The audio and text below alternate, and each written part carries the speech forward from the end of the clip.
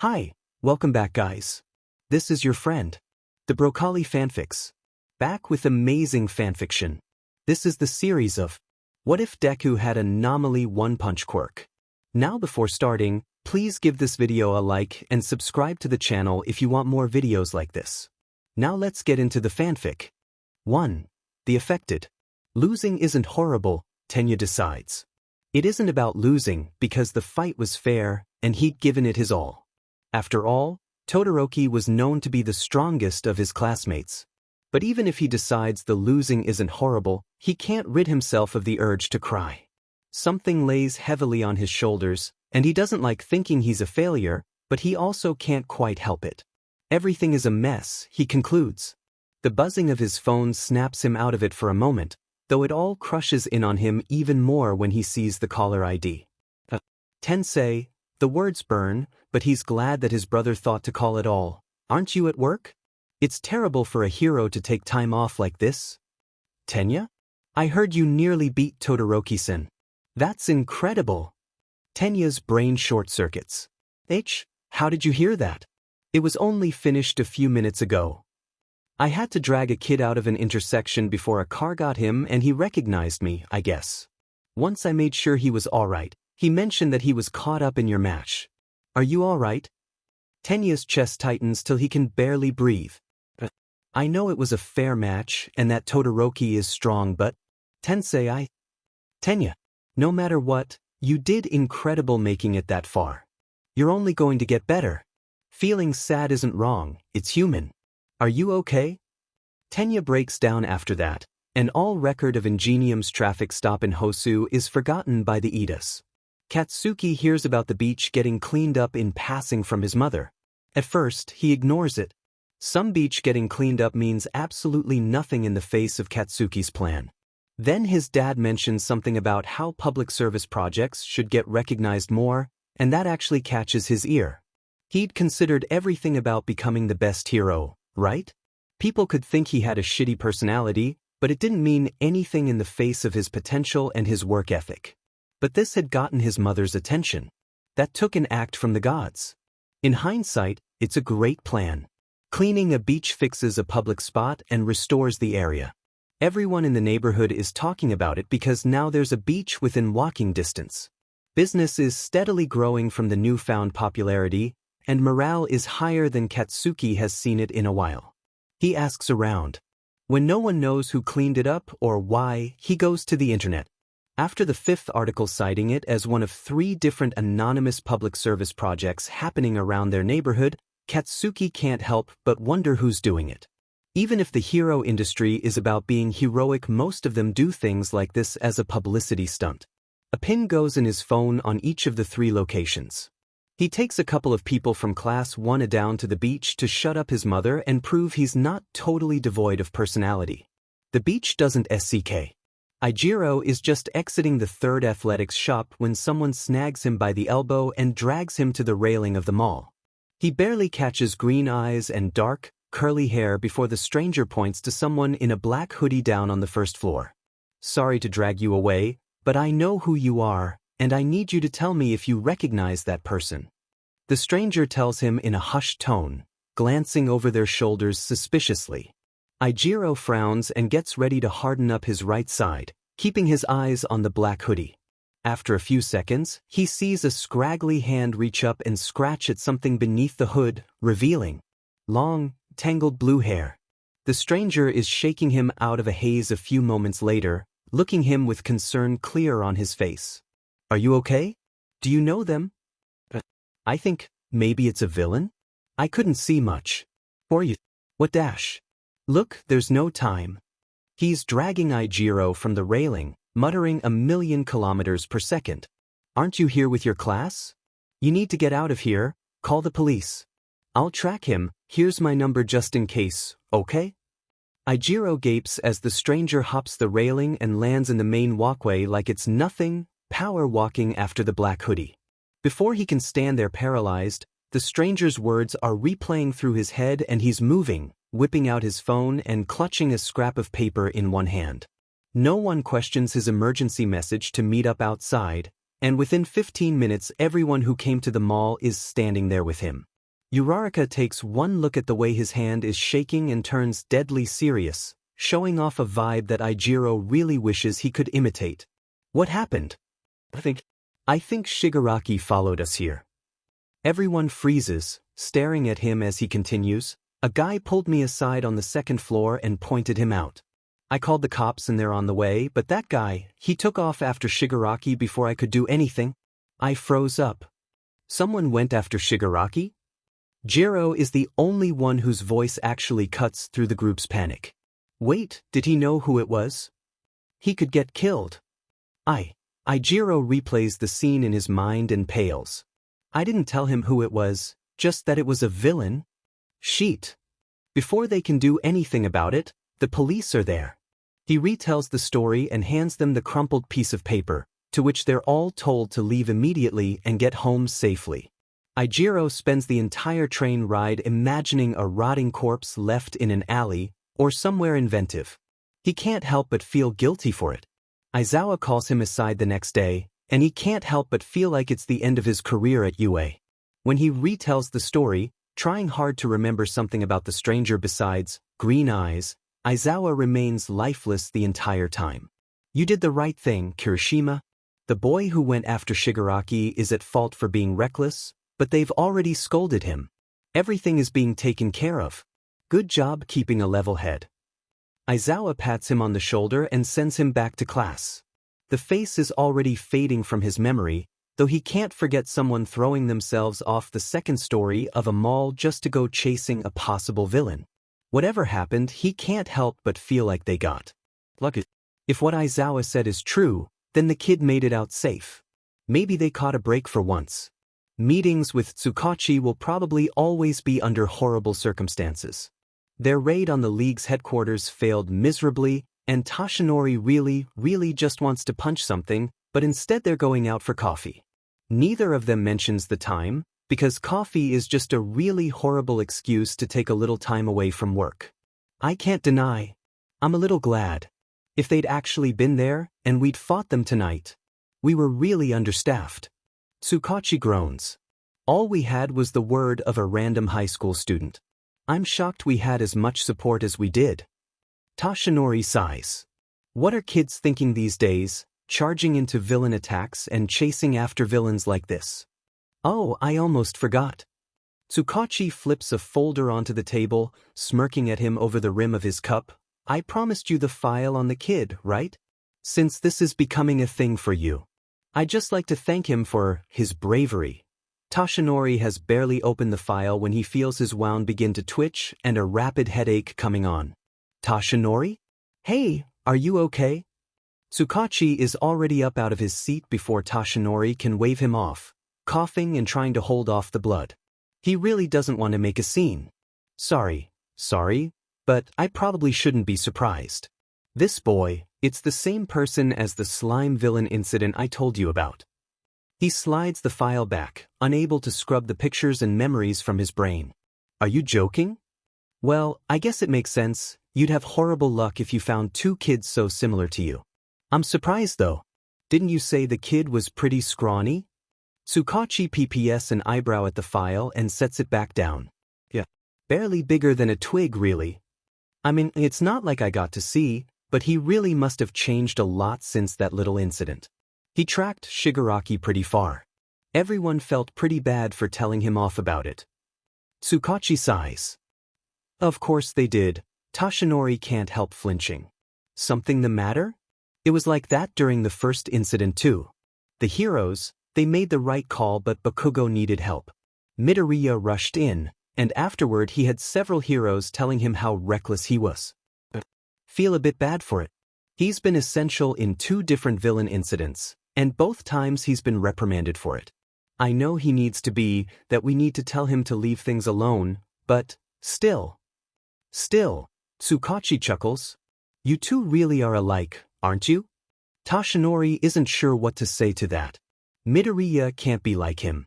Sure, the kid had a dream, and he'd thrown himself into danger on instinct, but finding the boy at this point is a lost cause. Don't even think about it, Toshinori. Tsukachi growls. I'm not. A bit of blood spilled over his lip at that. Toshinori hates that it leaks when he's flustered. Really, I doubt we're very much alike at all. But I hope so. He's already got 2 incidents too many on file for my liking. I guess so. Everyone would say the same thing, I suppose. Summer goes by without a hitch, surprisingly. Most of Class 1A ends up failing the exam for provisional licenses, despite how many of them get close. Aizawa forbids them from going back for the extra courses on the grounds that too many of them would be out, and then the school goes ahead and prevents them from doing internships after all the incidents they've had. Ochako doesn't know whether or not she's disappointed or relieved after it's all said and done. Class 1B seems to be doing a bit better, though only because a few of them got their licenses. She's out grocery shopping on a Sunday, drifting between shops and thinking about school, when the sound of a car accident has her sprinting down the block and praying that no one is hurt. When she finally reaches the intersection, she freezes, staring at the street as she tries processing what she's seeing. A car is there, stopped halfway through the crosswalk, with the engine compartment caved in as if the driver had slammed into a concrete pillar. Lying in the street is a woman curled around her child. Everyone on the block has frozen and is caught staring at what remains of the car's engine. Ochako is 2 steps into the intersection when a grunt makes her stop again. Her jaw drops as someone climbs out of the wreckage of the engine and walks over to the woman and her child. Are you okay? Did I push you too hard? For a half hour, Ochako drifts on the edges of the accident. Police show up and question the driver. No, I didn't run a red light, I would never, of course I was going the speed limit. The woman, my baby, she just ran in the intersection and it said walk, but I saw the car crossing and I just moved and then we were flying. And, oddly enough, the boy who'd gotten hit, she isn't close enough to hear his statement. Then, just as suddenly as it all started, it's gone. She watches the car get towed away and the woman and her daughter are leaving in an ambulance just to be sure. After a few minutes, she looks around and sees the boy across the street, still talking with the officer. It looks almost like he's getting scolded, and then he's just wandering off and the officer is there, talking on the phone. Before she knows what she's doing, Ochako is walking up to the police officer. Was that boy okay? The one who got hit by the car? The officer blinks, then sighs, then slips their phone into their pocket. Everything is fine, miss, nobody was hurt. The driver may have some hairline fractures, considering the speed he was going, but everything looks like it turned out alright. I was worried for a bit since the kid was acting strangely, but I think he was just nervous. He won't say anything more than that, and Ochako can't do anything other than leave it at that. She had barely caught a glimpse of the boy, other than a shredded high school uniform and dark hair. The next day, she wanders into class and finds Mina and Kirishima staring at a video on Mina's phone. Oh, is that the accident? Spills out before she can really think about it, and suddenly Mina is on her for details. Once she tells them what happened, Kirishima frowns and rewinds the video. I swear, that guy looks almost like the one who was at Kiyoshi. Mina asks a bunch of questions after that, and Ochako files that little tidbit away in the back of her head. She isn't sure what has her attention, but something seems strange. The police officer seemed uncomfortable when she approached him. And if that boy was the same person? Just who was he? Mirio thought he'd seen everything. He'd been taught how to use his quirk properly by a man who could see the future. All Might had exposed the secrets of Japan's champions, then offered to train him for the role. Sir had been proud when he accepted the offer for training. While out on patrol, one of his friends had been hit by a bullet that took his quirk away for a night. Out of all his classmates, his internship had been the most in-depth, the most intensive, and he was sure that he'd started seeing the world for what it truly was. Nitai's agency investigation into the 8 precepts of death was a secret. People were focused on the League of Villains, after their recent moves and the failed raid, which left Sir with the job of cutting the head off of the sleeping snake, apparently. Mirio wasn't a huge part of it. His only job was to keep up the patrols and try to maintain the peace while Sir went investigating. Everything was supposed to be normal. It goes like this.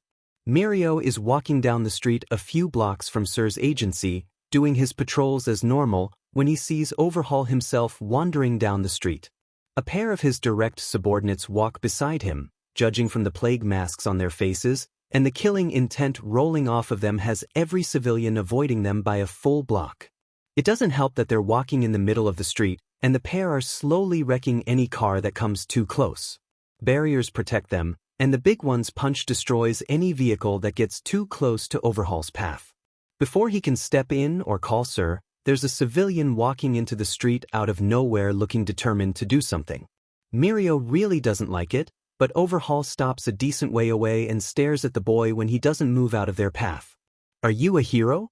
Coming to do the job even off duty?" he calls. Mirio chews his lip, praying that sir will pick up because this looks really, really bad. "You're the one who hurt her, aren't you?" the civilian asks, fists clenched so tight he's shaking. Emotions roll across his face in waves: fear, nerves, anger, desperation, determination. When Sir sends his phone to voicemail and sends a text, Mirio shoves his phone in his pocket and gets ready to rush in. Overhaul is already talking. "Oh, so you're the one who took her from me. Give her back. She's necessary for my goals," he calls. On either side, the henchmen shift and get ready for a slaughter. "I won't let you hurt anyone else," civilian calls out, forming a rough fighting stance. Mirio screams internally because this kid obviously hasn't fought anyone before and he's already phasing through a parked vehicle when the big guy with fists of steel rushes out to attack. Mirio is popping out of the ground in a rush when the stranger takes the punch against his arms. He phases through the attack coming his way and pauses on the other end of the street, eyes locked on the civilian. The pavement beneath his feet is cracked, nearly shattered from the force of the blow, and he's pushed back a full meter, but otherwise he's totally fine. Everyone seems just as surprised that he made it out as Mirio is, which, he tries not to think about that. "You took a punch, huh? Then I'll just go all out." The thug cackles, rushing in for another blow. Mirio waits, watching as the civilian reforms his stance and makes a slight move to block, this time with one arm. The pair dig a long track through the pavement as the Yakuza continues throwing blows. Each hit has the civilian slowly but surely pushed back, dug nearly past his knees into the street from the force of the onslaught. Mirio is shocked when the civilian is still standing after such an insane number of punches, but when the dust clears and reveals the pair staring one another down, Mirio finds himself shocked for a different reason. Despite blocking most of the punches and taking a few to the chest, the stranger is just a bit dusty. Red like he's running a marathon, but not red from bleeding and bruising. His skin is flushed, not broken, and the muscle beneath is substantial enough that Mirio thinks he must be a hero in training, maybe Fatgum's nephew or something. "Who the hell are you, kid? You got a good quirk, that's for Diamond sure. No one ever goes 2 rounds with me." The Yakuza cackles again, pointing a finger at the boy. "My name's Rappa Kendo. Call me Kendo if you survive this." "Deku," the boy states quietly, throwing off the shreds of his shirt and jacket. Mirio frowns as he runs a hand over his body, almost appraising himself. "I guess that car thing wasn't just a fluke. Whatever. If it keeps me going, I'm not going to complain." Deku settles into a fighting stance, looking more sure of himself now. "I guess you're not going to let me take on your boss before you're down and out, are you?" he asks, offering a shaky smile. Rappa laughs even louder. "Hell no. I haven't had this much fun in too long. Let's go round 2. The shockwave is definitely unexpected. Rappa freezes, fist locked tight against Deku's, staring at the boy in disbelief. "You? Now you're gonna fight back, huh? Just how I like it." Compared to the first round, Mirio's eyes can actually track the fight now that Deku is fighting back. Wind tears up and down the street in bursts every time their fists collide. Deku isn't being pushed back anymore. When Rappa speeds up, Deku meets him. Mirio can only stare when their fists begin to blur into streaks of black and white. The street dissolves into a hurricane of wind around the pair. Mirio watches as heroes arrive. Every single hero stops on the edge of the conflict and stares, waiting because in the end, there's nothing else they can do. Moving against Overhaul is impossible with the random element and the barrier user. A thunderclap breaks across the street as Rappa goes down beneath a right hook from Deku. Everything near the end had been beyond Mirio's eyes. which almost never happens. Only heroes like All Might and Edgeshot move at speeds like that as far as he knows. When Rappa gets up and wipes the blood from his face, he begins to laugh again. Men, are you even made of? Quirk like that, and you're just a brat. Rappa barely steadies himself on his right leg, his form completely shattered, when he freezes entirely and glares at Deku. Mirio imagines he missed something, drinking in the injuries on Overhaul's man. Don't lie like that, Dus. This is a fight, not a F game. This is a battle of men. Lemillion. Sir's voice snaps Mirio from his staring. He hadn't even heard his mentor approaching, which is, well, he's not proud of himself. Sir, report? That kid, he came out of nowhere. It seems like he has someone Overhaul is looking for, which may have started the rampage. That person seems to be one of Overhaul's personal guards. I don't think that the boy, he calls himself Deku, is hurt. But he's moving. I saw.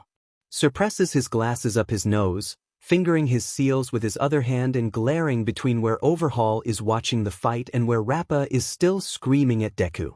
What set the Yakuza off like that? Deku provoking them? No, sir. He's been very quiet. He's been getting better over the course of the fight. Mirio mutters, looking at Rappa's strangled screaming and a look of shame? Resignation? He has no idea what Deku is feeling. Something is off, but whatever it is, it seems to be between them. We can't go after Overhaul like this. I was hoping to save it, but I suppose there's no choice.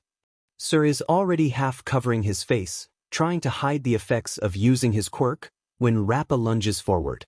Mirio is lucky he had just turned back to the fight, but he still isn't sure he was fast enough. The ground breaks as Rappa's chest hits the trench he'd formed from the street, and Deku lands gently on the ground beside him. Mirio blinks, staring at the dust cloud where Deku had been standing a moment before. A small burst of cracks lay there beneath the dust, but nothing else.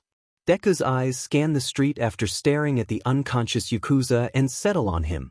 They're bright green with dark edges, glittering vividly in the sunlight. His hair, Mirio realizes, is the opposite, black at the roots and green in the light, vivid enough to make up for the complete lack of personality in his features. Other than streaks of dirt and sweat, his expression belies what he's just accomplished. Really, even with his muscles, he's more like Sir than anyone Mirio has ever met. Shorter, sure, but thin, covered in tight, compressed muscle that didn't quite show off just how powerful the person really was. Lemillion, did you see him move?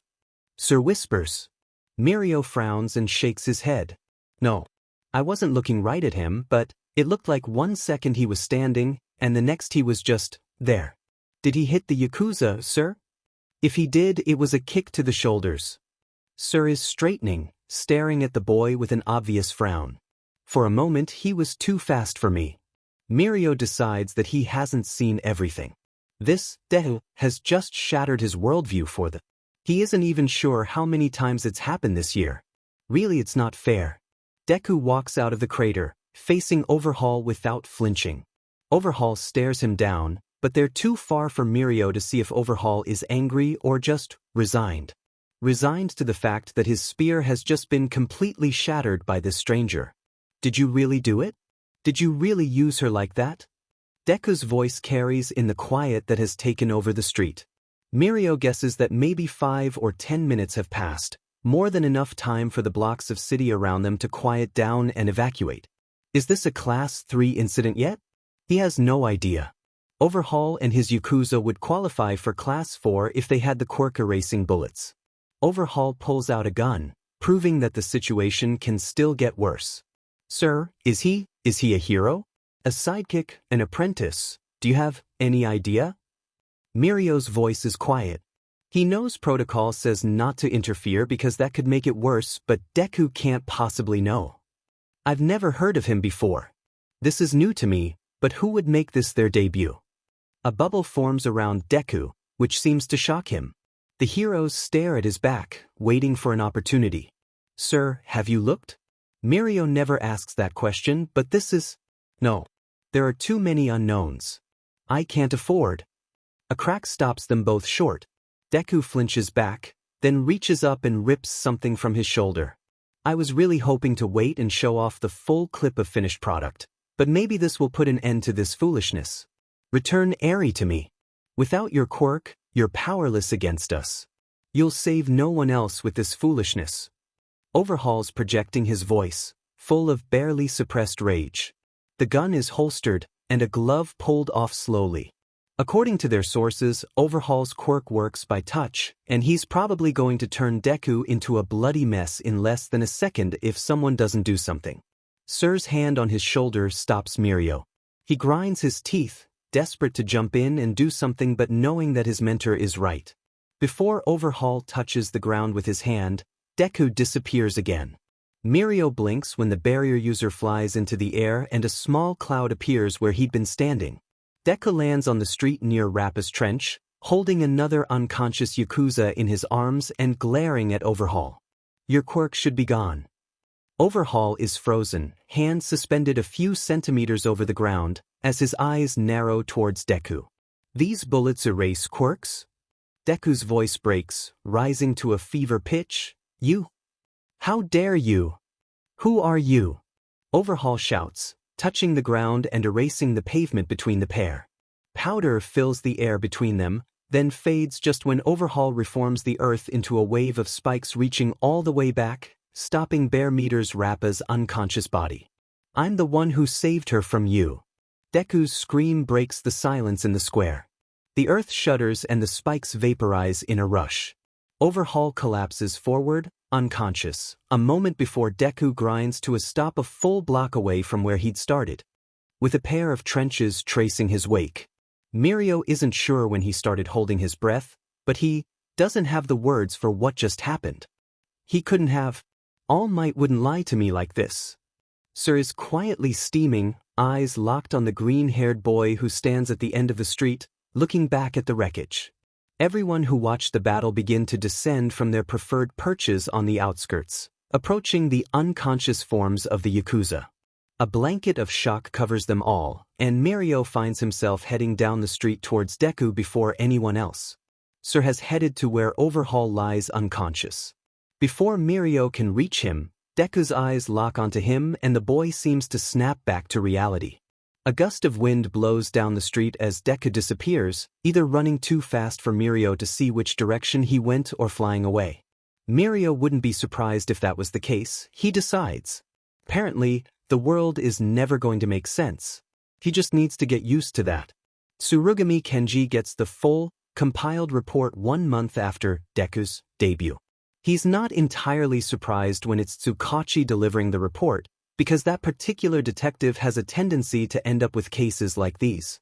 After a brief bow, Tsukachi decides to get right to it.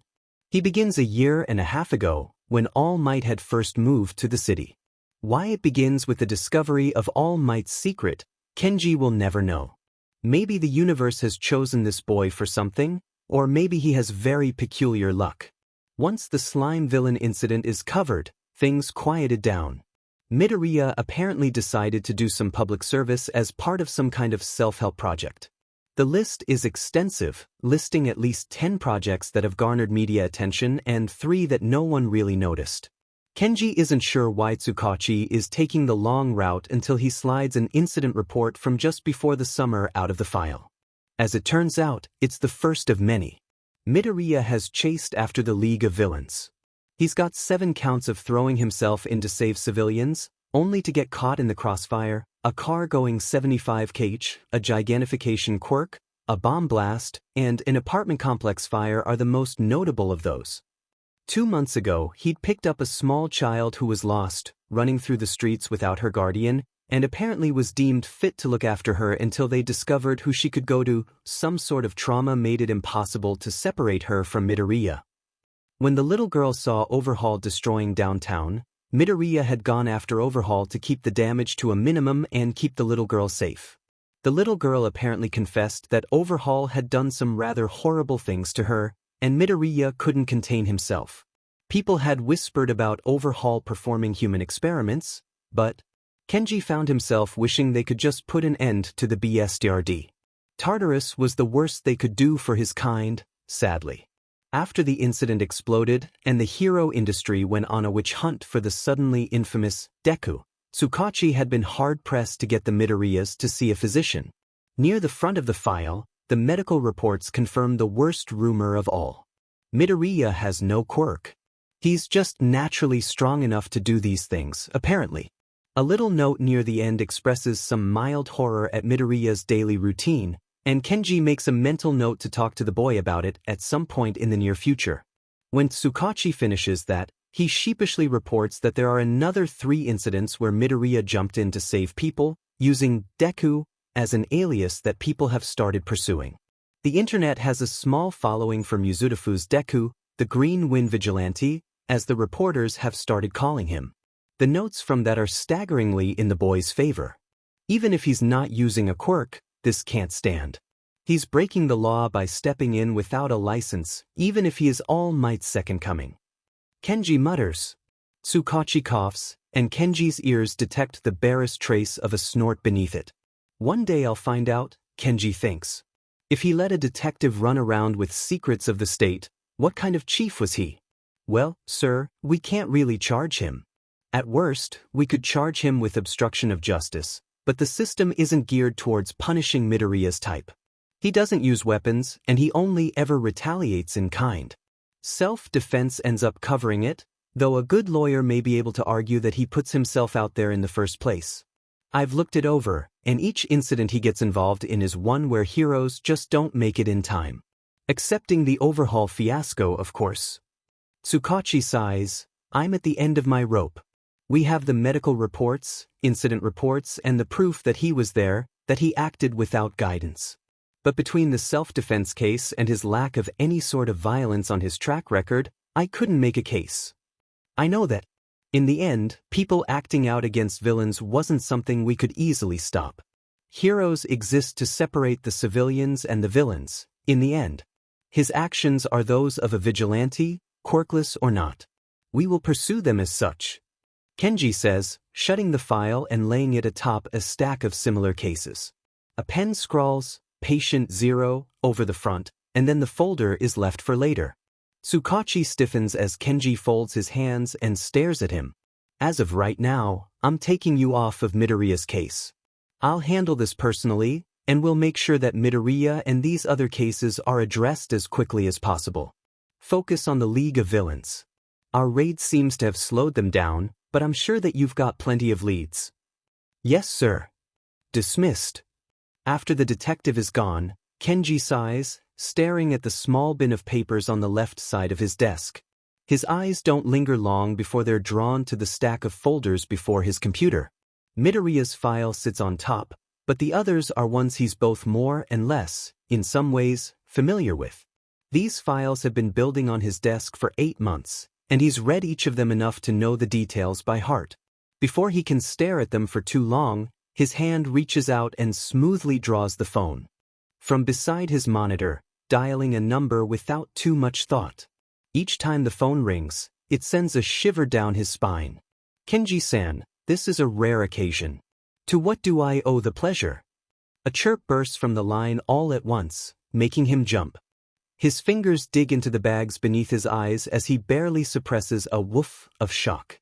Nizu. I was hoping that things wouldn't reach this point, but I have some things I need to consult you on.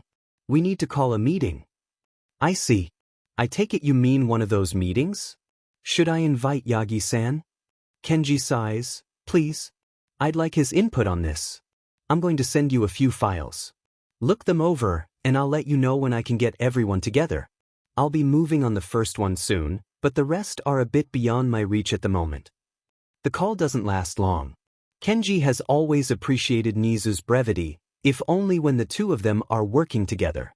Being in the same room as Nizu is like being the same room as a snake, and Kenji would prefer to avoid it. He doesn't seem to have a choice if things continue to evolve. 3 attacks hit UA during October. Eraserhead is attacked by Stain while on patrol one weekend, leaving him nearly blinded and bleeding out in an alley. A new scar stretches across his cheekbones, just beneath his eyes, all the way from temple to temple. One of his students is kidnapped, then murdered on broadcasted video. Shota has expelled more students than almost anyone in UA, excepting Nizu and someone named Gran Torino, but this is one of a very small list of incidents where a student lost their lives. The brutality shocks the media so much that no one has the heart to strike out at UA. An entire family of 5 is found burnt to a crisp in their home, and when the remains are recovered, every member of the squad wants to throw up or cry. Across the city, Bakugo Katsuki is attacked by Shigaraki, Kurogyari, and a girl with blonde hair named Toga.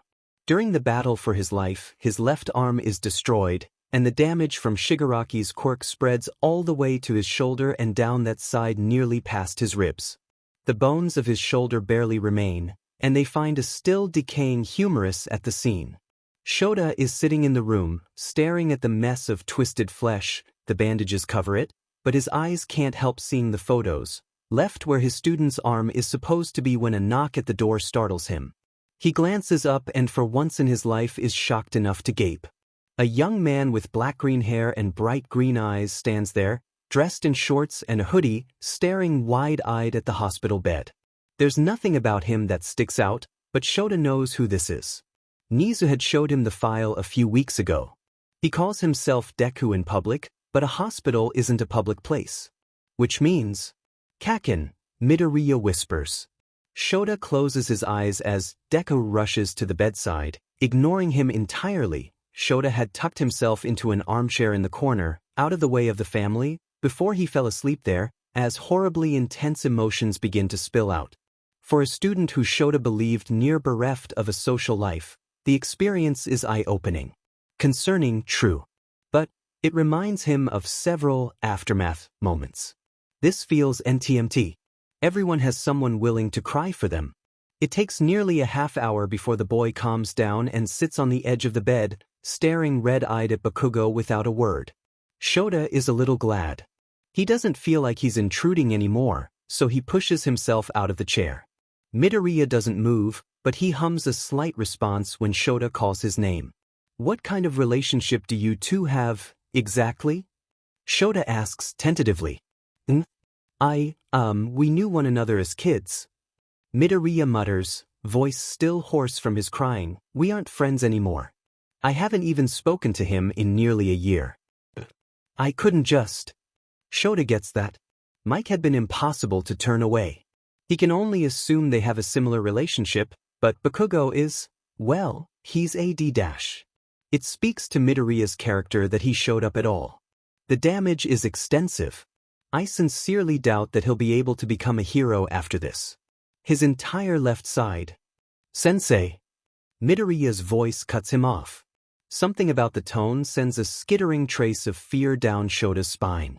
The boy's eyes are as sharp as raw, shattered gemstones as he speaks, and Shota is glad that he isn't the one the boy is looking at. If you know Kaken at all, you know he'll find a way. Bakugo would never let something like this stop him. Midoriya stands up, turning his eyes to the floor and looking drained from his time in the room. I doubt I should be here when he wakes up. But, could you promise me something? Shota's eye twitches. When Midoriya looks up, he's just a teenager. Not a vigilante or an anomaly. His eyes are red and watering, he's exhausted and his shoulders sag as if he's just been assigned weekend homework. When he tries to get back up, don't stop him. Let him keep trying. Holding him back will only make things worse. Midoriya says quietly. Shota hates the little part of his soul that reaches out towards kids like this one, because it makes it really, really hard to say no. Especially considering what Midoriya has accomplished, considering his condition. No promises. But depending on how he goes about it, I'll do my best to keep him on the right path. Shota's eyes narrow. I'll stick by my students till they have no potential or no other choice. Thank you, Eraserhead-sama. Shota watches Midoriya walk out of the room, shoulders sagging, eyes trained on the ground. He sits on the edge of the bed, staring at Bakugo and the bandages covering his left shoulder for several minutes. What the hell is happening to the world? He mutters under his breath. Children were the future, but that didn't mean they were supposed to face it like this. No one deserved to grow up like this. That's what heroes were for. Aizawa keeps Momo back one day after class, just before the end of October, looking more unruly and far more anxious than usual. No one in their class can blame him, considering Bakugo and Yaoyorozu. You're the top of this class. Aizawa growls, fingering a file as if it might rear back and snap at him, without ever looking away from her eyes. I'd like to ask how much free time you have. UA is looking at a prospective student, aside from Shinso Hitoshi, and we'd like you to tutor him, or see if he needs the tutoring in the first place. I have the time, sir, but why not a teacher? Or a tutor? Momo asks, knowing that there must have been who knows how many better options. We're trying to ensure that he comes into the class not feeling ostracized.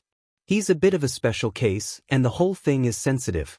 All Might and I are busy, and the school is still on high alert after everything that's happened. We need a pro to patrol while we're there in the first place, so it fell to the student in the #1 academic spot. Q. Aizawa claims. His stare is drilling holes through her eyes into the back of her head, reminding her that she shouldn't have talked back in the first place. This is a hero's decision after all, what right? If you accept, it will be twice a week, when we aren't having heroics. Will that be acceptable? Of course, sensei.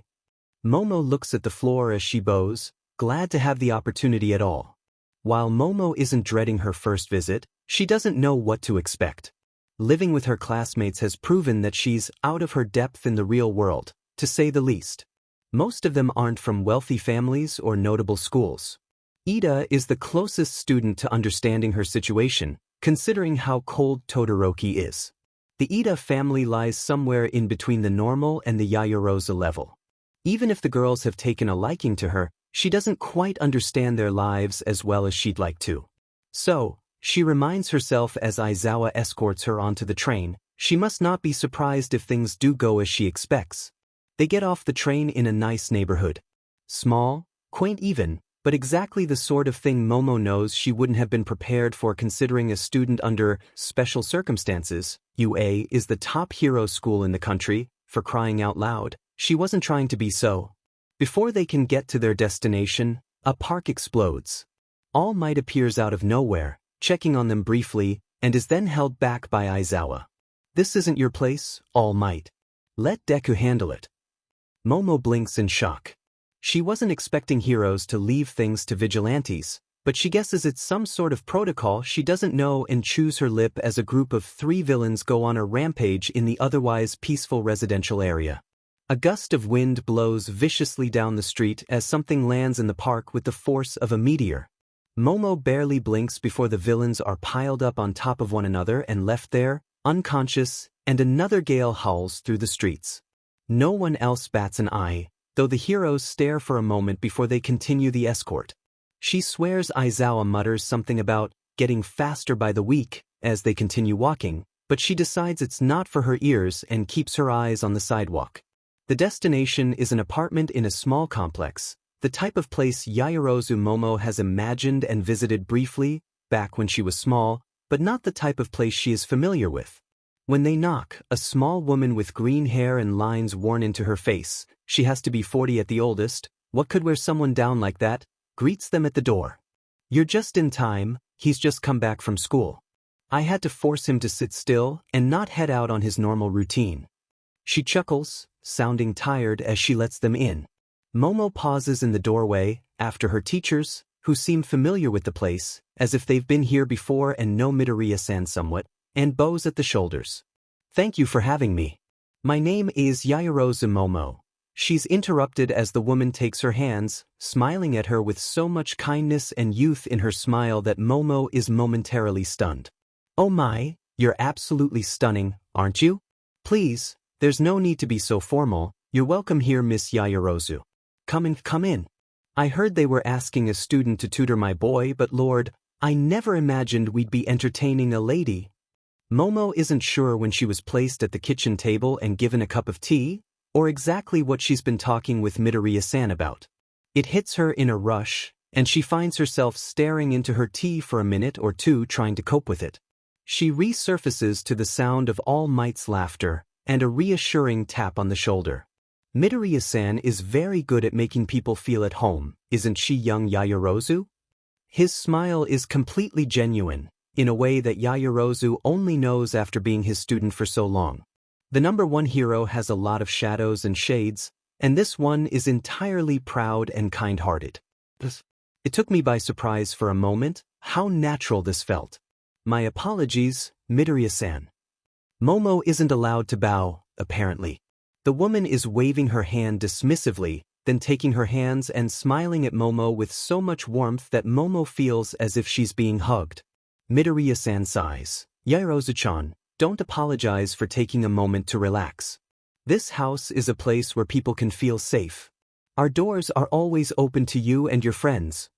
A sudden thump sounds from the door near the entranceway, and both of Momo's teachers freeze as they turn towards the noise. Slowly, the noise turns into the clear sound of someone struggling, bumping into things and muttering curses under their breath. I believe I'll excuse myself if I may. Patrols. All Might's smile is forced now, and the air is less warm. More awkward. The number one hero excuses himself, pausing by the door in question and staring at it with a strange look on his face. Momo turns her eyes to the T, wondering just what on earth could make him look like that. Once the front door has shut, they wait a few more minutes before the door in the hall opens and someone falls out, paws their way up the wall onto one foot and then stumbles into the living room and collapses onto their back again. Momo is on her feet before his back hits the living room floor, gaping at the display of clumsiness. Green eyes stare up at her from the floor, panicked and surrounded by a face red as a tomato. Hi. He stammers. Are you all right? Momo manages to ask. Oh, I'm fine. Just Hey, you're Yaoyorozu-sama, right? From you, Class 1A? He doesn't make any move to stand up, instead talking to her while rolling his eyes up and lying on the floor. Momo blinks, then remembers the sports festival. Twice. Aizawa-sensei asked me here to tutor someone. Oh. He blinks, still staring wide-eyed and looking more like a deer in the headlights than someone lying on the floor of their living room. Eraserhead. Do you hate me? Not particularly. Aizawa calls, not bothering to take his eyes from his tea. Momo glances back and forth between the two as the boy drags his hands down his face. I assume you're Midoriya-kun, and that you're the person I'm here to tutor? She asks uncertainly. Yeah, that's me. Midoriya's eyes are closed, and breath is slowly hissing out of his lungs in a way that proves he's equally, if not more, uncomfortable with their situation than she is. Watching Midoriya deflate makes her a little envious. She wishes she could do that. Not that she's uncomfortable with the situation. It's a gift from Aizawa-sensei, and she can't afford to waste it when they considered her at all. Momo tutors Midoriya-kun whenever she doesn't have heroics after school, and after a week it becomes something that she looks forward to. All Might and Aizawa escort her each time, and she becomes used to arriving to the house and spending a few minutes with Aizawa and Midoriya-san before her student ends up fumbling his way out of his room. The tea is never expensive but always lovely. During November she watches villain incidents bloom all across the district, only to be stopped by something she can only describe as a force of nature. When she hears Mina and Kirishima and Kaminari talking about this new vigilante named Deku, she pins the incidents on him and shelves her curiosity. It festers, though she doesn't think about it too often. After a little while, though, the incidents die down and stop altogether. Oddly enough, despite being clumsy and easily embarrassed, Midoriya-kun is charming and bright. He follows their tutoring easily, taking notes and falling into a trance-like muttering state so often that eventually she just lets it happen until he gets too far off track. The amount of notes he takes is obscene, but, considering the number of chemistry texts she's consumed during her middle school days, her conscience won't let her mention it. 3 weeks into their program, Momo notices some problems with her tutoring program. Anytime someone brings up UA, both Midoriya startle and divert the conversation. It took a while for her to notice since Midoriya-kun was prone to combustion when complimented, but avoiding UA isn't his normally flustered denial. When she brings up how much physical training is involved in the hero course, Midoriya only mentions that he focuses on body weight training. He looks uncomfortable enough talking about it that she can't bring herself to push him. Occasionally, while they're studying, police will drop by and ask him questions. It never lasts long, he only takes breaks for 10 or 15 minutes. But it's worrying. She never asks, knowing that it might have something to do with All Might and Aizawa escorting her to the area and Midoriya's supposed consideration for UA admission. She isn't allowed to discuss the sessions with her classmates, and apparently, it's stressing them out. Both Midoriyas have apologized for the secrecy, but neither one offers to break it. There's a little girl living with the Midoriyas, a girl named Eri who isn't fond of strangers. She lives in the same room as Midoriya-kun and won't leave it while Momo is visiting unless it's absolutely necessary. No one will talk about why she's there, other than a quiet mention of adopting her to keep her safe. All Might and Midoriya have run into one another exactly twice. The tension of their meetings is so horrible that Momo wonders if maybe Midoriya-kun is a scandal that the number one is paying to keep quiet, a long-lost son or a relative. Part of her knows the idea is ludicrous, but she can't shake it. After a month, her escorts see her to the station and leave her once they reach the stop nearest the Midoriya's home. When she asks All Might, he mentions that the area is almost completely free of villain activity now and they've decided she isn't in immediate danger. One day, while the three of them are talking about quirks, she idly mentions that she uses her body's mass to create objects. Halfway through his wide-eyed rant on how incredibly amazing and useful her quirk is, he panics and completely destroys the kitchen table. Despite her wide-eyed stare, the pair exchange a look. Midoriya-kun is embarrassed and apologetic, already picking up the pieces, and his mother looks rather exasperated, and explain that it happens all the time. Momo doesn't realize until after she left that he'd panicked because he mentioned how perfect her figure was. She visits on an odd Sunday after that little incident and ends up talking with Midoriya-san for an hour. When she asks after Midoriya-kun's muttering habit, his mother grins mischievously and sets down her tea. Yairo-san, would you like to know a secret? Momo feels a thrill run down her spine, because this sort of thing isn't what she expects from the matriarch, her classmates, maybe, and ends up nodding before she can get too nervous. The All Might nameplate hanging from Midoriya-kun's door is adorable and childish just like the boy himself. She almost opens her mouth to say something when Midoriya-san goes to open the closed door, but a finger over Midoriya-san's lips stops her. Inside, Midoriya-kun is sprawled out asleep in his desk chair.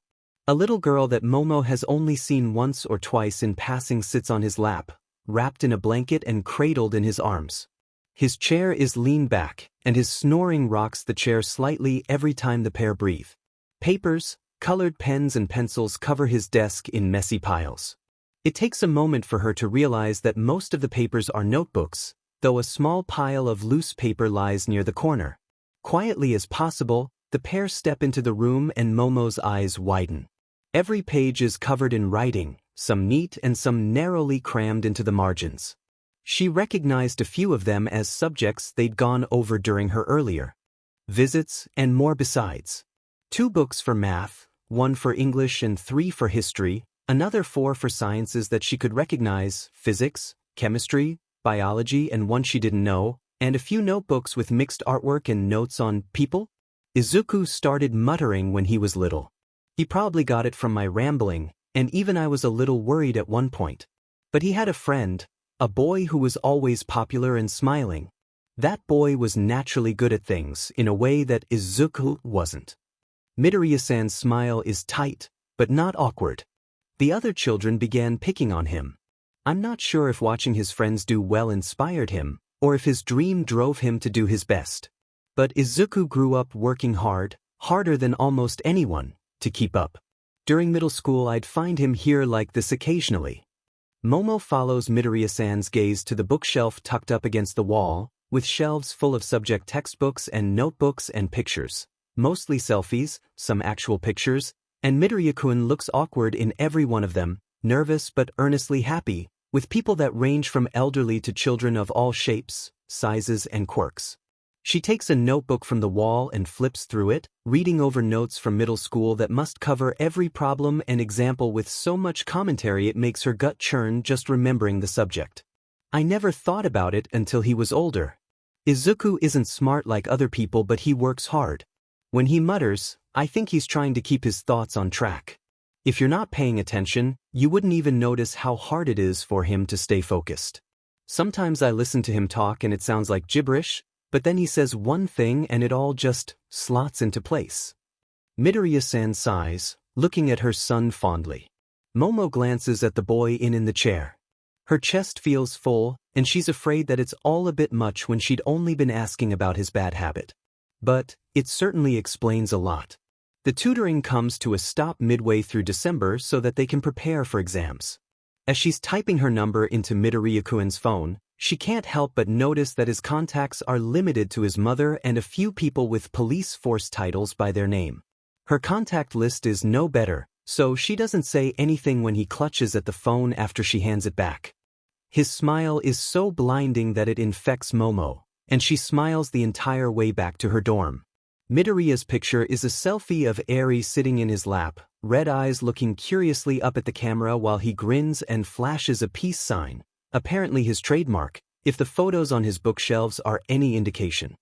For Midoriya-san, Momo picks one that Midoriya-kun took, showing Momo and Midoriya-san sitting at the kitchen table grinning, cups of tea paused halfway to their lips. "So you don't forget about us," Midoriya-san had told Momo when they took the picture.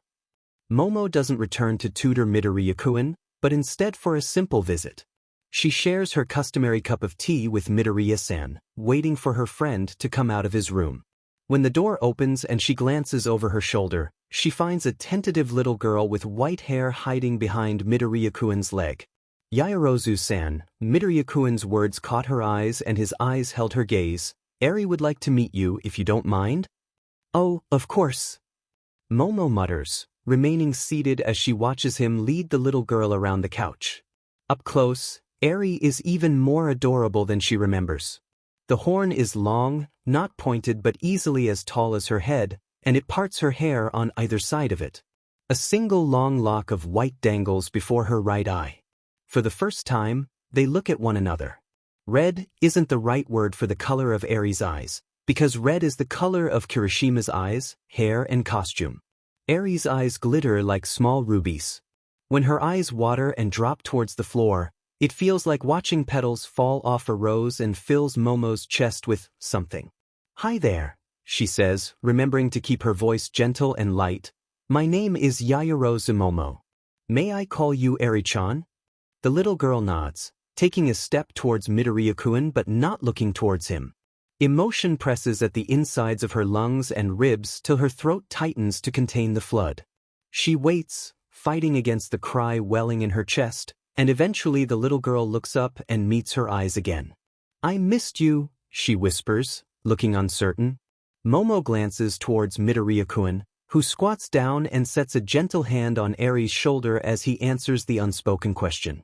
"Eri likes your voice, and she missed you while you were gone. When she heard you were coming back, she said she wanted to see you too." Midoriya-kun's grin is all pride, defusing the bomb in Momo's chest and leaving her with warm goosebumps rolling down her arms. Then his eyes sparkle and he holds up a hand to whisper, "She really likes hugs, but she doesn't want to make you uncomfortable." Eri turns red enough that she could pass for Midoriya-kun's younger sister, but she doesn't flinch when Momo slips off her chair and kneels down, hands out towards the little girl. "Eri-chan," Momo's voice cracks as Eri looks up, tears welling and cheeks flush. "I don't mind if you feel comfortable." The little girl hesitates, but eventually she slips into the embrace and gently clutches at Momo's shirt, reaching as far over Momo's shoulders as she can. Eri spends the first half of the visit in Momo's lap before she slips away and Midoriya-kun picks her up without a word. The motion is so natural that Momo freezes, teacup halfway to her mouth, and the moment is captured in her mind. Her friend Midoriya-kun is goofy, clumsy, awkward, nerdy, to an extreme, though he tried to hide it, and the complete opposite of what Momo would call a hero. This is not her friend Midoriya. This person's smile is solid, bright and kind. His eyes don't water or flit from place to place, they meet her gaze at every opportunity and capture her. With Eri in his lap, he sits straight up with his shoulders back instead of slouching. Every move is slow, deliberate and careful without any hesitation or tremor. It's no surprise that the girl falls asleep in his lap because he radiates safety and warmth in a way Momo hasn't felt since she was a child playing with her parents. Returning his smile is the most natural thing in the world as they giggle and shower the sleeping girl with compliments. For a little while, the weight on her shoulders disappears. It's been a really bad Saturday. Like, bad even by Izuku's standards, and he's not so oblivious that he can't tell that's saying something. He'd spent his entire life being told that he couldn't achieve his dreams, but it hadn't come from heroes, other than that one showboat back when he was small. All Might said he couldn't do it, and he'd been proven right shortly after. When Izuku watches Kaken sulk away, probably exhausted from being held hostage for so long, he can't help but chuckle a little bit. He's right. I didn't help in the end. I guess it's time to give up on that dream. Izuku heaves a sigh and turns around with a smile. Facing his mother will be pretty bad. She's probably worried sick, so he takes a breath and jogs to the corner. He's barely turned the corner when All Might skids into the intersection, glancing around for a moment before deflating. In the grand scheme of things, the hero was only a second too late. Dinner is emotional. Izuku almost died, which really makes his mom question the whole hero-chasing hobby he picked up. Luckily, he has the best mom in the world, and she leaves the subject alone after only poking him a little bit. His head isn't at the dinner table at all. If his mother had told him he was floating back to his bedroom, he wouldn't have been able to tell her any different. The events of the day play through his head until slowly the picture starts to widen until he's lying on his bed looking at pretty much his entire life. I was useless today. He hums internally. The thought isn't new, but it carries more weight now than might have before.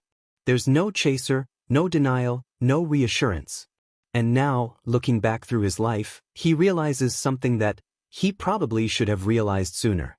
Outside of PE, he's never trained a day in his life. For a little while he drifts in and out of consciousness.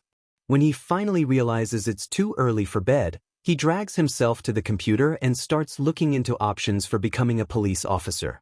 Of course, there aren't any high school tracks for that, so he's got way too much time compared to the hero track. For good measure, he starts looking into a little bit of fitness material online. Beginner stuff. Around 1 a.m., he stumbles to bed and does his best to pass out. When he glances at the clock and reads 5:30, he resigns himself to not getting any sleep at all. Breaking in the day with push-ups and crunches, Izuku does a little more research and pins a list to his door before he gets his turn in the bathroom. With a hand on the doorknob, he takes a look at his bedroom and frowns. Maybe there's a little too much All Might, now that he thinks about it. Ms. Kenko doesn't hate him, but the glare she's giving him is making Izuku second-guess that. She'd been livid when he collapsed on the track, and having to drag his shivering body into the PE office was probably not fun. Being at school during that first week of his new routine is hell for two reasons. One, he's still a pariah.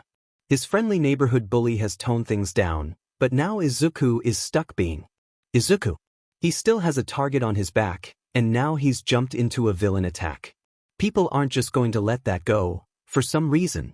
The second reason is that he's genuinely embarrassed. Calling himself weak had apparently been a gross overestimation, because he can't even manage 10 push-ups during his second set. And that's just the beginning. Running was, well, he couldn't call it running. For a few days, he honestly considers giving up and just looking for a desk job.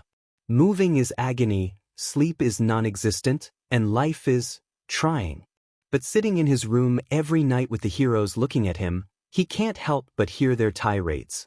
Some of them are encouraging, some aren't. After those come All Might's words, and then Izuku's own commitment. His old dreams turn over in their coffins, and he decides one more day can't hurt. Even if he does get a desk job. If he didn't have a quirk, then he'd get stronger.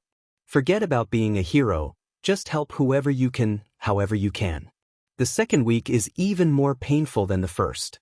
By the start of the third week, he's starting to ignore the agony in his limbs. At some point, they've started retaliating by giving out on him, which leads to his current problem. So, Midoriya, would you like to explain why you collapsed during the run? She raises an eyebrow over her scowl. Izuku already feels chastised. He really doesn't like where this conversation is going, but at the same time, he's not doing anything wrong. I started training.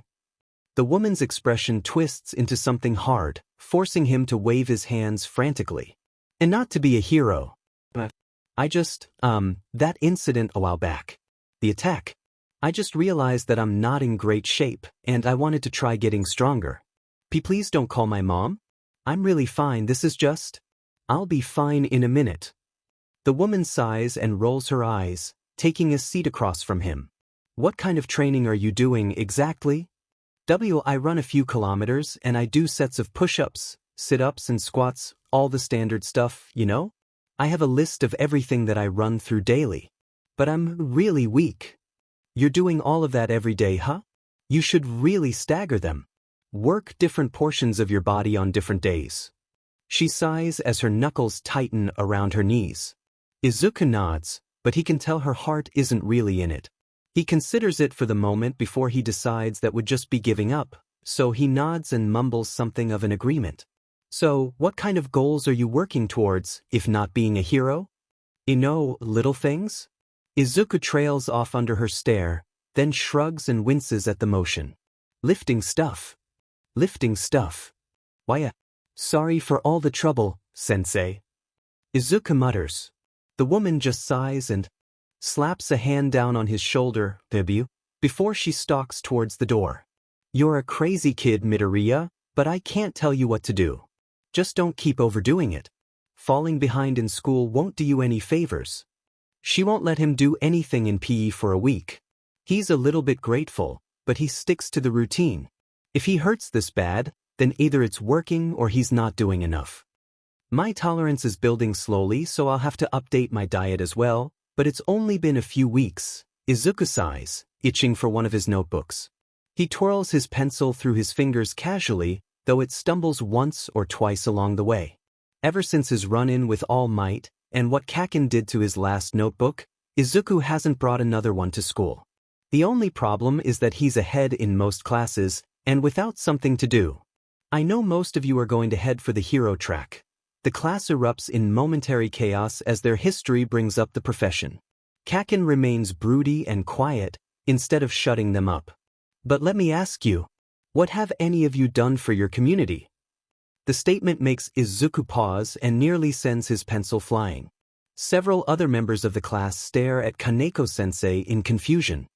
Heroes are known for taking down villains nowadays, but back in the beginning, heroes were known for being paragons of virtue or something like that. Community service, aside from being a great way to keep our nation beautiful, is a fantastic resume builder and a great way to build social approval. A few days later, he jogs out to the abandoned beach, a trash heap that's basically a local legend. His body throbs as he jogs in place, scanning the dunes of rusted scrap, and a smile breaks out on his face. After a month, he sets his routine in stone, or sand.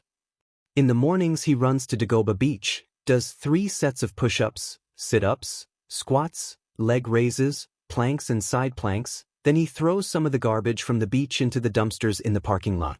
After school he'll do his homework and run a little more, trying to go for distance in the second half.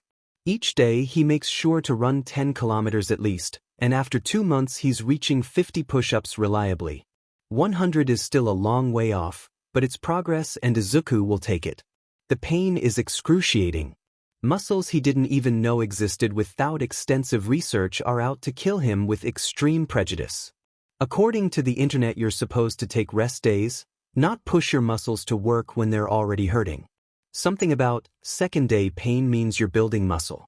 Izuku is already weeks into the rut by the time he actually pays attention to that. Lately he works out to burn away the haze that's started clinging to his brain. Extra pain seems to be the easiest way to do that.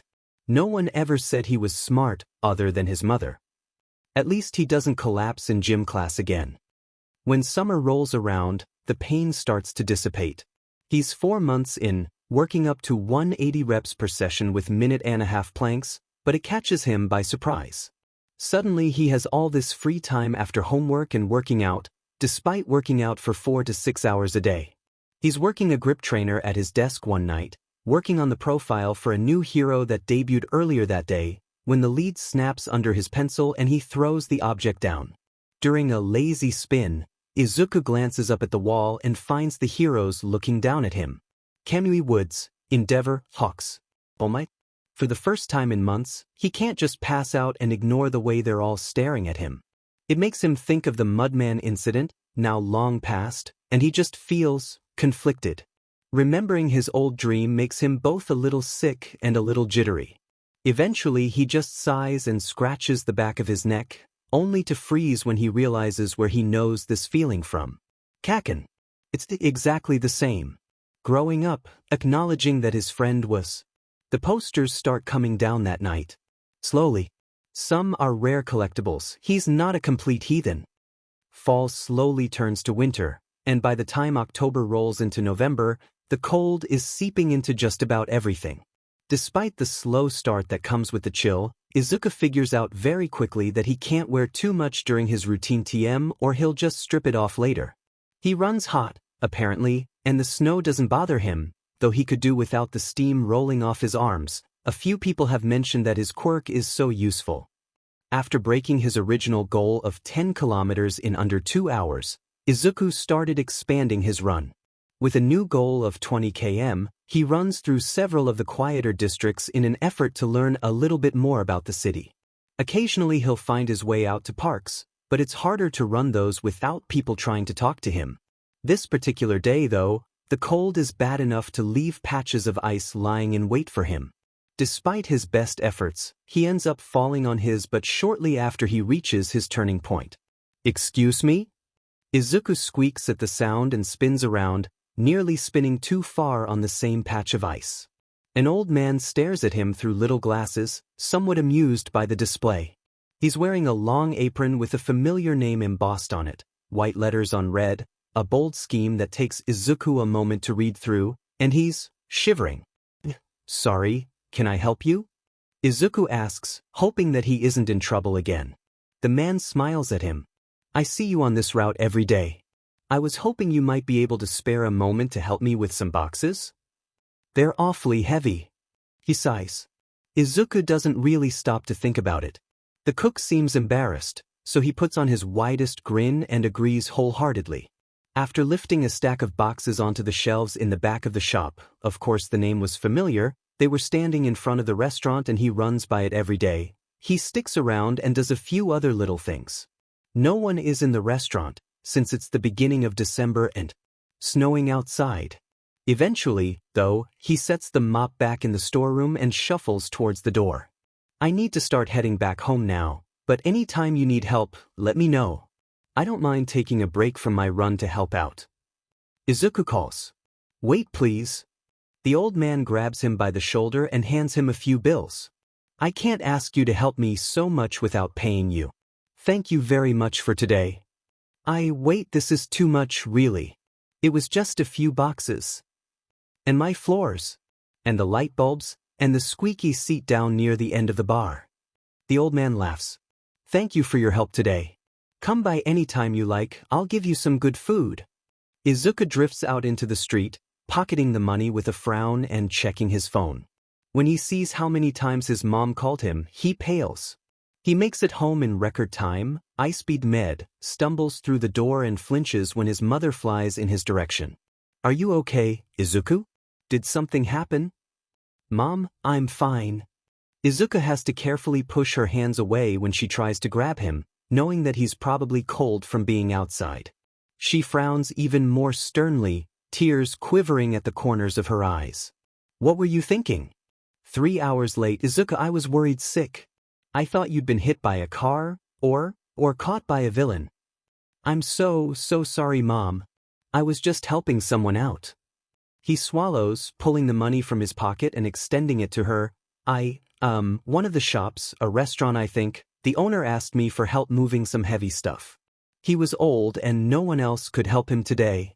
He paid me, but can we use it for groceries, maybe?" The tension has been growing in their house ever since the Mudman incident. Convincing his mom to let him go out jogging boiled down to putting a tracking app on his phone, though she never seems to use it. Despite his best efforts and the lack of hero talk, his mother has only gotten more and more worried recently. He'd have to be a complete idiot to miss the worried expressions turning to frowns of disapproval. Now she's angry and miserable all at once just because he was late coming home. He isn't really sure why she looks at him this way, with shadows clinging to her eyes and anxiety pouring off of her in waves, wringing her hands and taking long breaths between half-angry, half-worried glances. Like he's going to walk out one day and just disappear. It's been months.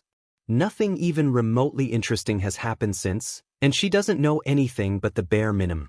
After a minute or two, she just frowns and closes his hand around the money. Just keep it, Izuku. You earned it after all. But be careful, okay? Don't just go wandering off with everyone who needs help. She sighs. When she goes to reheat some dinner for him, he feels like he did something wrong. He isn't sure why he keeps hurting people, even though he's trying so hard just to be a decent person. The money doesn't burn a hole in his pocket the way it used to. A year ago, he'd have turned around and bought some kind of collectible, but it feels like a long time ago now. With a week or two to think about it, he buys a couple textbooks so he can study further ahead of his classes and improve his math.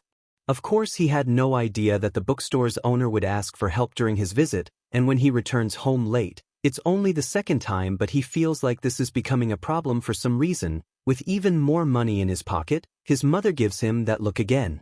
At least she doesn't say anything this time. It's been 8 months and a week since his encounter with All Might. The incident has ceased to exist anywhere other than Izuku's restless dreams and the strained silence he maintains with Kaken. Now that December is in full swing, he's in the middle of exam season and he's stuck looking at entrance exams for high school. Without UA on his choice list, he's suddenly looking at several competitive academic high schools around Tokyo, and there's a very high chance of his getting into all of them. Apparently keeping up his rank over the years was worth it once he forgets about all those pesky hopes and dreams. Ironically, he's helping more people now that he's given up than ever before. Nearly every shop owner on his route has stopped him to talk or ask for help, now that he's proven himself to be a decent person. Word spread faster than he'd expected, and now he has a bit of a bank account. Aside from school materials and some new clothes, he doesn't have anything to spend his money on. His mother won't let him buy things for the house. She's more and more short? Is that the term? Can he even say that without it being ironic? They've always been pretty good, but the cold frowns and the brief responses are making it harder and harder to stay at home. Besides sneaking in a few small things here and there, he ends up putting his money in a bank account that his mother co-signs for him. From there, he focuses on earning the best future he can. Maybe she's just worried that he's lost his direction. Maybe he can fix this. Christmas and the New Year's festivals are held, and Izuku drifts around the outskirts. Fireworks are nice, but he doesn't want to wade through all the people. Getting anywhere near the mess reminds him of the pressure in his chest and the days where he has trouble getting out of bed. His mom neglected to go, claiming that she wasn't feeling well. The new yukata he'd bought her is lying on the couch, unused, and Izuku is out staring at the fireworks while he catches his breath. They haven't really talked in a month, and he just doesn't know what to say. A tiny part of him really hates the way she looks at him. Even that angry thorn in his side loves her more than anything in the world. It doesn't register when he reaches the top of the steps, already heading down the balcony towards the apartment on pure reflex. He fits the key into the lock easily enough, but he's not paying attention as he steps inside. Leaning against the door to kick off a shoe, he flails a leg and sways, suddenly lurching backwards as his shoe flies into the living room. Whoa! The world slows as Izuku pitches forward, trying to correct himself, and his hand tightens on the door to try and hold himself up. Something groans and gives way before he catches himself with his free hand. The resulting explosion of wood chips and noise leaves his ears ringing, already groaning as his body seizes up in response to the panic. Izuku glances back at the entrance and winces when he sees half of his front door in his right hand, the other half hanging onto the frame by a shred of limp wood and paint. Releasing the doorknob exposes a mangled shadow of what it once was. Izuku! His mother flies in from the living room and stops dead in her tracks, gaping at the carnage on their doorstep. I can fix this, I think, Izuku mumbles, trying to fight the fading buzz in his ears. Izuku? How did you? Izuku! I'm fine. Tripped. Izuku sets his half of the door against the frame with a wince and moves to console his mother, who takes a step back and stares at him hysterically. She wasn't feeling well, and now there's cold air pouring into the apartment every second, which is only going to make things so much worse. You tripped. His mother's eyes actually bug out of her head. Izuku didn't know she could do that. What? Izuku, what is going on? I wasn't thinking, Mom, I just tripped.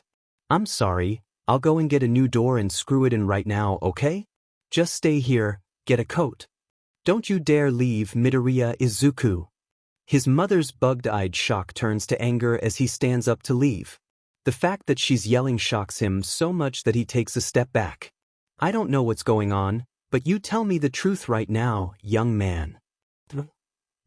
I'm telling the truth, I swear. A few moments later, he shakes himself awake and runs a hand over the sore part of his cheek. I've let you do whatever it is you're doing because I thought, maybe it was good for you, Izuku, but this... I don't know if it's drags or... I don't know. She throws the blanket on the couch, glaring at him through the tears, and he can only stare blankly back at her in return. You're scaring me, Izuku. If you don't want to tell me, fine. You're grounded. And we're going to the doctor on Thursday. You're getting a drag test if you won't tell me what's going on. Mom, I'm not taking drags. It's hard to talk when he's trying to piece together the missing frames of his life. She slapped him. Pretty hard, too, judging from the sting. The cold really isn't helping. I don't know if you think I'm stupid or you think it's okay to just do whatever you want, but I am not stupid, Izuku. I've been keeping track of your phone. Some days you're halfway across Tokyo, and you stop for hours at a time. All this, workout, business, coming home with all this money, and now. How do you explain that door, Izuku? What kind of person rips a door in half without a quirk? Izuku finishes the statement for her. Something cold spikes in his gut, then spreads until his entire body just feels numb and he can feel his brain buzzing behind his eyes. The fight drains out of his mother in those seconds and the tears start to fall. Considering this is their first fight in his entire life, Izuku can't help but think this was a long time coming. That thought doesn't make it hurt any less. For a few minutes, they stare at one another. Izuku doesn't feel anything, not even the frosty wind blowing into their apartment, but the dam on his mother's emotions finally crumbles. She collapses onto the couch, sobbing into the blanket as she tries to form words. When he realizes they can't talk like this, Izuku turns and walks out. Somewhere about 20 minutes from his house is a hardware store that he wandered into back in August. At the time he'd been looking for gloves and a mask to help with his beach cleanup. Instead of actually buying anything, he'd done a bit of work for the owner's wife, Smith something Sakura. Chatting with her about quirks had turned into another one of his late evenings out, and he'd become a frequent helper around the shop ever since. Jason Smith is like the Americans out of a television show. Blonde-haired, blue-eyed, short beard and constantly shaggy. On anyone else, Izuku might have been a little worried. The American never seemed to care about his appearance. He wanders through the front door in a haze, glances at the section full of doors and then shuffles towards the counter. Smith-san takes a single look at him and hops the counter to grab Izuku by the shoulders. Yo, Izuku-kun, what happened? Are you okay? Yes, Smith-san. Izuku responds in English out of habit, though the words feel strange on his tongue. Can I buy things? Need a door. You need a door? What happened? Hey, come here. Izuku is sitting in a chair running a hand over his cheek before he even realizes that Jason led him here. Talk to me, little guy, what happened? Got in a fight with Mom. Izuku takes a breath and tries to focus, though it just makes his chest hurt. Tripped and break the front door. I braked? Broke, I think. Wait, you tripped and broke your front door? And your mom, what did she do? Why were you fighting? The door. Izuku blinks as Smith swims harshly into focus, then shakes his head to try and clear the shock from his brain. Mom slapped me. Jason exhales harshly through his nose, and Izuku realizes quickly that that's probably not the best way to say it. He switches over to Japanese, doing his best to keep it brief. She's worried about me. Thinks I'm taking drags or something. I'm fine, I just need to fix the door. Mom isn't feeling well lately and it's cold. He says quickly, waiting for Jason to nod in response. Alright, let's grab a door and see what I can do. I'll drive you back, okay? You're not taking a door and the tools all back to your place wearing a shirt and shorts. Too cold for that. Let me just get Sakura, all right? Izuku nods. Jason's wife is native Japanese, after all. The man isn't the best with their language, despite living here for 3 years or so. Sakura always says that he's a bit slow when it comes to those things, but he's an amazing craftsman. The drive back to his apartment takes about as long as it did to jog over to Smith's shop, and when they arrive the couple spare him a glance. Yeah, I'd say you braked it. Smith snorts. Sakura-san makes tea and sits with his mother while they fix the door. Jason has to stop him from ripping pieces off the frame and shows him how to remove the hinges with the drill. Izuku follows the directions easily, smoothly, but he doesn't actually remember any of it when they're done. After admiring their handiwork, Jason heads to the kitchen and sits with his wife and Izuku's mother. Izuku bows to the pair and mutters a thank you before he heads to his room. Before school starts up, his mother takes him to a physician. First things first, his mother stubbornly demands that they do every test they possibly can. Quirk factor, drag test, fitness, health, DNA. Izuku sits quietly for the entire ordeal, listening to the doctor try and steer his mother away from all the procedures that keep piling up. They dig up old records, but his mother refuses them. She's nearly crying when the doctor finally sighs and relents. Izuku is a bit glad that the empty feeling stuck with him.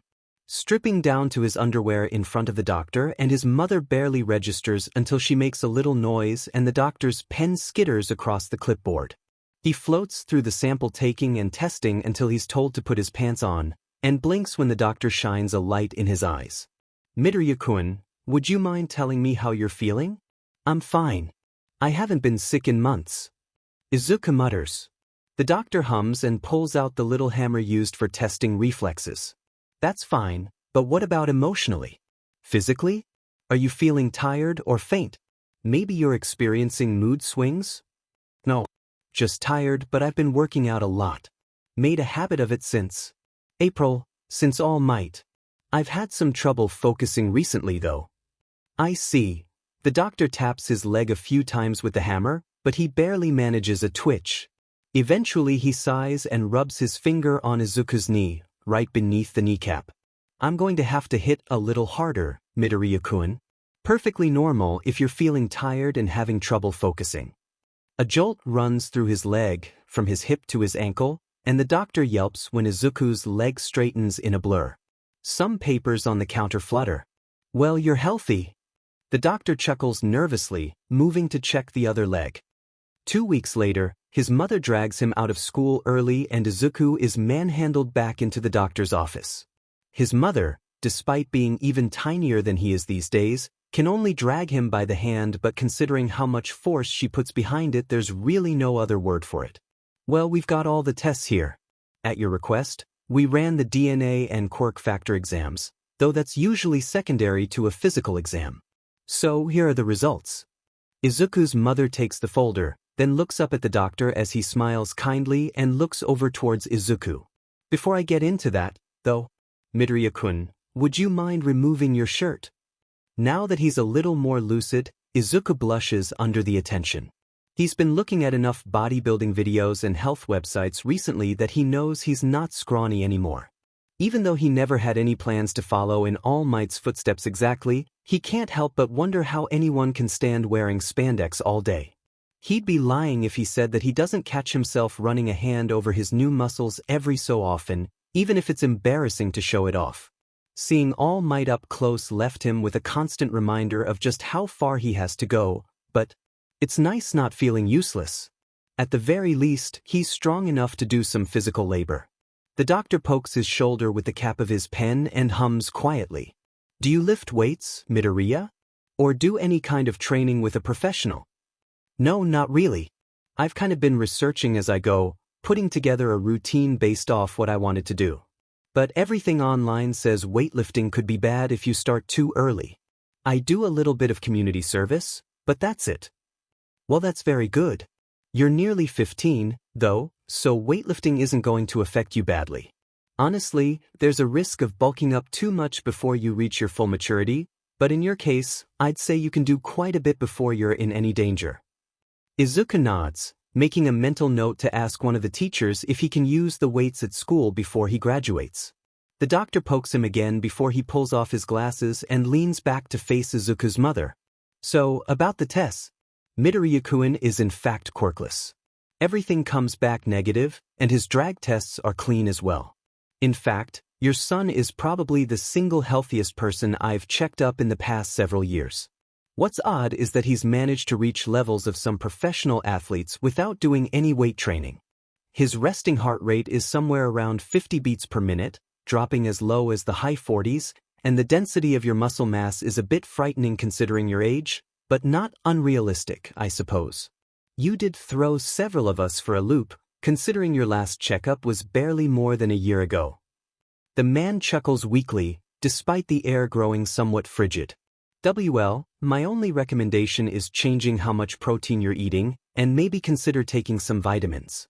Izuku keeps his eyes on the floor as his mother receives the news, and he does his best to keep them away from her face until they finally reach home. Without really talking about it, they both shuffle into the kitchen and settle there, letting the silence start to boil. He waits for the inevitable, and eventually she breaks the silence. Seeing his mom start to cry in that moment, inflates something in Izuku's chest until it's hard to breathe. He's very much aware of how easily the pair of them tear up and cry, but this time his mother is fighting back real tears, and it's his fault.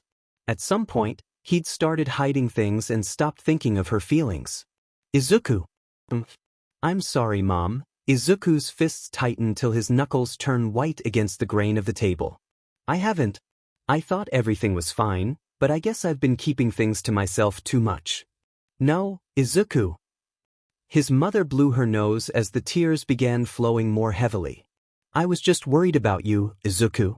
You're my baby boy, and all this, after that slime villain mess, I thought maybe you were trying to be a hero, taking something. I'm not going to be a hero, Mom. Izuku snaps. His throat burns even more when she flinches, eyes widening in shock at the statement. I didn't tell you everything about what happened. To her credit, she stays silent as he tells her everything that happened. All Might's verdict, the hero's scolding, and his decision to try and get stronger. It takes less time than he thought it would. For such a massive impact on his life, the retelling only takes 10 minutes. I'm not going to be a hero, Mom. The exercise, the fitness, I'm just trying something. Maybe I can help people like I've been doing. And I'm going for a normal high school. I even showed you. He trails off, because he knows that somehow he hadn't done enough. I thought you were a sidekick, illegally. Inko whispers, clutching her hands tight. Or a villain maybe? I don't know, Izuku. I was just so scared and we never talk about it. You wanting to be a hero or being? I'm quirkless, Mom. We tested it twice. Izuku croaks, I've given up on being a hero. So, don't worry about that, okay? Izuku. I'm sorry, she wheezes under her breath. I'm so sorry, baby. Don't be, Mom. Izuku cracks a smile even though he wants to cry. I'll be fine, okay? So, don't worry anymore. I'm gonna make you proud no matter what. I'm always proud, Izuku. Inko hisses, lunging to grab his hand across the table. Even when I'm mad, I'm so proud of you. You're the best son I could have ever asked for. Izuku chuckles weakly, and the tears start to fade from her eyes. There's a less depressing angle to her eyes now. I swear, Izuku. No matter what you do from here on, I'll support you with everything I have. We're a family. Even if you tear through the door every other day, we'll make it work. They both laugh a bit at that. Her determination doesn't disappear though. I love you, Izuku. More than anything in the world. This time, his smile is real and wide enough to hurt. I love you too, more than anything. For the next week, Izuku's eyes linger on the door. He's still not entirely sure how he ripped the door in half, or how he crushed the doorknob the way he did, but things have been dark. Now that he and his mom have restored the warmth of their apartment, it's all he can think about. The doctor said he's quirkless. He's been tested it twice. But this leads to a new problem. Izuku has no friends. Outside of his mother and the people he helps out occasionally, there's no one he can turn to for help figuring things out. And if he tries without someone there to save him, well, he doesn't exactly want to think about that. So he waits for a week. When Sunday rolls around, he finishes off breakfast quickly and does the dishes, then sits down across from his mother. "Hey Mom? Do you mind, helping me with an experiment?" She zeroes in on him immediately when he says it. He can't help but wonder if she's been thinking about the same thing. "What kind of experiment, honey?" "I don't know how I broke the door." Izuku can see her expression twist up as he starts, so he barrels forward before she can say anything. "I mean, I'm quirkless, but that didn't make any sense. So, I was hoping you could come down to the beach and watch me try something out." "Izuku, are you sure about this?" His mom looks worried. Not horrified or scared, just worried. Izuku takes that as a win, because he's kind of worried too. "Yeah. Please? I just need answers." After a moment, she nods and sighs. 20 minutes later, they're on the way down to the beach, chatting nervously. She hasn't seen Dagobah in months, and it's not like many people other than Izuku go there. Izuku pauses on the stairs when she looks at the trash and makes a little happy noise. "You've done a lot of work, hmm?" "I don't really know, it's just a little bit here and there." Izuku rolls up his sleeves and wanders towards one of the piles. "So, I'm just gonna go for broke here, okay? Just be careful, honey." Izuku isn't sure what he's expecting. He glances over the trash until he finds something big, a bike, and he pulls it out single-handedly. Gradually he finds bigger and bigger things in the trash, then tosses them behind him. The little noises his mother makes sort of fade into the background as he starts getting frustrated. Eventually, he decides that playing it safe isn't going to answer his question. His mother makes a much louder noise when he stops in front of the fridge. It's larger than he is, nearly twice his size, and still standing solidly. Even with all the weight training in the world, which Izuku has never done in his life, lifting the fridge would still be near impossible. "Izuku, what are you thinking?" "I'm just thinking. That one looks a lot bigger than the other ones, honey, maybe?" "Don't worry, Mom, I shouldn't even be able to get it off the ground." He grins in spite of himself. Even trying is completely ridiculous, but that's what got him here, right? And if he can get it off the ground even a little bit, then he can be proud of himself. Then they can go home and he can go back to being normal. Getting the right squat form took him nearly a week, but he falls into it easily now. His mother squeaks as he puts his fingers under either side of the trash machine and grunts, putting as much of the weight as he can in his legs. The breath he's holding falls out of him as he stands up, holding the fridge in his hands as if it's the easiest thing in the world. His legs burn some, but his lower back is fine. Izuku? I got it. I'm fine, really." He grunts as he shifts the machine in his hands and lifts higher, pushing it up over his head and onto his shoulders. When he turns to his mom, her eyes are bugging out of her head again. "Oh, he's not fine. He's better than fine, but that's a problem in and of itself, isn't it? First the door and now this. All the optimism in the world can't help him justify this after less than a year of working out. Because now he's not just a quirkless kid anymore. "Izuku, what are you doing? Put that down this instant. I can barely even feel it." Izuku grunts, then leans the machine over until he's got one hand under the tall side, and he lowers his free hand. Balance isn't terribly hard, and despite his expectations, his wrist doesn't hurt. "See? I'm fine." He squawks as she faints, dropping the fridge to the sand behind him as he runs to catch her. The next day, he catches the PE coach in the office. She gives him a look, one that promises she wants nothing to do with him, but he sits down and stays until she finally relents. "I was hoping I could try out the bench press after school." His teacher arches an eyebrow, and he scratches the back of his neck. "I was hoping you might be able to supervise me if I tried out the bench press. If you have time. Depends on how long you need. I have about a half hour." She says, "I take it you've been keeping up your workouts?" "Why, yeah, something like that." He hasn't passed out in gym since the first time he collapsed, but she doesn't seem any happier about this. "I just don't have the money for a gym membership, and I wanted to see how strong I'd gotten before I graduate." "Midoriya, I can respect this whole self-improvement thing you're trying. Really. But what are you after, kid? You're quirkless. Are you looking for fitness to change that? I know, since I just need your help this once.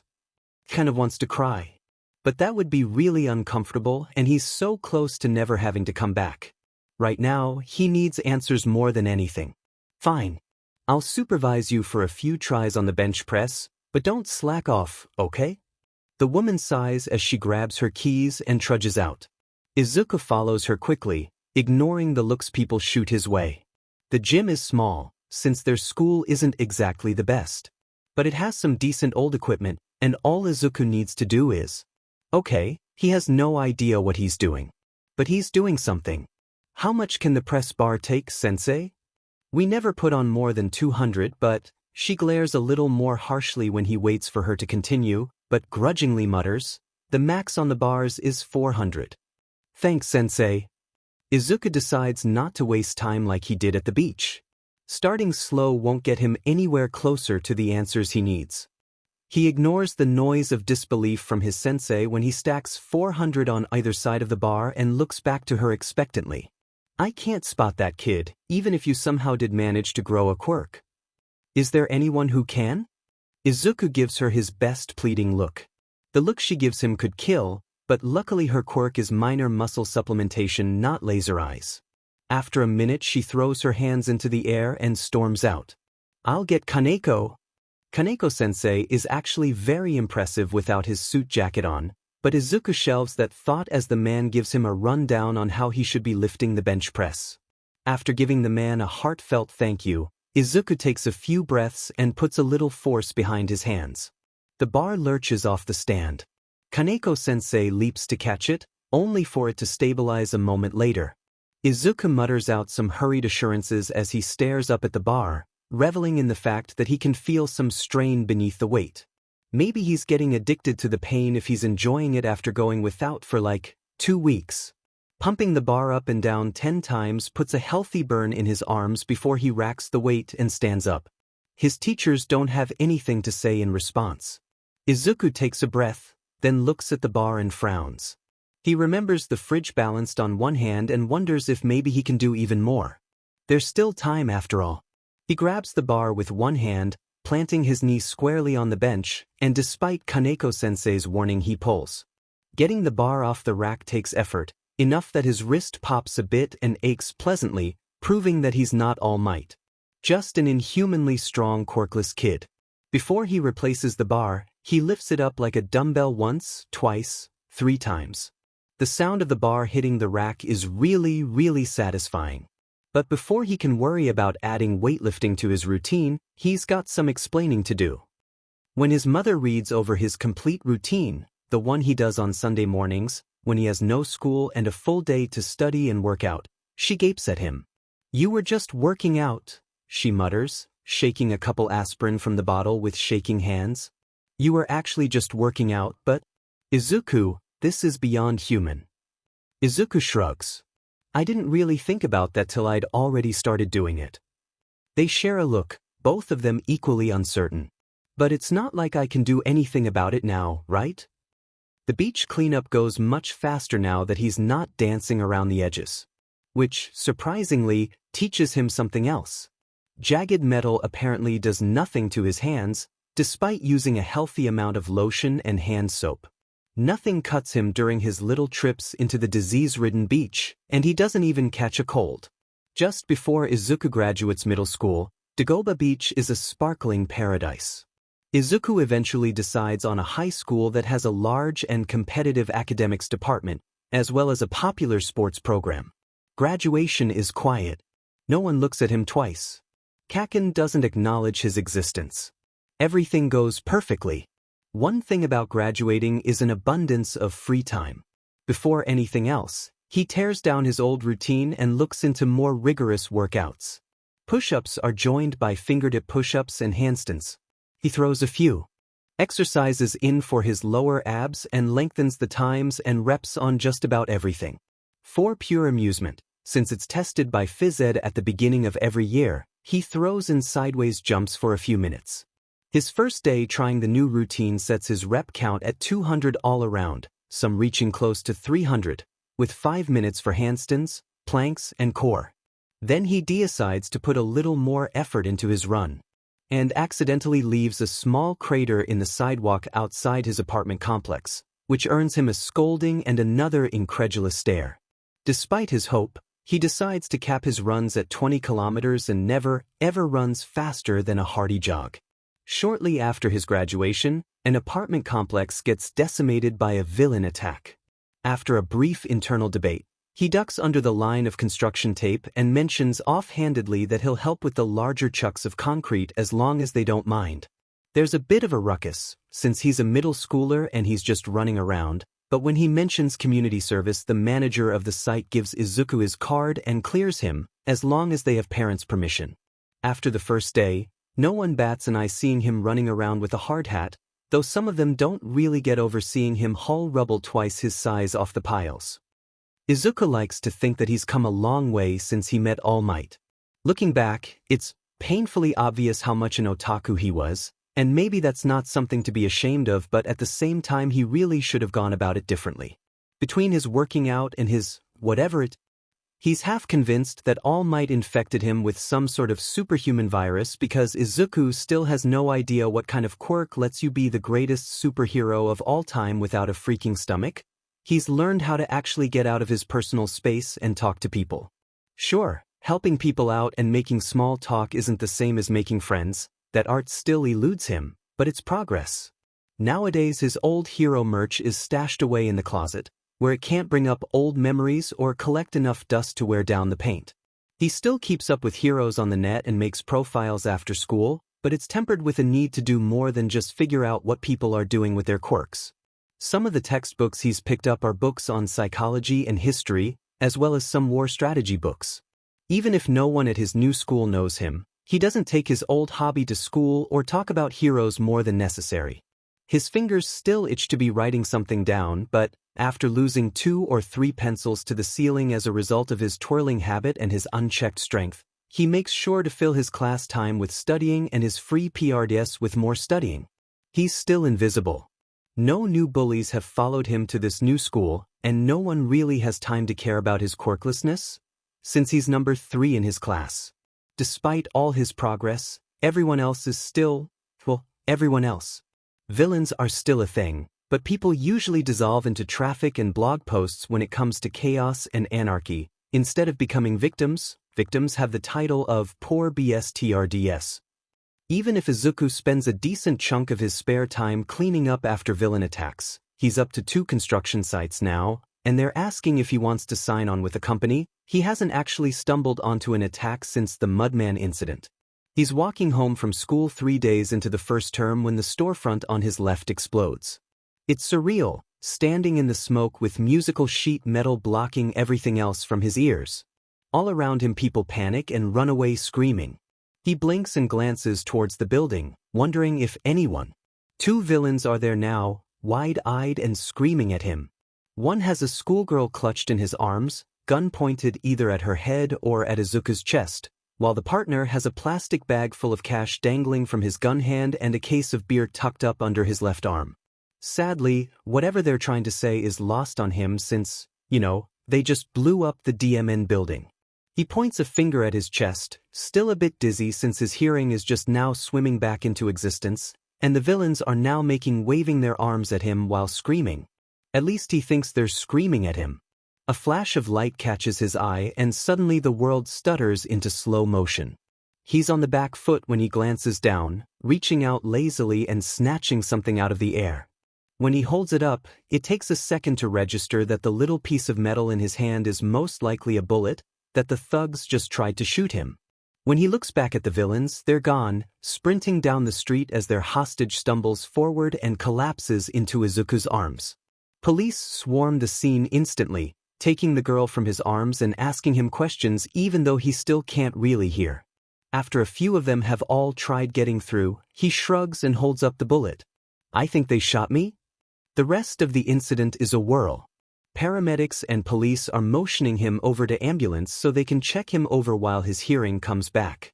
Apparently, some heroes caught the villains before they got further than a block, so that's something. Just as things start fading back into perspective and Izuku can pick the buzz of the sirens out of the wine, the hostage stumbles over to him and bows, saying something that's too garbled for him to understand as her parents drag her away. A paramedic lady looks him over with a stern expression, tapping him all over and checking his pulse before she asks about his hearing. It's come back just enough for him to answer questions, so he tells her how he was walking by when the building blew up. Before they let him go, he has to give the police his statement and his phone number. They send him along with the assurance that he'll be questioned again later. His mother takes one look at him when he walks in and frowns, though she doesn't panic. Izuku can't blame her, considering his uniform is shredded. They'll need to get another one. Despite how much Izuku wants to shower, Izuku sits at the table and gives his mom the rundown. Afterward she looks at his arm and gives him the most disbelieving look ever. "You're really okay? How is that even possible?" "I've got no idea." Izuku shrugs, looks down at his hand and opens his fingers a few times. A soft snort escapes him as his mother pokes his forearm and hums. "You feel normal, not bomb-proof." She groans and runs her hands up into her hair, looking at him with wide, tired eyes. "Izuku, what is happening to you?" "I'm just as surprised as you are." Izuku grins a little bit, because what else can he do? "Guess this explains why I never got sick from the beach, huh? Well, I suppose I don't need to worry over you so much anymore, seeing as you can catch bullets and walk away from bombs." Inko sighs, and Izuku can't help but take one of her hands in his own. "Hey, you're taking this? Are really well, considering?" "I told you I'd support you, honey." His mom smiles at him for a moment before she sighs and tightens her fingers around his. "Honestly, even if this is all crazy, I can't help be a little bit relieved. You're safe and no one got hurt. I really expected you to panic when I said I got shot." Izuku grumbles, grinning as she rolls her eyes and swats his arm. "Who wouldn't? Speaking of which, how'd you even see the bullet? That isn't normal, Izuku." "I don't know. It seemed pretty normal. Like, it was fast but..." Izuku frowned. "I guess everything would seem normal while I'm moving at average speed? But maybe my perception sped up with the adrenaline, or my mind just doesn't bother overclocking axons for something as slow as daily life.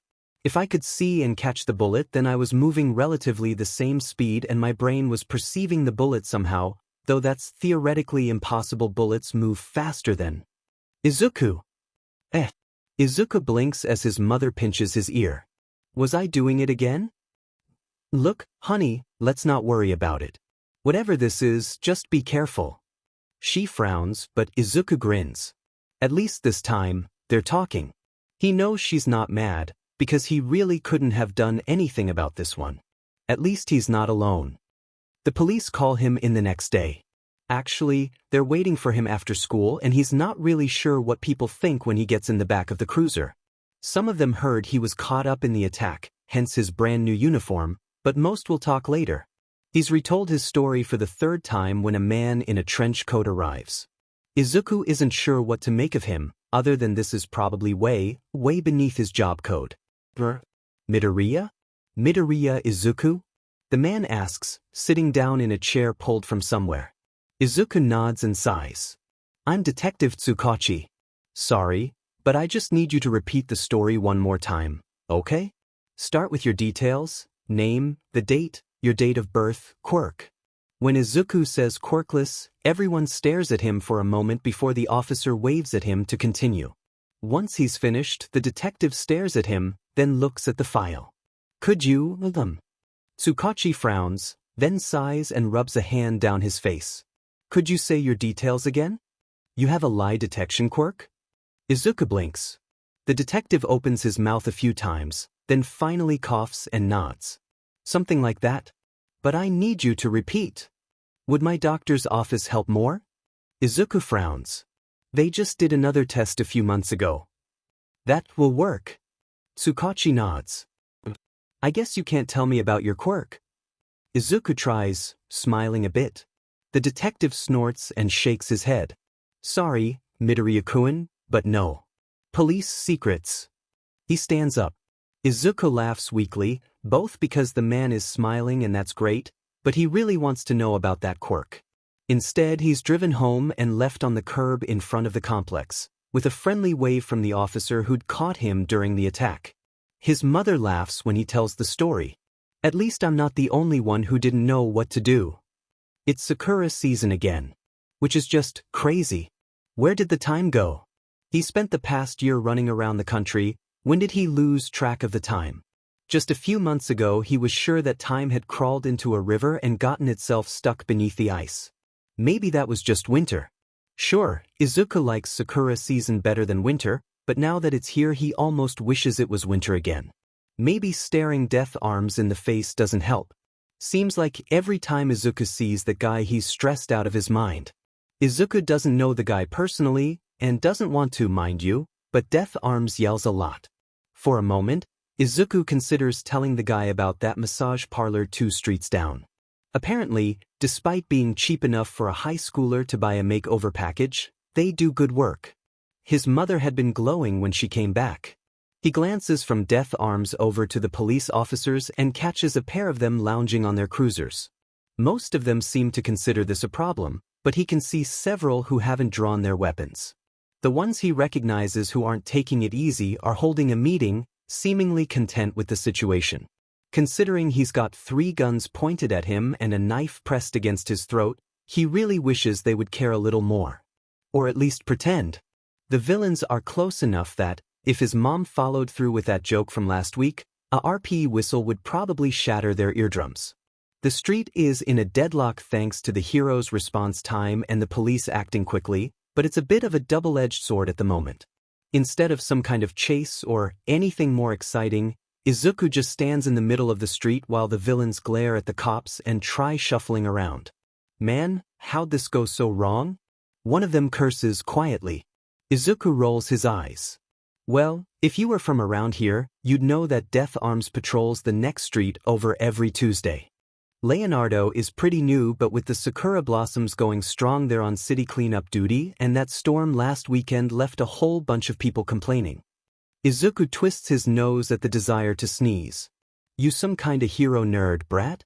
A mirthless chuckle sounds from behind him as someone presses a gun to the side of his neck. It's just a standard handgun, one with a bit of attitude that Izuku hasn't seen before, but he assumes that it's got standard ammo loaded in it. How's it feel knowing they've left you to us? You're not worth it for these cops. Must feel pretty horrible. Yeah, I mean they could at least act like they've got something better to do. Izuku huffs, twisting his mouth as a particularly strong bit of pollen leaves his nose itchy. Kid, I didn't mean it like that, I meant? What? Oh, you're fine. I didn't think you meant it personally. Okay. Hey, can you raise that knife up to my face? I've gotta itch my nose really bad or I'm gonna sneeze. Do you know who you're talking to, kid? You're a hostage. That's kind of a big picture thing, honestly. Look, just say no if you're not going to. This is really irritating and I'm trying to focus. Is this fun for you, brat? What, you some powerhouse playing by the rules, waiting for the media or something? No, I'm quirkless. There's a moment where the weapons pressed against his skin waver, but I really don't want to deal with death arms today, so if you wouldn't mind turning yourselves in, I'd really appreciate it. You guys don't have an out. What the hell are they feeding kids these days, apathy? Hey, you have a word of the day calendar, don't you? Shut up before I gut you. I've got that same calendar, though. Izuku's eyes hurt a bit from trying to look up, since the one who has that calendar is directly behind him, so he glances to the side and catches the time from the knife villain's watch. Ah, is that the time? Look, guys, can we wrap this up? I need to get home. They gave us this new pre-cal assignment and I'm not really. I don't know if you're dumb or careless, but I'm not going in just because you're effing nerd. Izuku snorts a bit. The insult reminds him of Bakugo. With less heat. Look, I get it, you guys are villains, you're scary and you managed to get, halfway through a crime.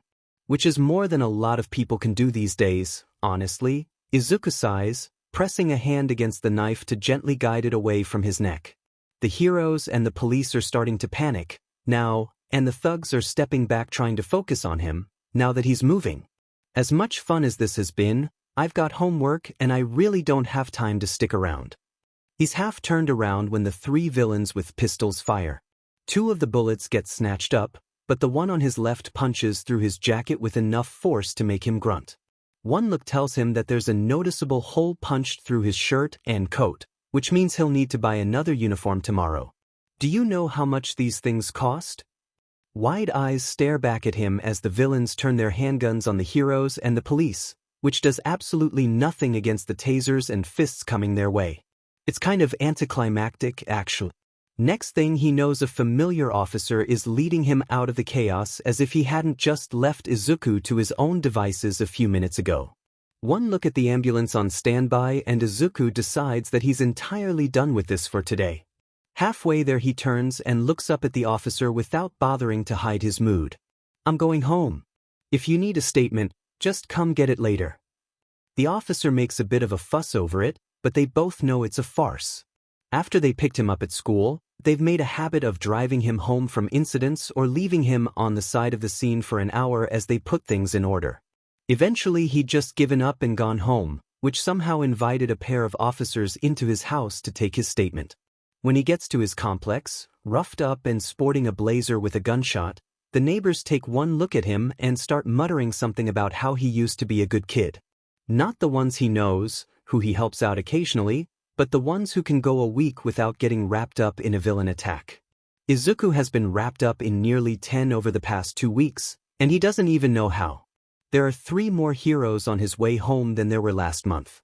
He's got more arrests to his name than some of the rookie sidekicks on the charts, and he's barely 15. Shit, he's only 15.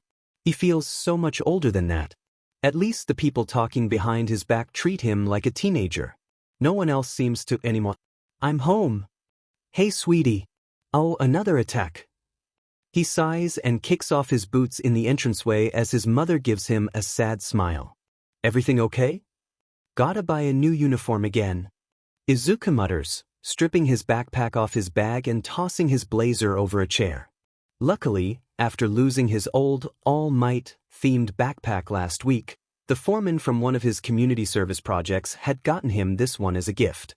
So far, the sleek green and yellow canvas has proven about as indestructible as he is, which is a blessing. Replacing uniforms every other day is already hard enough. Everything else seems fine though. That's good at least. Should we expect company? Yeah, I left early since the hold-up part took longer than normal. They're really pushing pre-cal right now and I've got enough homework as it is. Izuku frowns as he catches the tired smile on his mother's face. She's already heading to the kitchen, but he feels bad.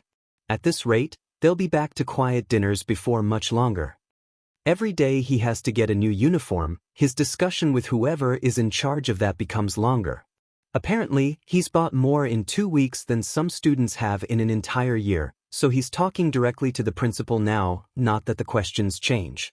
He pays out of his own pocket and tells them the truth, that he's been in more villain attacks than he wants to have seen in his entire life, but they all have this look of defeat. Izuku is used to that. Finding Kurabayashi-sensei outside the office is a pleasant enough surprise that he actually stops and stares for a moment. Just long enough for the man to take notice, place his bookmark and draw up himself out of the chair. Kurabayashi-sensei is probably the tallest and most intimidating person that Izuku has ever met, courtesy of his quirk. Despite being very obviously human, the man's upper body is that of a great white shark.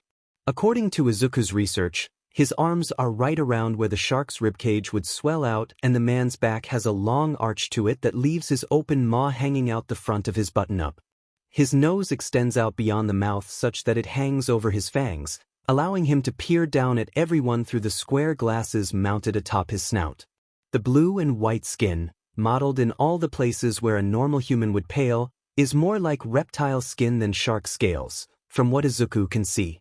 Somehow, despite his quirk, the man seems very quiet and approachable. Izuku just hasn't gotten over where he should look quite yet. He's sad to say that he's too short to really look up at the man's eyes, considering his line of sight leaves him staring at the man's fangs. Kurabayashi-sensei's voice radiates from his open mouth, very clear despite the fact that his lips never move, and it's a very formal heavy baritone. There's a very clear rumble to the man as he speaks, as if his voice comes from something other than vocal cords. Or perhaps he has larger vocal cords somewhere in his back. Midoriya Izuku-kun? Yes, Kurabayashi-sensei? Izuku bows slightly as the man blinks twice in quick succession. Do you have some time? I'd like to talk about something, should you have a moment? Yes, sir, of course I don't mind, but could I ask you some questions about your quirk? Izuku already has a notebook in his hands and tiny stars in his eyes as he stares up at his teacher. A shudder passes over the man as quiet laughter fills the room. That is a rather small price to pay, as long as you're polite. Quirks are rather personal, are they not? I'd never pry, sir, but hybrid anthropomorphic quirks are so incredibly rare. Come then, Midoriya-kun, let's walk and talk. They make a hell of a pair walking through the halls. Izuku is used to being an outcast, but being a delinquent is new territory. Getting picked up by the cops every time they need a statement, and all his visits to the principal in tattered uniforms, has left the student body both intrigued about his quirk, that one stings more than it should, really, and horrified by what he must get up to in his free time. Pair that with the fact that the most intimidating teacher is walking beside him and there might as well be a physical wall around the pair of them. Not that Izuku minds it too much at the moment. He's mentally checking off questions from his phone notes and the profile he made for Kurabayashi-sensei in his notebooks. Seriously, who'd have thought his nails are made from the same material as his fangs? As they progress out the side door and down the school's sports fields. My apologies for dragging you out after school, but I've been looking forward to speaking with you since last week. Kurabayashi fits a key into the lock of the weight room that the athletes use, then flicks on the lights and strips off his coat as they enter. Izuku isn't really shocked by the tension in the seams of the man's shirt. He wants to ask if it's partially from the man's quirk. Some people inherit the strength of their animal, and the great white isn't exactly a lightweight, but holds his tongue. And I thought it best to catch you outside of your homeroom. You wanted to speak to me? Izuku doesn't like that, considering how hard he's been trying to stay out of the spotlight. Not that it's worked, but he's trying. He follows the shark over to the squat racks and stands there off to one side as the man hums affirmation. I've always enjoyed working out, you see, my wife says. Well, anyways, most people don't realize that there's a very small community of people who enjoy bodybuilding as a sport outside of heroics. A little while ago, an acquaintance who frequents the same gym as I do told me a story while I watched his bench press. Izuku takes the plate handed back to him without a word, listening to his teacher ramble with growing curiosity, and we talked, seeing as it was an endurance set. He was pushing himself much harder than usual, and told me that himself, mind you. While I spotted for him, he told me that a young boy, a rather pathetic young man who was quirkless and quiet, turned to working out for a lifestyle change. I believe he mentioned that the boy didn't want to be a hero, but simply wanted to help people. To use the strength he earned to help others in small ways. The teacher hands weights back to Izuku constantly as he speaks. When Izuku finally accepts that he doesn't know if Kurabayashi's fin is in the right spot, he realizes that Kurabayashi-sensei is talking about him. Suddenly he's not just speaking to a teacher, but to a teacher who knows. See, that man is a member of the police force in this district, and I happen to think the story was rather inspirational. Another thing I realized, though, is that the quirkless population around the city is rather thin and our school had just accepted an outstanding quirkless student. One of two in the entire school. When I checked your file and asked the other teachers last week, they mentioned that you were constantly getting picked up by the police, and I decided to pursue it. Kurabayashi-sensei turns to look at him, and it takes Izuku a minute to realize that the man isn't looking at him but at his right hand, where a stack of weights rests easily on his outstretched fingers. That's 30 kilograms? 30 by 12, that's 360. He cringes as he counts up the plates and shifts his eyes up to the shark, who is now blinking at him way more than he probably needs to. Why, you were saying, sensei? Well, the administration at your old middle school was very dismissive. They didn't have anything on file for you and didn't even remember you, until I stressed your quirklessness and your green hair, but eventually I was transferred to a Kaneko Arakechidano. Do you remember him? He was my social studies teacher for a little while. Izuku hums quietly, then frowns. We only ever spoke out of class once. I, needed help with something. Yes, he mentioned that. I only spoke to him over the phone, though we seemed to share the same interest in fitness. Kurabayashi hums, removing his glasses and letting them hang from his neck by a chain. He was rather heated once I mentioned you, and when he heard that you'd transferred into our school he seemed a bit relieved. Apparently, you made quite the impression on him.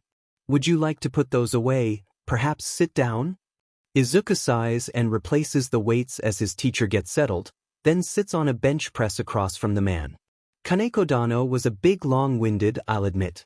He spoke at length about the fact that your school and the teachers had ignored you or written you off in favor of other students. I can't say with certainty, but he sounded very disappointed in himself when he spoke of your history. Eventually, he told me that his colleague fetched him near the end of the year to spot you, and he was shocked at your ability. Then he confirmed the story from my police acquaintance, only with a bit more detail. Izuku looks down at his hands as his teacher trails off. Would you mind telling me your story, Midoriya-kun? I'm very curious. You already know my story, don't you? Izuku muttered, thinking back to his old school and the looks on his teachers' faces when he lifted that bar months ago. It would be pointless to tell it over. I'm quirkless, sensei. And yet you rival my strength, despite only working out for a year. Unless I heard the story wrong. Even if you'd spent your whole life stealing yourself, though, I must say I find it hard to believe that a quirkless boy could effortlessly lift nearly 400 kilograms with a single hand. Kurabayashi chuckles a bit as he finishes, leaning his elbows against his knees to look Izuku in the eye. I won't push you, Midoriya-kun, but I must admit I love a good story, and I'm a bit invested in yours at the moment. Izuku takes a moment to look at the man, running through his memory of their interactions and wondering if maybe there's some sort of malice behind it all. There's a serenity lingering around Kurabayashi-sensei that gently urges Izuku to let out a breath, clasp his hands and think back to the beginning. I always wanted to be a hero. Everyone does, these days. But last year I got wrapped up in this attack, and I realized that I'd been just sitting on the sidelines. I wasn't really trying to become a hero at all, I just expected it to happen. He says quietly. It hurts admitting that. There's so much more that he can't put into words. How can he convey a dream with so much desperate passion? Maybe he can put together a quilt or a canvas to highlight everything he wants. All he has to do is stitch it together with his scars and dismissals, throw in a few lonely nights at the dinner table and some long detention hours. He starts from the beginning, working out instead of indulging his otaku tendencies, and leaves out nothing of how he went about it. Kurabayashi-sensei doesn't comment at all, though Izuku expects him to. Comments from his old phys ed teacher linger in his mind, along with his decision to ignore her. There's no expression on the man's face to stop him, so he rolls through his months of agony into the months of helping others, expanding his routine into a full-body workout. He leaves out his school and how people treated him, focusing on time spent helping shop owners, studying more than ever, changing his focus from heroics to anything else. Bringing up the doctor's appointments burns his throat, but he pushes on and mentions the beach cleanup. Then he goes on to the construction sites, and the villain attacks. When he finally stops, he's standing up and pacing, which means he got a little bit heated. He blushes as he turns to Kurabayashi-sensei and rubs the back of his neck. Sorry if I got a little loud, sensei. No need, Midoriya-kun. The man blinks twice, and Izuku can't help but wonder if that isn't intentional, now that he's seen it for so long. The only real reaction has been the man's eyes so far, at least. I asked for you story, and I'm very glad that you've trusted me with so much. Oh. I'm only guessing, but I assume you want to keep this to yourself? Well, I'm already a bit of an outcast, sensei. If people knew about my condition, they might be afraid of me. People are afraid of things they don't understand, sometimes.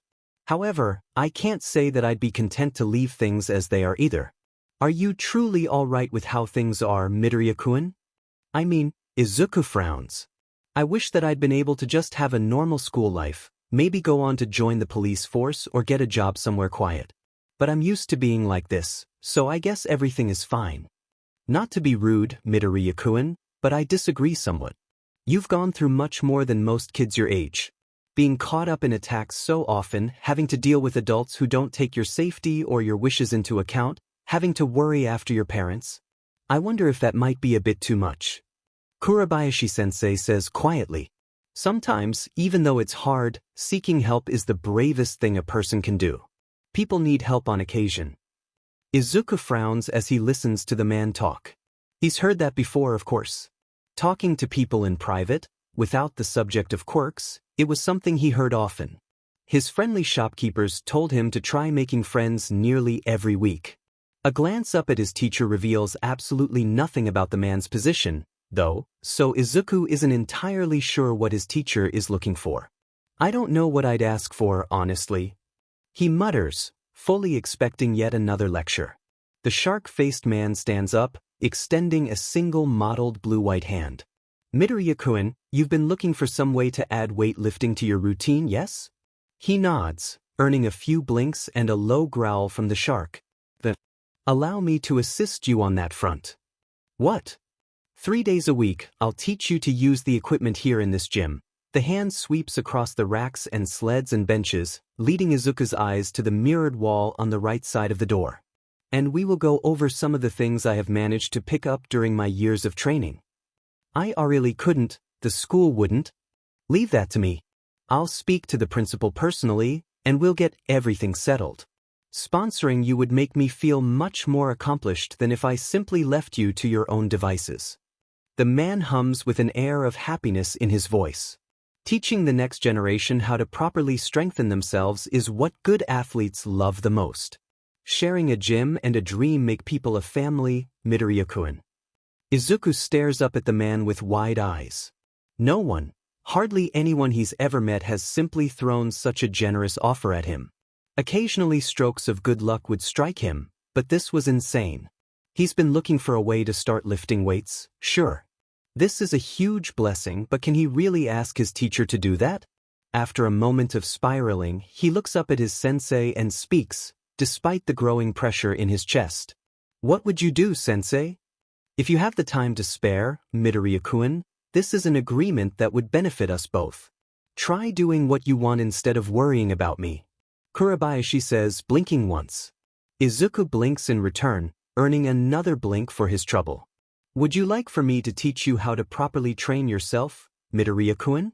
He stands up and takes his sensei's hand before he can think about it much more, because this is what he was looking for. Refusing such a generous offer would leave him regretting it, on top of being incredibly rude to the man offering him the chance. If you don't mind, sensei, teach me everything you know. Izuku barely manages a grin when Kurabayashi smiles, because the image will definitely haunt him for the rest of his life. But he's not one to look a gift, shark. Never mind. In the last year, Izuku has been studying a lot more. He had always been on top of things, keeping a firm rank 3 in his middle school and now holding rank 2 in his current school. For the last 6 months or so, though, he's been studying more as well as studying more often. There are exactly 26 different, mass-produced, mind you, history texts that have conflicting information about the emergence era, the PRD immediately following the rise of quirks. Izuku has read all of them, and despite the worrying amount of information those texts had left out, they all agreed on one thing. If not for the rapid demilitarization occurring right before the rise of quirks, the world might have fallen into collapse. Quirks, as revolutionary and incredible as they are, do not mix well with competitive sports. Izuku knows this firsthand, secondhand, and thirdhand. Now he knows it fourthhand. Is that a thing? Like, he's reading the books and there's that whole fourth wall thing. Maybe he isn't an expert, but reading that much history and building your own timeline should make Izuku somewhat of an expert, even if his notes will never see the light of day. And even if he does have his own timeline, he won't ever get to talk to someone who's been there. Knowing humanity, anyone with an immortality quirk would have come out and said something. Anyways, quirks. Emergence era. When some people have speed and strength beyond normal, you needed more rules to keep things fair. While world borders strained and governments did their very best not to collapse under the sudden change in demographics, world relations very nearly crumbled to nothing. Countries turned their eyes inward, rather than worrying about international affairs. Worldwide competitions like the Olympics just couldn't survive in that environment. Several years after the rise of quirks, when heroics was firmly cemented as a job, UA decided to capitalize on the lack of a national sensation. At least, from what he's read, that's Izuku's best approximation of how Japan ended up frothing at the mouth over a bunch of high school students fighting over a gold medal. Any other year, Izuku would be sitting at home, pumped full of caffeine with a stack of notebooks ready. He'd probably have his computer ready to replay slow motion and take screen captures, and there would be a tab open to his favorite chat room. This is not any other year. When Golden Week started, just after his talk with Kurabayashi-sensei, Izuku got an email from an old friend. After transferring a decent amount of virtual currency to the return address as a thank you, Izuku spent most of his week off studying the files that he'd downloaded. From there, following the news on the hero killer stain was pretty natural. This year, instead of being glued to his couch, Izuku is wandering the streets of Hosu.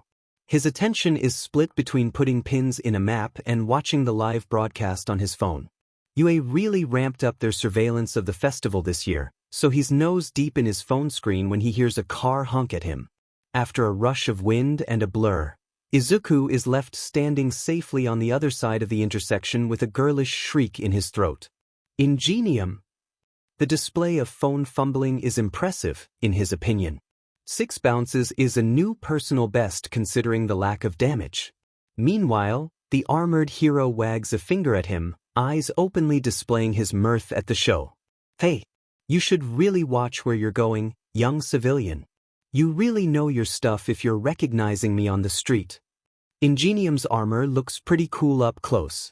Seeing the exhausts from his arms is interesting because it doesn't look like normal exhaust pipes. Instead, they almost look rifled. That doesn't make sense. Sorry, I was watching the sports festival. Wait a second, he's your brother, isn't he? Izuku isn't proud of screeching like that. He's not. Ingenium looks downright terrified for a moment before he turns his eyes to the paused section of the video. Then Ingenium lights up. Izuku stares blankly as one of his heroes turns into a FING fanboy. Tenya. Oh, is that his match? He paired up with the Todoroki boy? That's a bold move, but he's sure to get through the cavalry battle. This is a replay, right? My team is supposed to update me, but they can't watch the whole time, you know. Could you play the video if you don't mind? I would really appreciate it. Would you tell me about your quirk while you're here? Izuku whispers hoarsely, already rewinding the clips with shaking hands. The hero hums for a moment before he laughs. You're a fan? Promise you won't tell anyone else. Izuku nearly breaks his neck to nod, and Ingenium laughs as they walk to a nearby bench. Okay. Only this once for a fan. For someone doing me a favor, at least. Now let's see. He didn't do so great in the obstacle race. I was a little bit worried. His mom stares at him blank-faced for a long time when he finally asks for permission to put his plan into motion. Truthfully, he doesn't expect her to agree. But they've been doing this for a while now, and he feels horrible just waiting. Going probably won't actually accomplish anything, but he doesn't like sitting on a profile and knowing that the police won't take him seriously. And there's something about the reports that bothers him. Not any one thing, not even a particular statistic. This is something coiling in his gut like a spring. Something he can't put his finger on. Call it a hunch or a premonition. Let me get this straight, Izuku. She sighs, digging her fingers into the bags under her eyes. You want me to willingly let you stay out past curfew and travel a prefecture over to Hosu City for an entire night, so that you can chase down a wanted murderer? Izuku thinks about it, then frowns. Actually, I'm a bit worried about the train fare. I've saved some money from working with Smith-san, but it may not be enough to stay over the night in Hosu and the return trip. They stare at one another for another few minutes. You want me to pay you so that you can go and chase a wanted murderer around a different city for a night? She asks again, still looking unconvinced. Yes, please. Izuku watches his mother stare at him, only moving to blink, for several minutes. He wonders if she knows that she's basically a shark in his mind, and how that sort of thing might go over if he said it out loud. For a terrifying moment it hovers on the tip of his tongue, but then he swallows it and wets his lips. I guess that's a no. He flinches instinctively when her eyes widen far, far past normal width. Izuku, honey, what are you thinking? The only issue with hunting for Stain is that the hero killer only attacks at night. Which means that Izuku will have to be out past curfew, stuck in a different prefecture, while hunting a serial killer. It isn't the best pitch. Needless to say, his mom doesn't take it well. She buys a bottle of wine and tries to sneak a bottle of whiskey into the house. Izuku doesn't appreciate that, but she doesn't say no. After another few days to work up the train fare, and he decides that giving his mom a heart attack by asking outright again probably isn't the best idea. He leaves a note on his desk and sets off with a full backpack, stuffed with 2 changes of clothes. It's not like he can't handle on night out of the house. He's 15, for crying out loud. After almost 7 years crawling the streets of Mizudafu for heroes, Izuku knows his home city fairly well. Hosu City is different, but not different. It's still a city, people are still going about their business. The flow is just different enough that he feels out of his element without really knowing why. Maybe it's nerves. He's prowling for a serial killer this time, not heroes.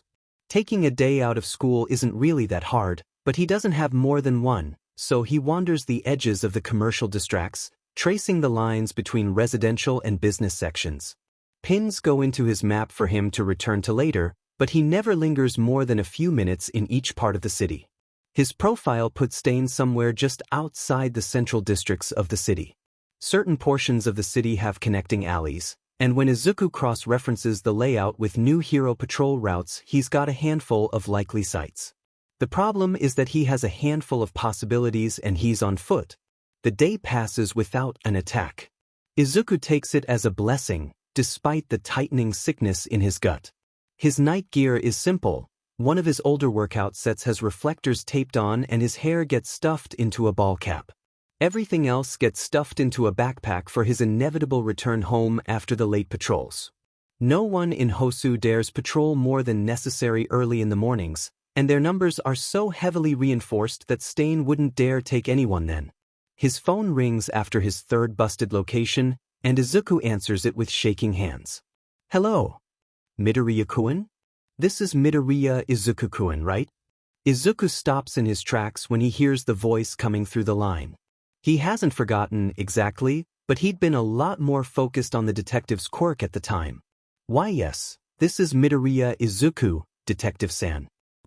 I'm sorry, I've forgotten your name? Tsukachi. Midoriya-kun, I just got a call from the police over in Hosu. Apparently, your mother called in a tip that you'd be out past our mandatory curfew looking for trouble.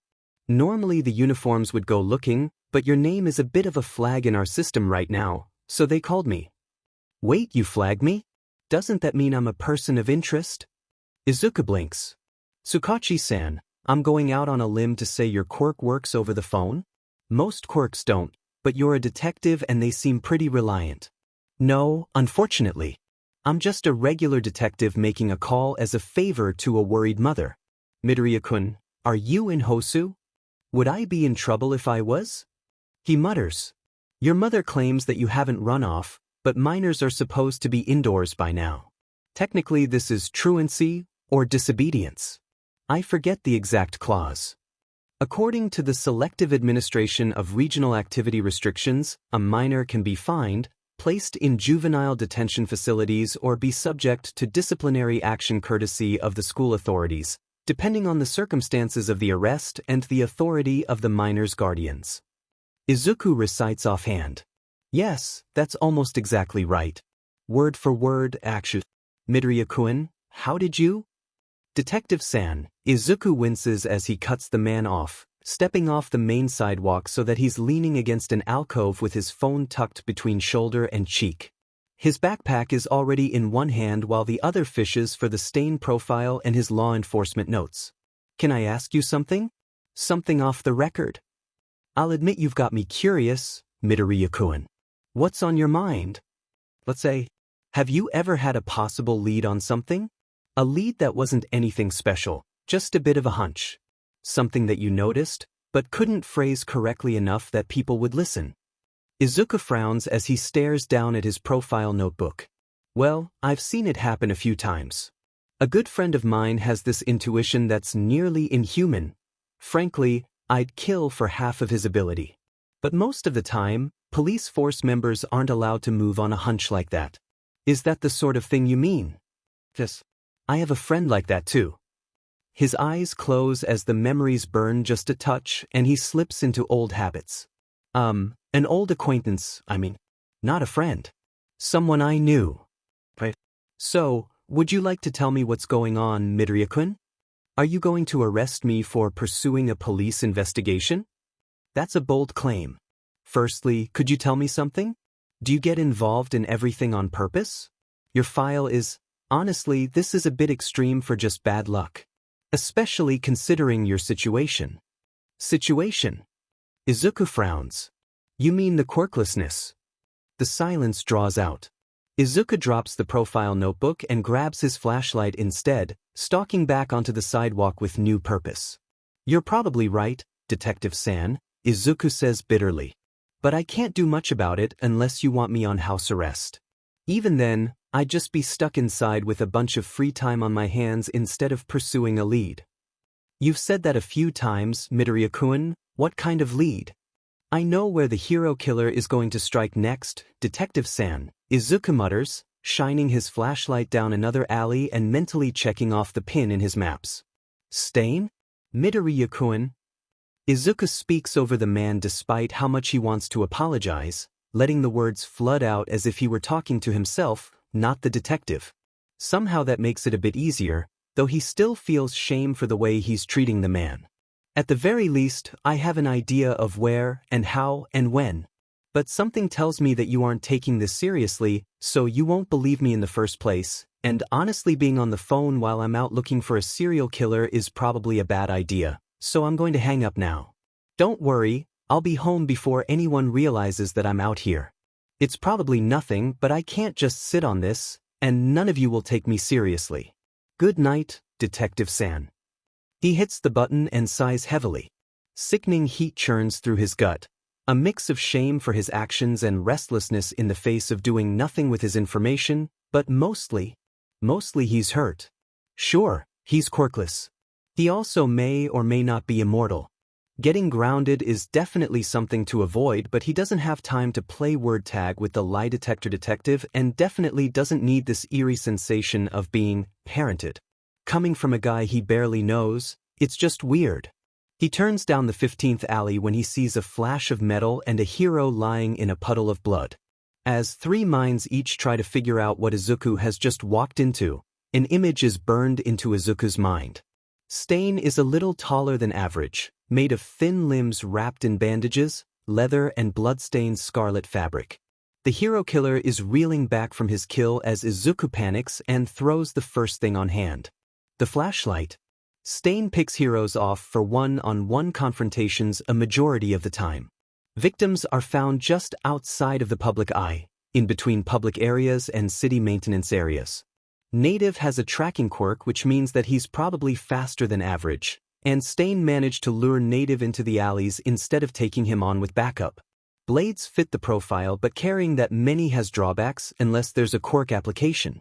Cuts, blood, skin contact, motion amplification, force amplification, status effects. The flashlight is still spinning overhead as they meet in the middle. Izuku is halfway down the alley when the light comes back around. Stain's blade is mid-swing, poised to take Izuku's head from his shoulders before Native has a chance to cry out. The blade breaks against Izuku's forearm and bounces off his neck, howling as it flips into the space between them, and Stain is gone with the pieces before the light finally passes overhead. Flea boy, Stain snarls. Buckles pop as knives fill the air between them. Izuku's teeth grind as he snatches them out of the air. I already have my prey for the night, don't be a fool. The flashlight clatters against the pavement when Izuku throws the killer's knives into the air behind him and reaches out to parry the man's wakizashi. Panic fills him every time he parries a blade barehanded. A tiny voice in the back of his mind rocks back and forth, whispering what if over and over. He can't see Stain move. He can only see the attacks carving through the alley. Between action and reaction, he can trace the orange glow left along the blades, as if burning the air might break their limit. Izuku's hands meet the blades until he can see the afterimages of his fists and Stain's arms. Eventually, though, Stain gets through. The wakizashi slips through his guard and slams against Izuku's ribs hard enough that it shatters the blade. A yelp escapes him as he skids back, running a hand over his side. Whatever your quirk is, it must be powerful. But at your age you could only be a sidekick. Don't let yourself be chained to his ilk, Stain mutters, dropping his ruined blades to draw new ones. The pair of them glance towards the hero bleeding out against the wall before they fall back into step. Leave me be and I'll ignore this. You don't need to die tonight. Sorry, but I don't plan on just walking off. Izuku's voice rises as he assumes a rough stance. The second katana rises from Stain's back silently as the villain shrugs. My warning was fair. If you stay, you die. Izuku doesn't have time to blink. Stain is on him, katana flying towards his neck, in a heartbeat. He catches the blade on his forearm, then his knee and finally on his elbow. The alley shudders when Stain's blade draws back and the air between them collapses into the wake of the assault. Stain leaps back, then up, bouncing off the walls to bring his sword down like a guillotine. Izuku's eyes widen, tracing the edge of the blade as orange brightens to yellow and the air between them begins to hiss. His shoulder is already slack, twisting backward as his hand rises to meet the attack. The world begins to fade as the blade snaps between his fingers. His enemy lands and leaps back in the same step. Izuku doesn't mean to flip. He's already in the air, passing Stain as the hero killer lands and twists out of the way, overshooting the mark so that he lands with his back to the enemy. A leg rises as his shoulders roll back, bringing his foot down where Stain's head should be with enough force to leave him buried up to his calf in pavement. Stain leers at him from the shadows near the mouth of the alley, hesitating for the first time since Izuku threw the flashlight. You can keep up with my speed. Speed that only all might can attain. Stain growls. Izuku squints at him and pulls his ankle from the rubble. That's kind of self-serving? I've met him. You're nowhere close to that level. Izuku huffs and kicks to shake the rubble from his sock. What's your name, boy? What the hell happened to your nose? Izuku snorts. You seriously think I'm going to tell a serial killer my name? I'm young, I'm not stupid. Give it up already, I need to get this guy to a hospital. I would know the name of my rival. Stain growls, taking a pair of knives from his waist holsters. Or I can take the moment to kill that man, and return to our fight. I'm nobody important. Just a screw up. Izuku sighs. Definitely not your rival, or whatever. Pick some hero kid for that. Are you not a hero? Stain's eyes narrow. You came to fight me without a license? Are you a vigilante, or a villain perhaps? What kind of villain? I'm just a kid. Izuku snaps, clenching his fists. Just a kid who figured out your MO, who couldn't sit back and let you do what you wanted. Leave him alone. Tell me your name, and I'll leave that miserable piece of garbage to you. Stain growls quietly, sheathing his knives and drawing his wakizashi. Before Izuku has a chance to speak, Stain's drawn the blade over his hand and let the blood spill onto the pavement between them. Someone like you is worth more than 100 of his kind, and your name worth his life at least. I don't have... Look, I'm not a hero. I don't have time for this. Izuku runs a hand over his face, then shakes his head. Stain's blade darts out and Izuku panics. The world freezes just long enough for him to scream, just long enough that his entire body burns as he chokes out the first thing that comes to mind. Just call me Deku. Deku. A strange name, for someone blessed by the gods. Very well, His life is yours and I'll find you again. You may very well be the only one who can face me in battle and live. My appointed enemy. I don't have time for this. Izuku is already sprinting to native and tearing out of the alley in a sprint. When he realizes how cold the hero is, he puts a little more force into his step, DMN the consequences. He doesn't check the time until he's dumped native in the nearest emergency care ward. All in all, his confrontation with the hero killer barely took 20 minutes. That revelation alone destroys him for a moment, either because the fight is a blur or because it feels as though he's aged a lifetime in those 20 minutes. Eventually he drags himself off his bench, thanks it for supporting him in his time of need, and trudges back into the city. He misses the last train, opens the map on his phone and stumbles back to the edge of the city. Once he's sure that he's got a straight shot to Mizurufu and he's secured his belongings, he puts a little pep in his step and breaks into a dead sprint in what should be the direction of his apartment. Needless to say, his mother is not happy when he returns. She's also a bit tipsy, which is something he decides to deal with later. He tucks her into bed with a kiss and lays in his own for an hour, thinking about what Stain said. A gift from the gods? To be like All Might? He thinks, staring at the ceiling. I'm quirkless and grounded. The gods need to pick better heroes. For the first time in a long time, Izuku wakes up to a fresh breakfast of agony. He's mostly numb to it, though it's been long enough that he shuffles into the shower like an old man. A hot bath kicks the pain into the back of his mind where it waits like a snarling animal. School passes in a blur. He takes notes and answers questions without thinking, force-feeds himself a meal and does it all over again. By the time the final bell rings, he fully intends to tell Kurabayashi-sensei that he can't train today. Instead, he finds Kurabayashi-sensei waiting in the weight room beside a metal contraption that vaguely resembles a person. He knows better than to start a staring contest with his teacher, but after a brief inspection of the machine, he stares up at his teacher knowing full well that he won't win. Sensei, did you get this for me? Yes, Midoriya-kun. Kurabayashi-sensei's voice lilts as the man blinks twice in quick succession. After weeks of training, Izuku can firmly say that the man blinks to express all types of things, but knowing doesn't make it less jarring. It's all he can do to smile when the man turns to the machine. This is a device that we often use with small children who possess strength quirks. A friend of mine who helps out with support gear took this one and tweaked it. Apparently, this should help with your applications of force. Izuku frowns. The contraption looked like a person, from the elbows to the shoulders and neck down to the thighs. A small screen sits behind a sheet of plastic in the middle of the chest, and the metal is pretty seamless. Red and green circles are painted over certain spots that Izuku vaguely recognizes: kidneys, heart, lungs, arteries and joints, but overall it doesn't look like more than a metal mannequin. So, what, I'm supposed to punch it? Izuku waves at it, glancing towards his teacher. Well, that wouldn't be a great start, no. Here, let me. Kurabayashi is surprisingly adept at moving slowly, something he's worked with Izuku for over the past 2 weeks. Moving slowly doesn't quite do the man justice, though. Considering the size of his frame and the odd way his snout juts from his shoulders, Izuku is sure that he's spent his entire life learning how to do simple things. Like reaching for the switch at the base of the mannequin. The screen flashes to life with a bouncing smiley face. Izuku frowns while Kurabayashi-sensei rumbles happily. From what I've been told, this device will measure the force applied anywhere you touch the frame. If you put too much force, the device will make a sound. It also measures where you put that force and how it's distributed.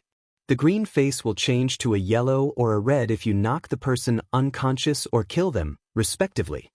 Kurabayashi-sensei recites, sliding out of the way and crossing his arms as he stares at the device. My advice would be to start off with a simple touch and slowly increase the pressure until you have a good understanding of what you can afford. Izuku does his best to swallow the knots in his throat. His body throbs as he recalls Stain's blades shattering under his fingers. The small part of him that still can't believe in his powers is so much louder now than it was when lives were on the line. I'm really, really grateful, Kurabayashi-sensei. I'm mostly invulnerable and more than fast enough to run. Is learning to attack really something? I mean, what if I lose control and kill someone by accident? He trails off near the end, staring down at his hands. Midoriya-kun, Kurabayashi-sensei hums, laying a hand on his shoulder. Why do you help others? Why not? Izuku slides the man's hand off his shoulder and stares at him as if the question itself is insulting. What's wrong with helping others if you can? Even if you can't, why shouldn't I help people? Kurabayashi-sensei rumbles and turns, taking a seat on one of the benches so that they're eye to eye. He crosses one leg over the other, folds his hands and peers over the frame of his glasses. Perhaps you are safe, young Midoriya. Perhaps you'll never be in any danger at all, or else your gifts will protect you from all the bad luck this world can throw at you. Were you anyone else, I could be convinced that you were capable of hiding, Kurabayashi-sensei says. But I have the pleasure of knowing you better than that, Midoriya-kun. You are brave enough to throw yourself into battle for the undeserving.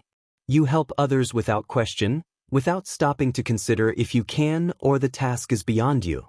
The fact that you worry for others is admirable, and it speaks worlds of your character. But neither of us are stupid. You don't know what's happening to you. I don't believe that anyone can run from their problems forever, Midoriya. And our world is rather dramatic. When your troubles catch up to you, I fear that they will involve others, no matter how hard you try. So, Izuku's eyes burn as he thinks back to the day this started. Tears well as he thinks of the shopkeepers along his jogging route. His hands shake when he remembers natives' blood dripping from his hands in the lobby of a hospital. When he thinks of his mother, of everything he's already put her through, he wipes his eyes and takes a shaky breath.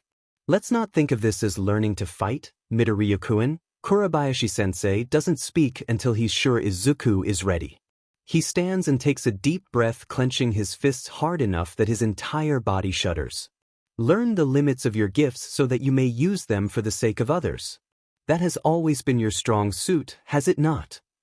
Izuku grins and sniffles a bit, still fighting back tears as he nods. When he turns back to the machine, he thinks of All Might. The #1 hero surely had to do something like this, right? Save everyone. He digs in deep, trying his best to engrave the words into his soul. Save anyone and everyone you can, however you can, no matter what it costs you. Let's work on your form, Midoriya-kun. Kurabayashi-sensei rumbles happily, blinking quickly as he gently corrects Izuku's stance. If you break your own hand punching something, then you're the only one to blame. You know how to fight, sensei? Izuku mumbles curiously. People will pay good money to see a shark in the ring, Midoriya-kun. He nudges Izuku's foot out a tad, then taps his knee until Izuku slides backward. And I was a bit overzealous when I was saving to propose to my wife. His mother warned him not to get too caught up in his mumble storms. After the incident with Ingenium, and with the slew of other incidents to his name, he really should have learned by now. This one isn't entirely his fault, of course, but no one is going to admit that. One day after his session with Kurabayashi-sensei, he's walking down the street caught up in imagining the limits of his strength. Not the unlimited aspect of his strength, but the level he can use against other people or buildings, gods forbid. They've been doing the strength limiter training for almost 4 days now, and he's nearly accustomed to the limiter that he needs. Hey! The pressure of something metallic and circular presses against his back, and Izuku looks up for the first time in a few blocks. Of course, when he looks up, he looks into the scared eyes of a group of hostages, and turns around to find someone pressing a shotgun into one of his kidneys. That's about right, isn't it? To the left and right of the spine, looking more than a little upset, and maybe a bit confused. Oh, is this a robbery? I wandered into a robbery, didn't I? Yeah. Get in the FING circle, dumbass. The one with the shotgun seems to be the leader, so Izuku shrugs and wanders over to the circle.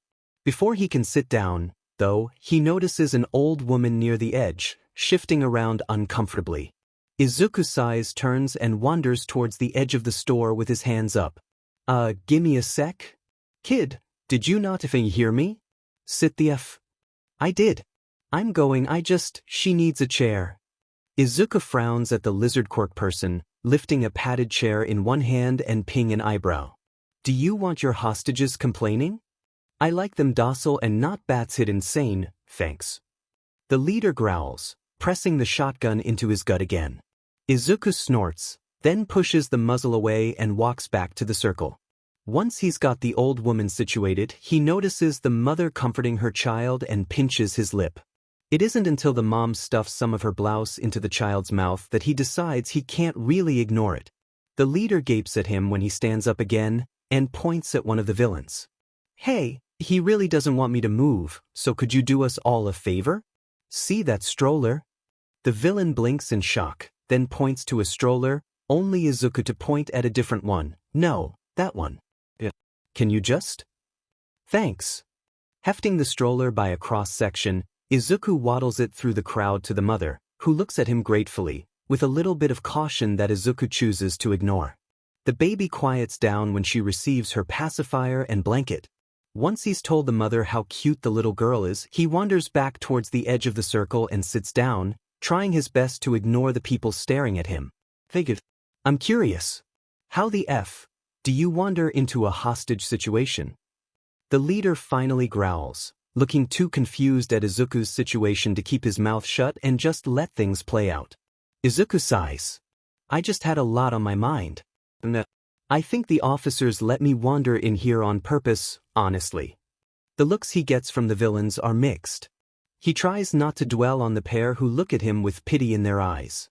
The police let a civilian wander in here on purpose? What? You got some crazy quirk. The leader has the shotgun pointed at him this time, right at his eyes, and Izuku is almost curious to know how it would look. I'm quirkless actually. The leader gapes at that, then offhandedly mutters, You got a death wish? Izuku glances towards the flashing lights on the police cars outside, then back at the shotgun. I'm not actively trying not to die? Izuku shrugs. The leader frowns. His frown digs into his cheeks so much that the blue-green scales on his face make deep valleys in the bags hanging off his skin, and his eyelids narrow down in what can only be described as a ridiculously dramatic squint.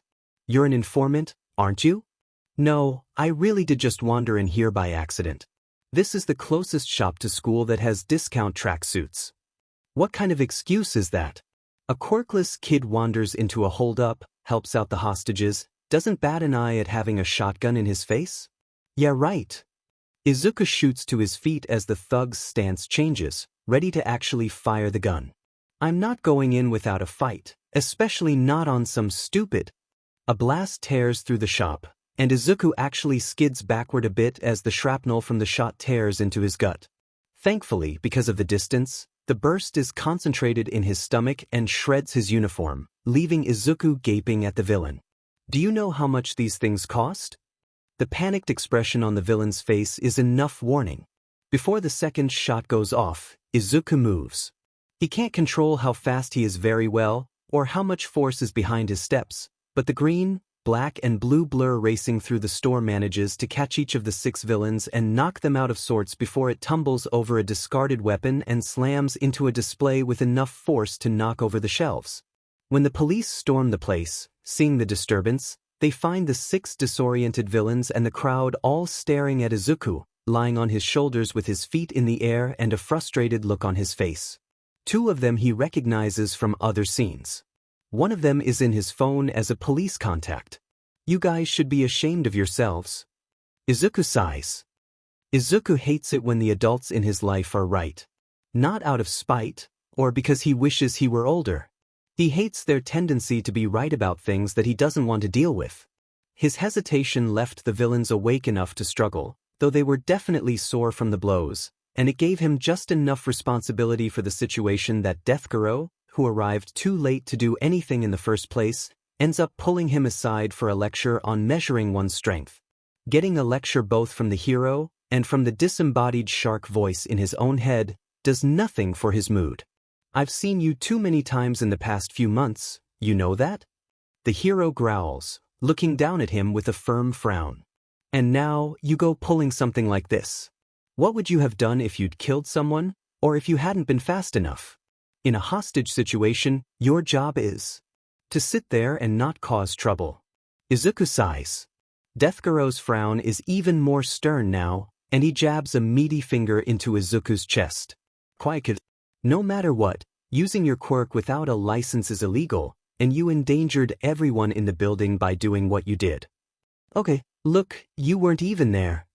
Izuku snaps, because this is the 3rd time he's been lectured by a hero in a year, and today is the worst possible day to deal with this particular one, though there's one Izuku would probably like seeing even less. I wasn't escalating the situation. The police let me wander into the scene, and I was minding my own business playing damsel in distress, but he thought I was a cop because They did that instead of following procedure. And for the last time, I don't have a quirk. Izuku doesn't glare at the hero, but he slaps a hand across his chest and frowns. If you'll excuse me, I need to get home and change and figure out how to pay for another school uniform, considering I was just shot. Izuku takes a little pleasure in the expression on the hero's face as he storms off, knowing that he'll get another police visit tonight and his mom will give him a look and his wallet probably can't handle the cost of the uniform. Before he can leave the scene, one of the hostages, a girl he doesn't recognize wearing a uniform he definitely recognizes, catches him by the shoulder. "Excuse me." Izuku frowns in her direction, then panics, because this girl goes to his school and why the hell is she talking to him? She doesn't seem to notice and smiles at him nervously as she starts talking. "I just wanted to thank you. You were really cool in there, and I recognized your uniform, but I thought maybe I should introduce myself, you know? I'm Tachibana Konomi, Class 1D. Izuku hadn't seen her on campus before, but that didn't say much since he was basically ignored by most of the student body and completely avoided by his classmates. Spending time on campus was limited to class, lunch in the classroom, and gym time with Kurabayashi-sensei. And if he was honest, he wouldn't have noticed her. Takenbana-san was cute, but not the type that Izuku could ever dare to approach. Chestnut-colored hair pulled back by a blue headband, heterochromatic eyes, one flashing sharp red and the other impossibly rich blue, and a height that left her slightly shorter than him made her about as average as he was, in the grand scheme of things. Not that Izuku could consider himself average anymore. Her eyes changed, turning yellow-gold in between blinks, and Izuku made a little noise of shock at the change. She frowned. "Oh, sorry. My quirk changes my eye color. I need to get going. I just wanted to say thank you." "Really? I hope you're okay." Izuku watched her dart off into the mess, leaving him to sigh and curse himself for freezing up just because a girl spoke to him. If it wasn't bad enough, his mother's reaction was a stifled laugh and an awkward pat on the shoulder. At least he knew they were related. Going to school was nothing more than routine, despite being more than 2 months into the first term. The only real break he got from being a pariah was his times with Kurabayashi-sensei. Kurabayashi-sensei is more of the quiet type, and Izuku appreciates that. Usually they share no more than a nod when they see one another before a training session. Walking beside the man leaves an even wider wake than Izuku usually leaves, but the presence is calming. Of course they would avoid the pair. It isn't just Izuku when there's an anthropomorphic great white shark involved. "You!" Izuku yelps as a finger is moved out of the crowd, hovering a centimeter from his nose. Staring down the finger leads him straight to a pair of eerily familiar emerald eyes. "Ah, Midoriya-kun, you know this student?" Kurabayashi rumbles. "Huh? Kurabayashi-sensei, is he in trouble? Is he really a delinquent?" Tachibana almost looks like she's pleading, completely losing the angry set to her eyes as she turns to their teacher. Izuku glances back and forth between the two as the crowd starts to chatter. Whispers may as well be laughter in his ears, dialing up the blush on his cheeks until his ears might actually catch on fire from the heat. Midoriya-kun is a model student. Anyone who believes him to be a delinquent is someone I would very much like to have a word with. Kurabayashi-sensei's voice overtakes the crowd, causing many of the students to flee. Izuku probably would have too, if he didn't know the man. That was definitely the loudest he'd ever heard the teacher speak, and it had an edge to it. He swallowed against the knot forming in his throat. "So, you're not a delinquent?" Tachibana frowns at him. "Oh, of course not," Izuku stammers. "I'm used to people saying things like that, though. I never told anyone anything different, I guess."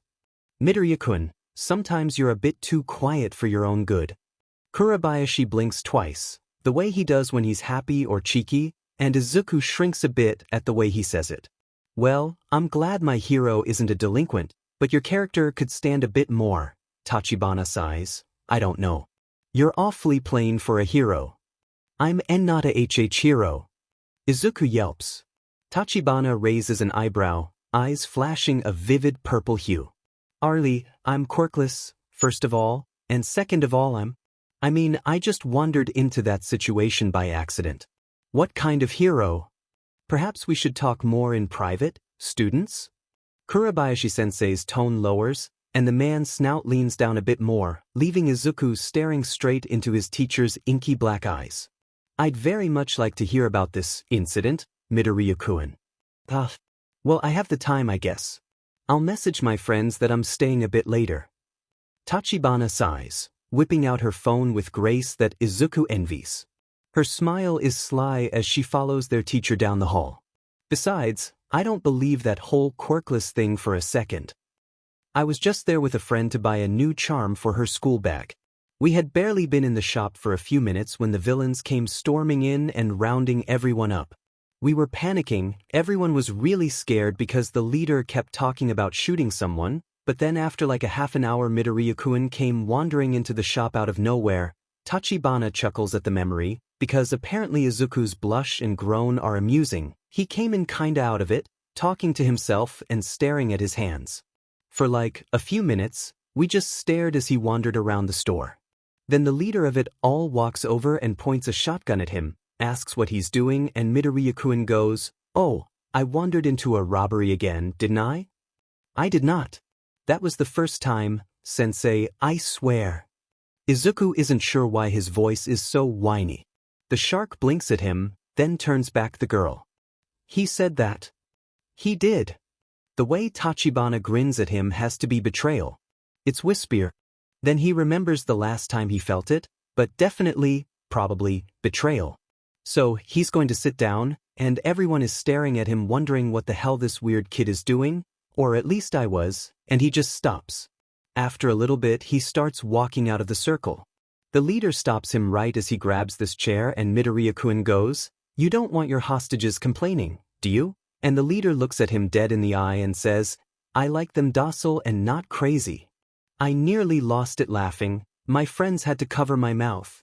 Then he keeps going, but this time he asks a villain to push a stroller over, and then he helps out this cute little baby and her mom, and he sits down. So then he starts talking to the leader, says the police let him wander into the robbery and all this crazy stuff, then he says he's quirkless, and the leader shoots him. Before he could do anything the second time, Midoriya-kun was flying around the shop knocking things over and hitting the villains, almost knocking them out but not really, and he slips or something and ends up upside down when the police come storming in, and he goes, "You should be ashamed of yourselves."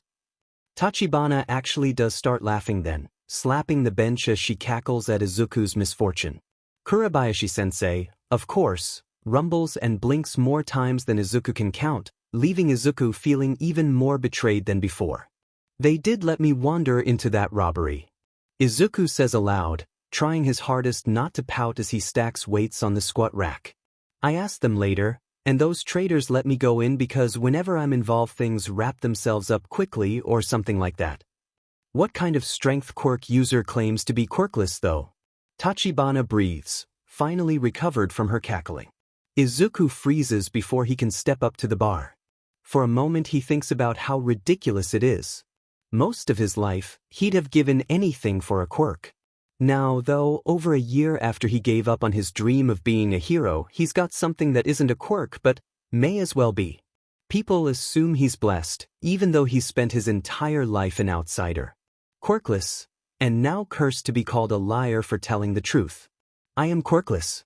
No one knows what's wrong with me," Izuku mutters, just loud enough to be heard, as he takes the bar across his shoulders and lifts, going through the motions. "It sure doesn't look like anything is wrong with you. How much weight is that, sensei?" Tachibana sounds indifferent. Izuku hopes it's indifferent. He doesn't want to feel much right then. After 15 sets, he racks the bar and steps off, finding the pair staring at him with awe in their eyes. "I believe that Midoriya-kun just performed a 500-kilogram squat." Kurabayashi-sensei sounds oddly impressed. Izuku isn't used to that. "I'm a bit hurt, Midoriya-kun. When were you going to tell me that you're bulletproof?" "I didn't want you worrying, sensei. Plus," Izuku sighs and leans back against the bar, ignoring the weight that Tachibana is still gaping at. "I should have caught the bullet.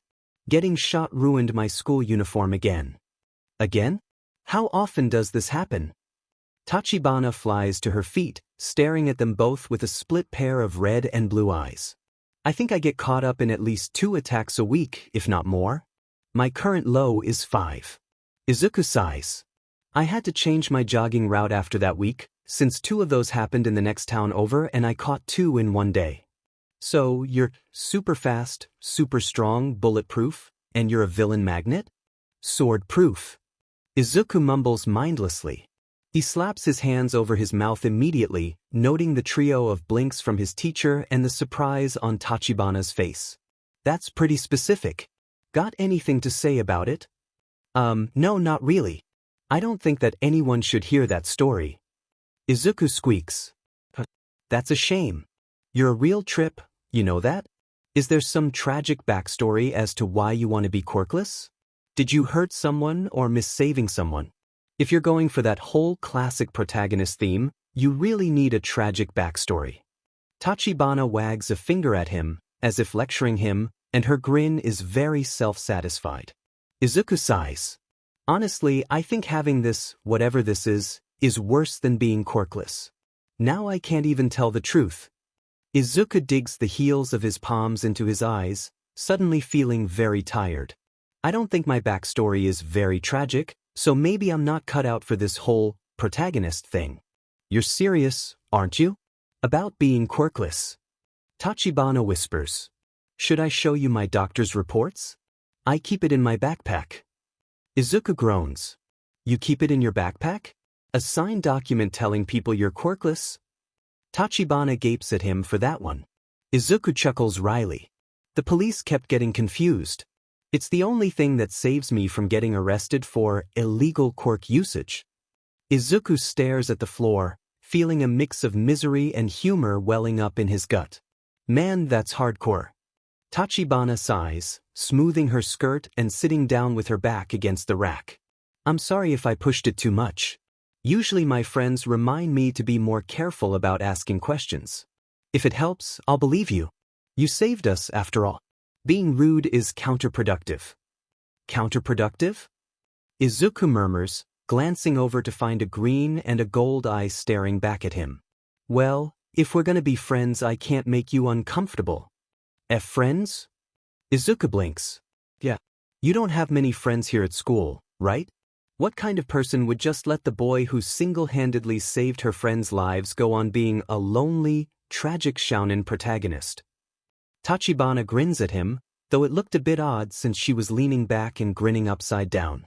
Izuku thinks that the curve is right, even if he knew she was smiling. I'd hate to be a burden, and I couldn't ask you to make time, he stammers, flying to his feet and turning towards the bar to hide his blush. A hand swats him on the head. Don't ask then. No one is happy being alone all the time. I'm really not alone. I have Kurabayashi-sensei. The pair glance towards the man in question, finding him peering down at a book. He blinks at them in confusion as they stare, and Izuku receives a questioning look from Tachibana. But I have some friends in the police force, and Smith-san. Lots of friends who own shops on my usual jogging route. Geez, you're really bad at being friends with people, aren't you? What, are you going to turn down the invitation to be friends with a cute girl? Tachibana PPS an eyebrow at him, leaving him both confused and much more red than before.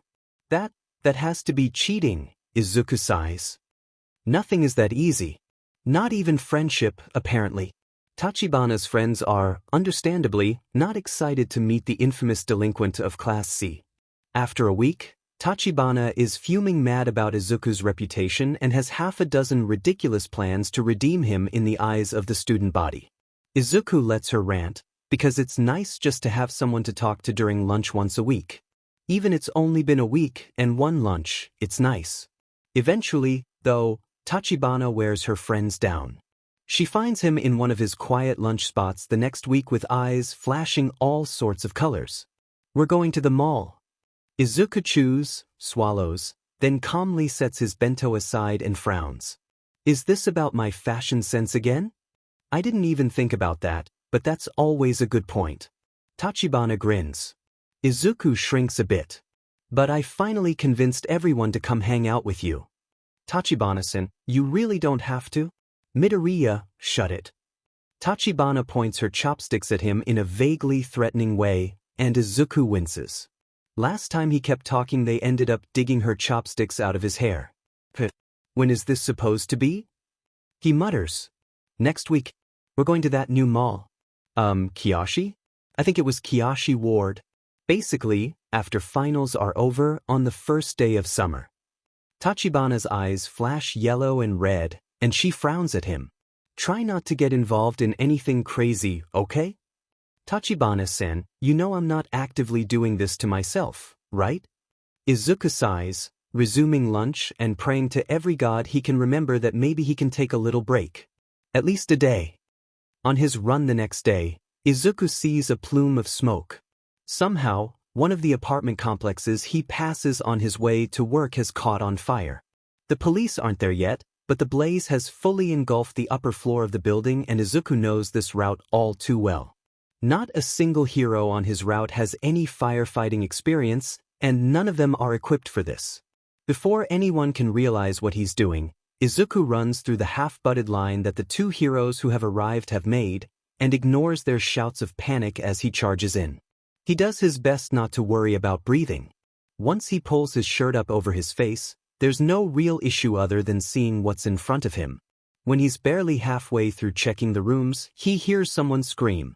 A bonfire blocks his way down the hallway as he tries to get there.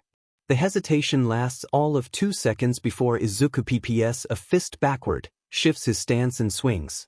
The gale that tears through the apartment complex kills all the fire and engulfs everything in smoke, leaving him almost worse off than before. It takes longer than he'd like to get through the building, and when he does, he emerges with 4 unconscious people. He had to carry them out 2 at a time. The heroes didn't say much when he came back with the second pair. When the police show up with the paramedics, Izuku has to go through a little bit of chatter about how he should just be a hero already. He's doing as much without trying. He tries to ignore the irritated looks from the heroes, but otherwise the day isn't really all that special. At least, that's what he'd thought. Izuku, honey, you're on the news.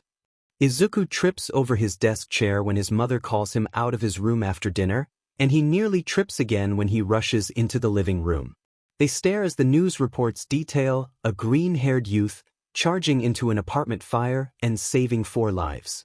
No one would give them a name out of respect for his privacy, but they go on to address the local rumors that a green-haired student has been diffusing villain situations across Mizudafu.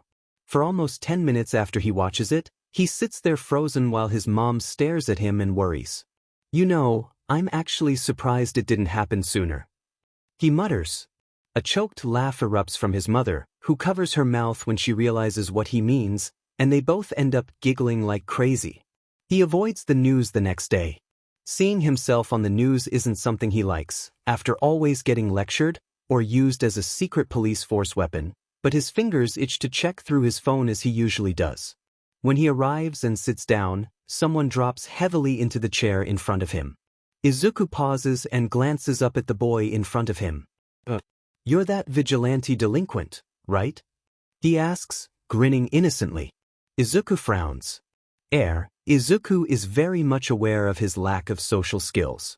But this person is entirely normal and he shouldn't be freezing up, but now people are realizing who he is, and he's already got enough problems with Tachibana's friends thinking he's crazy. No. So you're just a normal delinquent then? The other student tilts his head to the side. Izuku's shoulders slump. Unless having bad luck is illegal, I don't think I've ever broken the law, specifically. Actually, it's considered illegal to move at speeds faster than 100 kilometers per hour without a special permit or a registered vehicle. Oh, does this count if I didn't know that was illegal? Izuku asks. The stranger shrugs. I have no idea. Can you really run that fast? I've never actually measured. Izuku groans when he realizes what he's just done. Eventually he's going to spill the whole fight with Stain without even meaning to because he doesn't think before he talks. Have you checked the news today? The other boy narrows his eyes at him, still smiling, as if Izuku is saying something funny. Not really. I've been putting it off. Izuku mutters. Could you tell me one thing though? The boy asks. Izuku shrugs and sighs, digging his fingers through his hair and sprawling across his backpack. Sure, go ahead. How many times have they arrested you? They haven't. I'm quirkless. For a moment, they stare at one another. When the boy's smile falls and turns into a frown, Izuku digs through his backpack and pulls out the folder protector holding his diagnosis. After a few moments of reading, the other boy stares at him wordlessly and returns the file. Please don't tell anyone. Honestly, I don't think anyone is going to believe me if I tried. Try telling that to the police after you get shot. Izuku mutters. You're bulletproof? God damn it. Tachibana blinks at him when he reaches the roof with his new friend in tow. Part of him bristles when she does. He spent 3 months with Kurabayashi-sensei and now he can't help thinking that people blinking at him that way are laughing at him. Apparently I'm famous. He drops to the concrete of the roof, careful to say it quietly to avoid letting everyone else on the roof know. Hi. Are you in on his secret identity too? Yeah, he saved me and a few friends from a robbery. Tachibana answers. What's this about being famous? I don't have a secret identity, Izuku mutters. Sorry. I'm Nobutaka Kaba. Call me Kaba. He offered a small bow to Tachibana and a grin for Izuku's sake. Midoriya-kun here got caught dragging some people out of an apartment fire yesterday, and now every new outlet in Tokyo has a report on the Mizudafu vigilante. No one knows his name, though. Tachibana grins at him too, and Izuku thinks the pair of them look like hyenas. Stop it. Please. I've got enough problems just trying to be normal. Izuku sighs. He's got a bit of a complex about being quirkless. Tachibana stage whispers. Kaba rolls his eyes. Why are you so worried about it? You've basically got your own quirk, and you're like All Might now. Izuku flinches, apparently noticeably enough that both of his companions notice. See, could we not talk about All Might? Izuku murmurs, trying to eat while he still has the appetite. Sure thing, Midoriya. Kaba says gently. Honestly, I was just excited to hear that you're not some raving delinquent murderer. You thought he could be a raving delinquent murderer? He couldn't even speak properly when I approached him the first time. Tachibana snickers.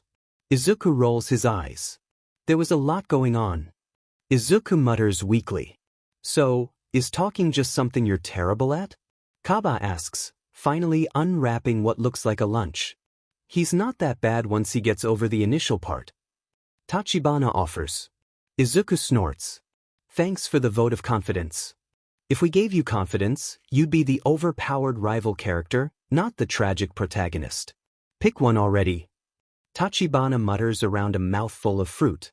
Does that make Kaken my rival or Stain my rival? Izuku wonders, looking up at the sky. Kurabayashi-sensei doesn't do much more than blink once when Izuku brings Kaba along to their session that afternoon. The two strike up an interesting conversation about Izuku's exploits, and Kurabayashi-sensei scolds Izuku for running into a burning building, even if it was to save people, before he starts their training. Part of him wonders if it's really training anymore, or if Kurabayashi-sensei is simply remaining after school to let him use the gym and improve himself. Either way, he's happy that his teacher has been so kind. When Izuku maxes out the weight on the bench, rack and a deadlift bar before he even gets started, Kaba gapes at him. Midoriya. You're a twig. Don't show off just. He trails off as Izuku looks him dead in the eye and picks up the deadlift bar with both hands, standing up as if the bar weren't even there. Just to prove the point, Izuku adjusts, then starts lifting the bar as if it were a dumbbell, just so he can watch Kaba's jaw drop. That's how the F. Language, young Nobutaka. Kurabayashi-sensei rumbles. But, Midoriya, how much is that? This is 300 kilograms. I'm up to 1250 on the squat rack. Izuku mumbles, going through his routine with the deadlift bar. Kaba laughs hysterically as Izuku goes through a few motions with the bar that definitely shouldn't be safe. You're a little green All Might. I'm not a hero. Izuku growls, nearly dropping the bar as he shifts his gaze to Kaba. The other boy returns his glare evenly until Izuku drops his eyes, gently setting the bar down and moving towards the squat rack. And I'm never going to be as amazing as All Might. Yeah. Okay, Midoriya. Sorry, I forgot you don't like to talk about it. Kaba sighs. So, what else do you do? Other than working out, You said this started because of some crazy routine. 300 push-ups, sit-ups, 10-kilometer run, every day. Izuku grunts out between squats. I thought it was 100, Midoriya-kun? Kurabayashi-sensei chirps. That was what I started with. I tried at least. Izuku grunts as he rear-acts the bar. I only managed about 20 or so of each for the first week, then I almost died from the pain and dropped a bunch, and then it started getting out of hand. My old phys ed teacher nearly had a heart attack when I benched 400 kilograms out of nowhere. DMN. So, can anyone do this? Kaba chuckles. Izuku actually laughs at that, but then he stops. I never really stopped to think about that. Aren't there still physical fitness competitions? Ones that ban strength quirks and stuff? Izuku asks. Kurabayashi-sensei looks up from his book and blinks. Actually, there are competitions for quirk users, non-quirk users, and for different metamorphic users. The last one is more divided in judging. They aren't as popular as, say, the pro industry or the sports festival, but they do well enough. People have done these things for centuries. Kurabayashi-sensei doesn't smile often. Izuku is so glad the man seems to know not to do it often, but he offers a bit of a smile and taps his biceps. I've known quite a few people who use fitness competitions to learn or actually compete in them. I guess there's still competitions for everything, huh? Art is like that too. Kaba says, grinning up at the shark teacher. Izuku snorts. I only ever paid attention to heroes before. Guess I was missing out. You're a hero nerd? Kaba asks uncertainly. Used to be. Izuku steps up to the bar and lifts. Being a hero was my dream. I gave up on it a little over a year ago. Started working out instead. Instead? So, what? You turned from an otaku to a bodybuilder overnight. Kaba snorts. I guess that kind of passion really is unrivaled. Izuku frowns as he steps out of the rack, moving towards the bench. Yeah, something like that. Hey, so what else have you done? Other than stop all those villain attacks. Izuku lists off the beach cleanup, the reconstruction work, and a few of his odd jobs helping clean Mizudafu. Kaba shakes his head as he stares at the blocks of weight on the ends of the bar. Man, never thought my high school delinquent would end up being an immortal saint. Kaba mutters under his breath. Izuku rolls his eyes, and Kaba blushes slightly. You haven't seen him do much more than warm up yet. Kurabayashi-sensei rumbles, blinking sporadically over his book. Life will never be the same now that I know you, will it? Kaba pps an eyebrow at Izuku as he starts in on his second set. Hey, at least you don't get used as a deterrent, Izuku grunts. What does that even mean? According to Miss Tachibana, Kurabayashi-sensei slips a bookmark into his book and stands, heading towards the corner where Izuku's dummy is left between sessions. The police let Midoriya-kun wander into a hostage situation just to speed things up. Kaba spins, staring at Izuku with wide eyes as Izuku sits up. The BS got me shot. Izuku grumbles. You got shot? I'm indestructible from what I can tell. Izuku sighs. Bulletproof, swordproof, knife-proof. It all just hits my skin and stops or breaks the blades. What? Here, pinch me. Izuku grins wryly as he holds out a hand. Kaba takes his arm and inspects it instead, then pinches him several times in quick succession. Hey, ow, OW. You said? Once. Not 5 times. What makes you think once isn't enough? Izuku rubs his arm, staring up at the boy with wide eyes. Holy shit, you're a god, aren't you? Are you actually a shounen protagonist? Izuku sighs, ignoring the question in favor of walking towards the dummy and switching it on. I have no idea. Izuku steps into the stance Kurabayashi-sensei showed him for standard MQ of fighters. He's done this for 3 weeks, every day. Alright, so what does this thing do? You gonna practice ripping its head off or something? Izuku gapes as Kaba rubs his hands together, almost gleeful at the idea. What? No. Izuku shakes his head and turns back to the dummy. This is for keeping my strength in check. If I used my full strength with every punch, I'd kill someone. So, warm up, 0 speed. He reminds himself. Without any exertion at all, he lays a 4-punch combo across the sensors. Each time, he pauses with his fist against the device, then pulls back. Midoriya has been studying anatomy and various techniques for boxing since I managed to procure this machine. Kurabayashi-sensei croons, folding his arms as if Izuku were his star pupil. Izuku shakes his head at the praise in the man's tone. His improvement rate has been beyond what I imagined, but I suppose that's Midoriya style in the first place. I do this every day 3 times, even without the dummy. And I know a couple people who give me advice, sensei. Izuku murmurs. Low power. Soft punch. First gear. His punches fly hard enough to leave the dummy shaking, but he makes sure each blow is complete before throwing the next. Kaba frowns from beside their teacher. After 3 rounds of punches, Izuku bounces on his heels and widens his stance. Low power. Second gear. The screen briefly flashes yellow as he lands the 3rd punch, a blow to the ribs, and Izuku winces. He goes through the combo until he keeps the device green and adjusts his power level. He just kinda looks like he's reaching out and touching it. Is that all this is? Kaba mutters from the side. Kurabayashi-sensei nudges him. Midoriya, why don't you show him what you can do? The last combination should be fine. If I skip, I'll lose pace. You won't always be able to remind yourself of your power levels. You need to know that in a fight, things just happen. Trust yourself. Kurabayashi-sensei growls. Yes, sensei. Izuku mutters. The final combination, then. Normal power. 3rd gear. Normal power? Gear. Kaba snorts. What are you, Aro? Izuku's fist flies. On the screen, a constant yellow screen shows as he lands all 17 hits in quick succession, hitting every single point that he knows can take his normal power hits. When he returns to his stance, the machine wobbles violently. But Kaba blinks at the shaking machine. What just happened? Did you hit it? Izuku sighs as Kurabayashi-sensei shakes with laughter. I hit it 17 times actually. Kaba looks at the device, flashing a green happy face. Prove it. The screen flashes yellow for a half second if the force exceeds the normal amount a person can take at that point of the body. Kurabayashi-sensei explains.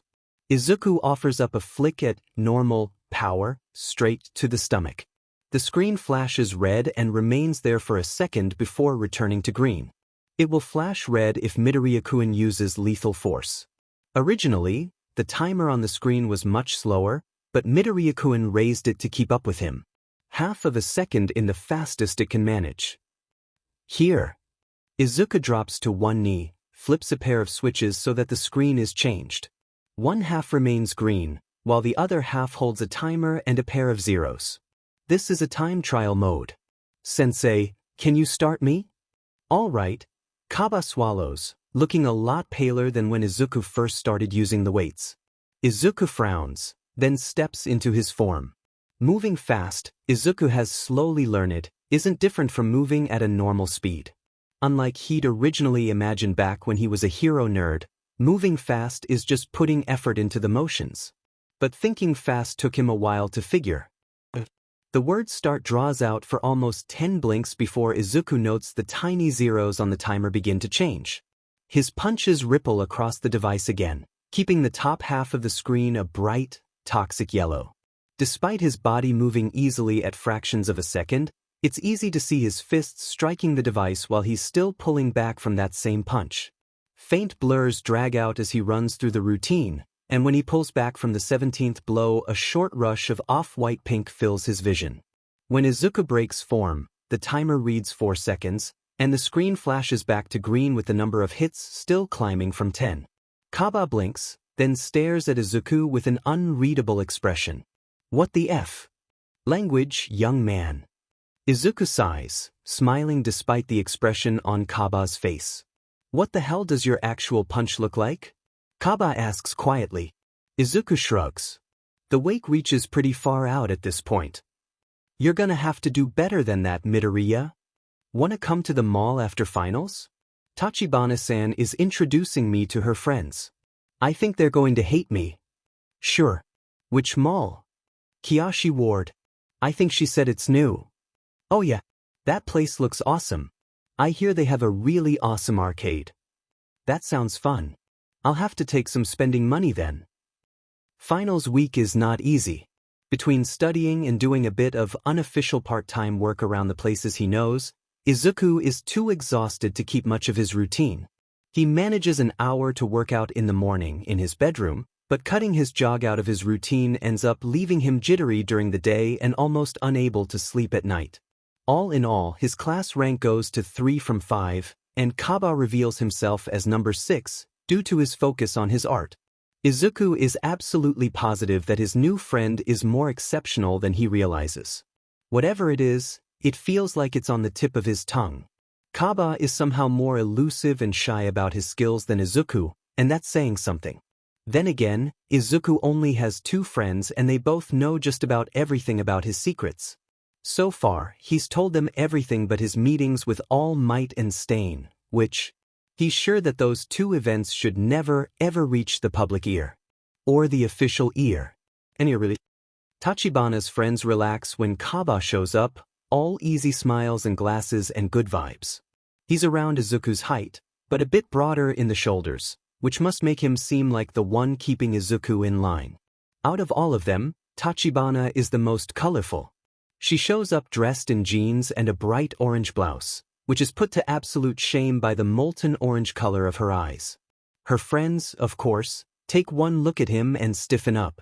One of them is tall, tallish. It isn't hard to be taller than Izuku, and she seems to look at him as if he's about to run off with Tachibana or kick a puppy into traffic.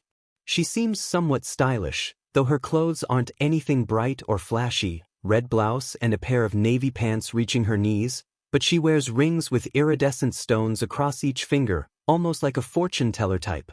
Beside her is a guy dressed in his school uniform, with the jacket opened and the tie missing. For a minute, Izuku thinks he might be nice.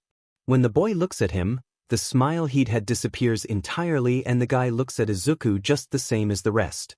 Off to one side, another pair of girls stood chatting and poring over something on one of their phones, which left Izuku entirely out of his depth.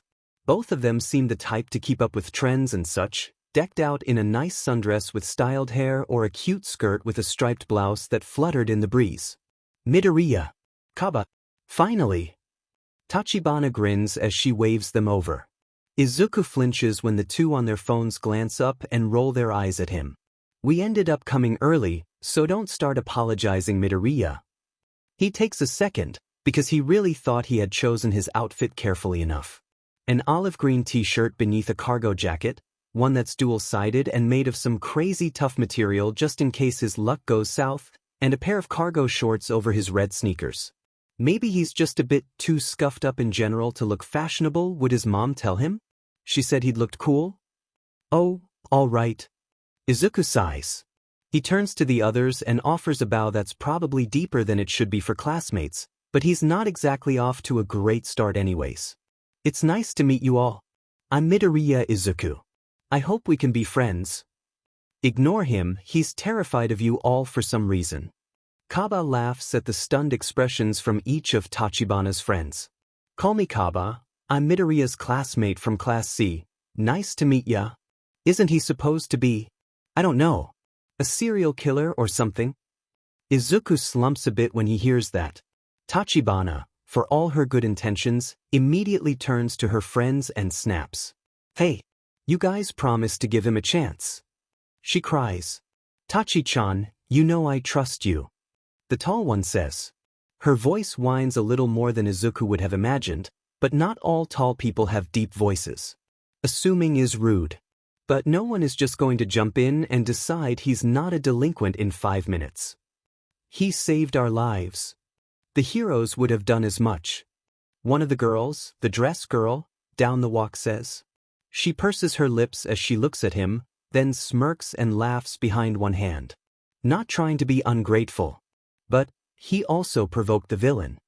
I'm really sorry about that. Izuku offers. His voice sounds pathetic, but that's better than being rude. And he had actually made things worse by talking to the leader, that time. Do we want to go shop? Kaba asks, catching everyone's attention. Izuku really envies him and appreciates him in that moment. I heard this place has a super awesome arcade. Eventually, they all move towards the mall. Izuku frowns as Tachibana catches his arm and offers him a tight smile, obviously not happy with the result. Sorry about that. I promise that they're good people. Her smile wanes some, and she looks after her friends as the pair drift back some. We're pretty normal, but they're not dumb either. They'll warm up to you. Tachibana-san. She glances at him curiously, eyes still vivid orange. From the short distance they're standing, Izuku can tell that she's delicately threaded black through the iris to make her color pop, almost glow. Thank you. For being my friend, I mean. Izuku smiles as wide as he can and digs a hand through his hair nervously. Even if they don't like me or whatever, you're being really nice. It means a lot. Tachibana grins, then slips behind him and pushes him towards the mall. Don't go getting sappy on me, Midoriya. Izuku yelps as she shoves him forward, catching everyone's eye as he's all but shoved into the crowd of them and nearly jostles the tall girl. Oh, and you should smile more. You look prettier when you smile after all. What does that even mean? Wait, I'm not supposed to look pretty. It's a joke, Midoriya. Kaba cackles. But you do look prettier when you smile. Sorry I almost ran into you. Izuku glances up at the tall girl, watching her lift an eyebrow before she shrugs it off. Tachi-chan always does shit like that, don't worry about it. Tachibana grins and pushes between them, completely ignoring the fact that she's nearly pressed against Izuku's side in their little crowd. Now, where are we going to go first? Kiyoshi Ward Mall is a huge place. 2 stories. Izuku has been in those, but not super often. Most of the time he was chasing hero merch, and he never took the time to appreciate how big they were. Seeing a new one, full of people, is really something to stop and appreciate. Sadly, he'd taken that moment and lost his friends in the crowd, leaving him fighting just to try and find them. Just when he's about to give up, his phone rings. Midoriya-kun, what the hell, man? Where'd you go? Kaba-san? I'm so sorry, I barely stopped for a second and I got separated. Where are you all headed? Izuku groans. That sounds like you. We're heading for the... Izuku blinks as someone jostles him from behind, and he mutters an apology to the person. For a brief second, they turn to look at him and Izuku pales. Fuff. The person mutters, glaring at him through washed-out cobalt hair.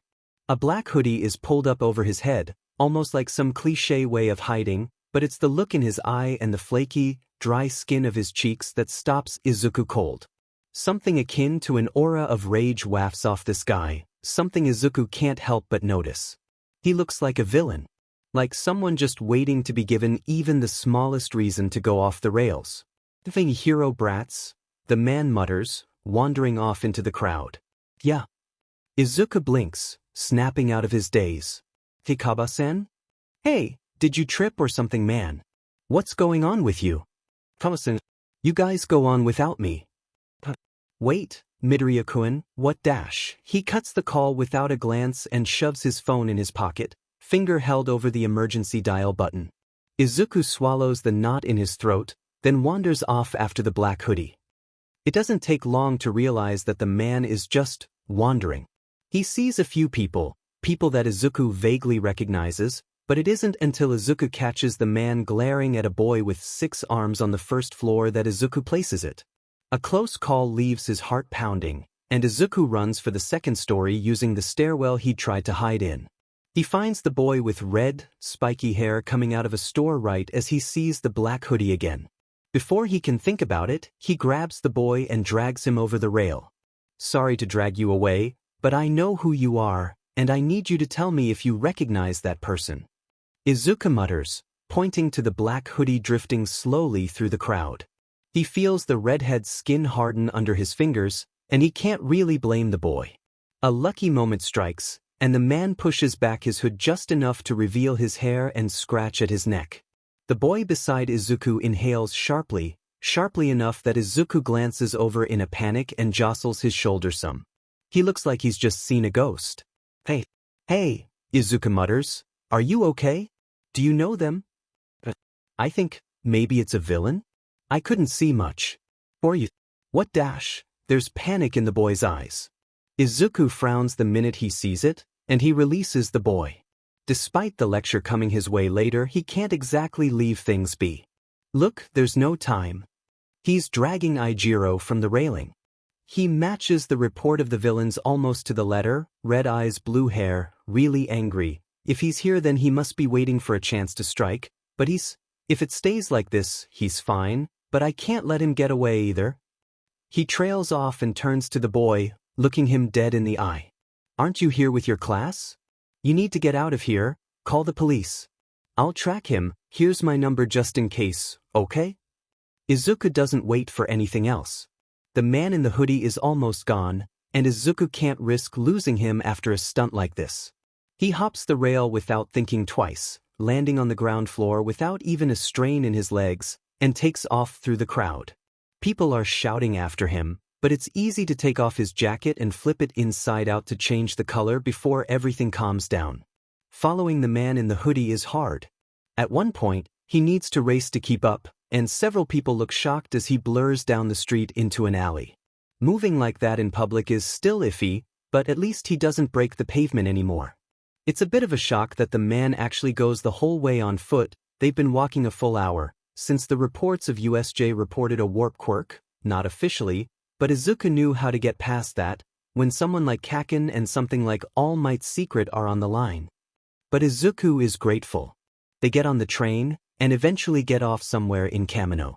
Izuku barely notices the station before he's off again, following the man at a decent distance. When he watches the man drift into a bar off a side street, he exhales and slips back into an alley to pull out his phone. The number he picks is saved without a real name, only Detective Detector, and Izuku grimaces as he dials the number. Detective San. I think I just found the League of Villains hideout. Come yell at me. Or comment and tell me if you want a Discord for my stories, this one included. Comment for anything you want to talk about. At the very least, I hope this story meant something for you. Even if it just made you laugh. Hopefully you enjoyed, but if nothing else, I hope you found something here. Discord, KreadStornham number 1553. Tumblr, KreadStornham chapter text. 5. Reposition. Izuku should have known better. At the time, he'd been too wrapped up in that sensation that Shigaraki had stirred up in his gut, and he hadn't really thought about the implications of what he was doing. Spending whole months with superhuman strength, speed, and resistance has apparently dulled his idea of what danger is, because what he's facing now is so much more terrifying than getting attacked by Shigaraki and the League of Villains. Tachibana's eyes are blood red and smoldering. Beside her, Kaba looks ready to turn him into a sculpture for fun, like he doesn't know if skin and bone probably won't transmute without a mess, but he's more than willing to find out. And of course, behind his two friends are the incredulous stares of Tachibana's group of friends, whom he'd unwittingly blown off the day before. When he bows to that little group and apologizes for being rude, only to get swatted on the head, squawking indignantly and rubbing his curls when the blow actually stings some, the stares only get even more shocked. Tachibana-san, I said I'm sorry. Izuku whines. You think that matters? Tachibana's shouts already chased every other student from the rooftop for lunch, leaving the group of four to stare at the two continuously abuse Izuku for his error the day before. You left us behind. When we got everyone together to prove you're not an idiot. I thought I was proving that I wasn't a delinquent, Izuku mutters. Kaba snorts, that's today. Yesterday was to prove you weren't a delinquent. At least they don't think. I'm pretty much convinced that you're a serial killer. The single boy pipes up from the group behind Tachibana. Izuku winces as Tachibana whirls on him, and the boy's eyes drop to the rooftop. Apparently Izuku is right to be afraid of Tachibana's wrath. I mean, who runs off to chase down a villain who attacked All Might? That's a dumb excuse. That's all, Tachi-chan. Izuku frowns. trying to ignore the way the other boy grumbles. Well, I guess there's no one else who would know that All Might is. Izuku looks at the roof and sighs. Not like I can blame them for thinking I'm crazy. Forget all that. Izuku blinked when Tachibana whirls on him again, eyes still full of bloody wrath. You chased a supervillain. What were you thinking? I couldn't just let him wander around. What if he'd attacked someone? Izuku tries, barely able to raise his voice from pathetic to kind of lame. You always say you're not a hero, but that's what heroes are for, you idiot. Tachibana growls. One day you're running into a burning building, the next you're chasing a supervillain. I don't care if you're bulletproof, if you have super speed and strength. Hell, I wouldn't care if you were All Might's apprentice. Izuku winces because that one stings. All Might wouldn't have chosen someone like him in the first place, but even then, if the hero could, he needed to, which wasn't a nice thought. What if he'd caught you and attacked you? You don't know if he could have killed you. Tachibana pokes him in the arm hard enough to snap his attention back up. What about the rest of us, huh? What are we supposed to do if you go and die? I didn't even fight him, Tachibana-san. Izuku sighs. Before she can start in on him again, he continues, Look, a friend of mine is in the class that got attacked. When I heard that all that happened, I got a hold of the reports and what that villain did, I can't forgive him. At first, I just followed him around the mall, but those kids were there too. I watched him stalk them and I realized that if I just left him alone, he could really hurt someone. It wouldn't have even been a challenge, just a quick swipe to activate his quirk and leave the mall in chaos. It's not about me or even about spending time with other people. No one else would have noticed. No one else could have kept an eye on him. And if I'd called the pros? That's what normal people do. Tachibana growled, stomping a foot like a kid throwing a tantrum. Izuku sighed. I've been scolded by the same hero 5 times, twice for getting shot and once for walking out of a hostage situation where I was the hostage. I really doubt that they could have done more to help unless I'd picked the right one, and I don't exactly have them on speed dial. He sighs again, because none of this really matters. Look, I'm really sorry, Tachibana-san, but I wouldn't do it any different. Even if everyone wants to yell and scream at me, I think I did the right thing. No one is saying you didn't do the right thing, dummy. Kaba snorts, then chops Izuku on the head playfully. What we're trying to say is that you put yourself in danger again. And this wasn't something like a fire or a bullet or a knife. Villains are dangerous, the real ones at least. Tachibana-chan is worried about you. Izuku slumps a little more, but he chuckles when the girl's ire turns on Kaba. Who said you could call me that? Kaba yelps as her foot slams down on his, leaving him floundering for a moment until he can cradle the injured limb. Her eyes aren't nearly as angry when she turns back to him, but they're sad now too, and that hurts just as much. He's right though. Stop throwing yourself around like this before you end up hurting yourself. Izuku sighs again, this time for a different reason, and nods. I do my best, Tachibana-san. She nods once, then sits and starts eating, which is apparently the cue for all of them. Izuku blinks when her friends look at him with a bit less distaste than before. The tall one, he notes, stares at him intently for a few moments before they all fall into a rhythm that Izuku is sure must have started during the previous day. He's a little too envious of how easy it seems with Kaba and Tachibana and the rest, whose names he still doesn't have the pleasure of knowing. Yo, Midoriya, what are you doing for summer break anyways? Kaba calls through a mouthful of his lunch. Izuku frowns. Working out and doing my projects, I guess? Something about the way he says it catches everyone's eye, and Izuku suddenly wishes he'd kept that last bit to himself. Projects? Oh yeah, you never did show me all those spots you cleaned up. Kaba grins, glancing at their little group one by one. Midoriya here is a bit of a local legend, actually. Wait, what's he even talking about? Tachibana's eyes flush green and blue, mixing and changing across both eyes as she turns to look at him. I try to help out where I can. Izuku blushes at the glint in Kaba's eye. You're trying not to call it community service, aren't you? They think I'm a serial killer. Izuku squawks. It's not really service anyways, I just went and did stuff as part of my jogging route. People ask sometimes and it just kept going. Kaba just rolls his eyes. What he means is, the others, Tachibana included, turn to look at him with wide and curious eyes as he keeps picking through his lunch. While he was on his journey of self-discovery, Midoriya started cleaning up Mizudafu as a side gig and helping shop owners with things. I actually found an article from a couple months ago about him cleaning up a local river and how much it helped the community. The only problem is, Izuku flinches as Kaba rolls his eyes at him and pokes his chopsticks towards Izuku's chest. Midoriya does everything anonymously, and he's basically a vigilante at this point. Between the police using his bad luck to save people in hostage situations and him rescuing folks out of burning buildings, he's got a ton of little restoration projects and part-time jobs. Look, it's not really that big of a deal. Izuku sighs. Tachibana's eyes flash indigo, the color he's come to recognize as disbelief from how often she looks at him with that particular shade, and she snaps at him with a pouting expression. You walk into burning buildings for fun. Your opinion doesn't count. Kaba's agreed that he could use more fresh air and offered to join Izuku on his run, if only to see the overzealous routine Izuku built up. Izuku isn't sure if he's glad that Tachibana's friends don't want to show up when he offers for them to join, or if he's let Tachibana down. Knowing that the feelings of guilt aren't going away doesn't help much, so he heads home and tries to help cook dinner instead of dwelling on everything.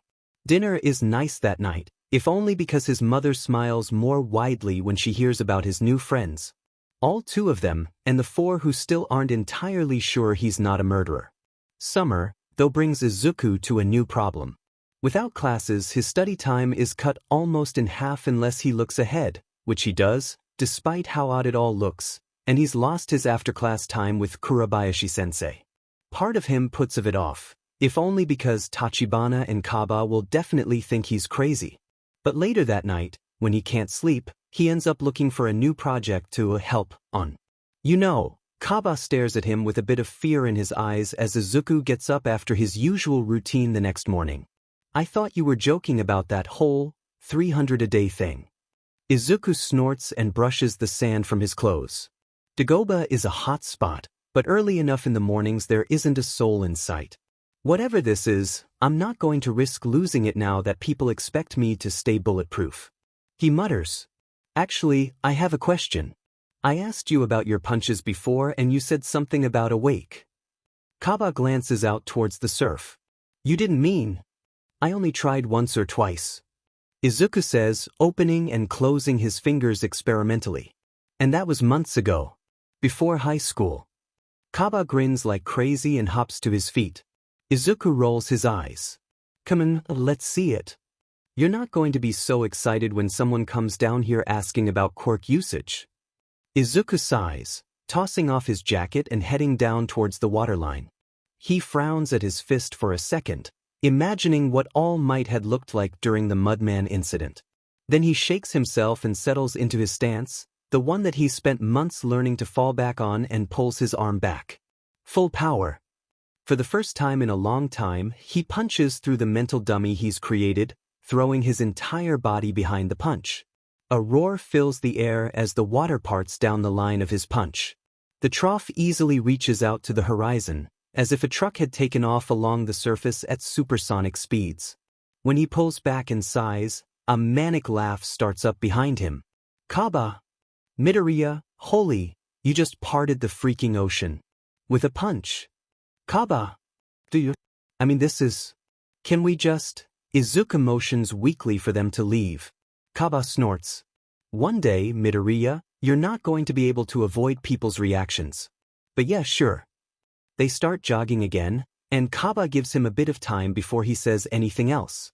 So, you're working on those community service things today? He eventually asks. Izuku grunts in affirmation. Do you ever?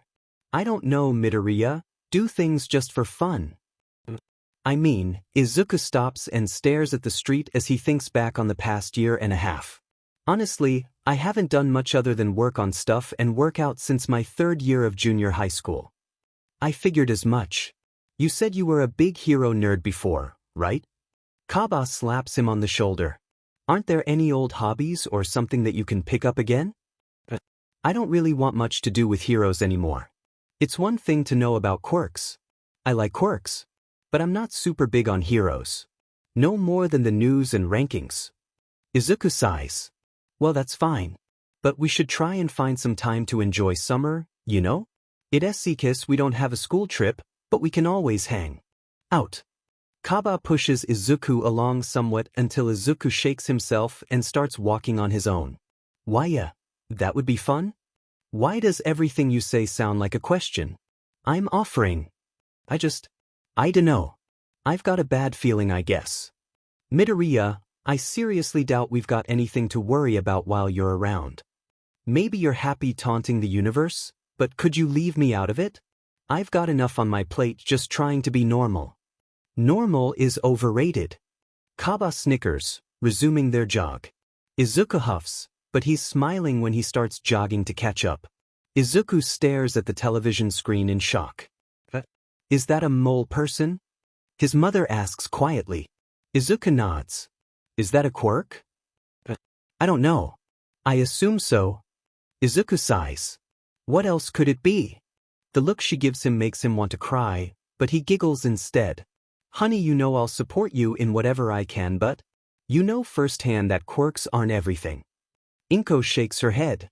For a little while, they watch as the mole villain fights a pair of heroes, Kamui Woods and Death Arms, those two again, and eventually Inko frowns. Should you? Mom, I'm not a vigilante. He grumbles. A sinking feeling begins to grow in his chest until his leg is bouncing up and down. Inko leans back a bit and frowns at him. Izuku. Just go, honey. I'll make lunch while you're gone. But they don't look like things are going to get any better anytime soon. Just go ahead. Inko gives him a smile. You won't feel right just leaving it, will you? Izuku sighs and grabs 2 handfuls of his hair before he groans and stands up. I'll be back in a bit. Come home safe, and grab some green onions, would you? Sure, Mom. By the time he arrives, the mole person is fighting off 3 heroes, including a rather frustrated group of police. Izuku watches from a nearby rooftop for a little bit before he sighs and looks at his watch. If the time is right then, why haven't they called him, though? He groans as Death Arms takes a blow to the gut and goes flying. Calling the villain a mole person wasn't very accurate now that Izuku is looking at him. The villain stands at least 12 feet tall, probably taller, and he's got 4 arms and multiple eyes. Probably some type of insect quirk? Or definitely a metamorphic one, but it's not the same. When Izuku hops off the rooftop and lands in the police line, just about everyone screams before realizing who he is. A few who don't know try pushing him out towards the edge until he crosses his arms and frowns. Why haven't you called Present Mike? He's the best hero for the job if that thing came from underground. Izuku calls out, ignoring the quaking ground. The police look around, all confused by his question until he groans and pushes through to the front of the police line. Do you guys even know who this guy is? He called himself the Subterranean King, or something like that. One of the officers Izuku recognizes says with a frown. Behind them, a small row starts up between the officers who know Izuku and the ones who don't. Izuku chooses to ignore it. How long has this even been going on? Izuku sighs. 20 minutes? We're in deep if it keeps up. Traffic is frozen for 3 blocks around. The officer glances at him. Are you? My mom said I could. Izuku shrugs. The officer raises his eyebrows, then makes a little noise. But Death Arms won't appreciate it. For a little bit, Izuku watches as Death Arms goes in after the Subterranean King person, getting taken out with 2 of the villain's arms tied behind his back. There are purple sashes tied around the man's torso, carapace, with 4 handles that Izuku really doesn't like. On the edges of the hole, he thinks he can see movement, but that's not something he really wants to think about either, so he focuses on Kamui Woods and Death Arms getting beat into the ground. I'm tired of you. If these are your champions, then the surface dwellers stand no chance against me. The 4 handles are drawn from the villain's body and blades of orange energy pour out in a way that earns a bit of Izuku's attention. At least until they turn Kamui Wood's branches into charcoal and nearly turn Death Arms into mincemeat. When the hero trips and finds himself helpless again, the third blade, Izuku moves. Even moving at half-second speeds, Izuku can see the blades simmering and moving. He grimaces as he slams a foot down and tosses the hero into the air back the way he'd come. For a moment he stares at the oversized man crawling through the air in the direction Izuku had tossed him, before he shrugs and glances up at the Subterranean King. All four eyes are starting to narrow as he sidesteps the blades and frowns at the hulking villain. "You are not my opponent, human child." The king roars. Izuku shrugs. "Does it really matter?" By the way, what's your quirk? Metamorphic, or is it those blades? Maybe a mix of gigantification and the two blades carve through the pavement like butter where he'd first landed, but Izuku is already striding around the villain in a circle. A glance down into the hole confirms that, yes, those are in fact things moving down there in the walls of the massive hole, and nope, Izuku doesn't like that. Insect metamorphic? Like, I don't know, a compound quirk? That's the only real explanation. I feel like you'd be hard to misdash. A growl leaves the villain's throat as he misses the horizontal swipe with two more blades. Izuku pauses beside the ones he didn't use and grimaces at the heat. Are these things made of flaming metal or something? Did you make them? What are you? If you came to save your kind, then fight me like a champion should. I am the Subterranean King. The villain roars. Yeah, I got that. I'm just curious, I guess. Izuku hums. All right, fine, let's go then.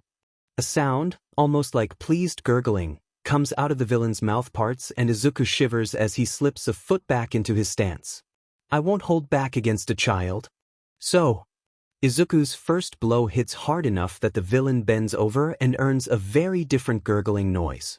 He frowns as the creature swings his blades again. Moving at half-second speed, he dodges around the blades relatively easily, moving to the villain's side and throwing another punch at his second gear. The villain stumbles forward, then speeds up some and swings his blades in quick succession. The heat coming off those things is serious. I better end this quickly. Everyone is just going to get more worried the longer this goes on. Izuku frowns. Gotta end it before the heroes get involved again. You're powerful for a child, but you puny surface dwellers will never break my arm. A quiet scream splits the air as Izuku's fist slams into the villain's side and leaves a spiderweb of cracks across the carapace. Man, you're tough. It takes my third gear to do that, huh? Izuku mutters. All right, let's settle this then. W8. You had a chance to stop. Izuku frowns as the four eyes turn to him, wider than he thought an insect quirk should have been able to manage. But I don't have long to finish this up, so just go down quietly, please. A cry escapes the air as Izuku's fifth combo lands and the Subterranean King collapses onto the ground, dead blades falling to the pavement from lifeless limbs. Izuku sighs and bounces on the ball of his feet a couple times. He startles some when Kamui Woods lands on the ground beside the villain. You're that boy who gets kidnapped all the time. The hero's eyes narrow. Izuku frowns, then sighs and reaches down to grab one of the dead sword handles. Would it kill you guys to be grateful just once? Izuku mutters as he wanders towards the police line, ignoring Kamui Wood's noise of disbelief. Death Arms is red in the face as he stalks over to the line and hops over the barrier, stuffing the blade handle in the back of his shorts.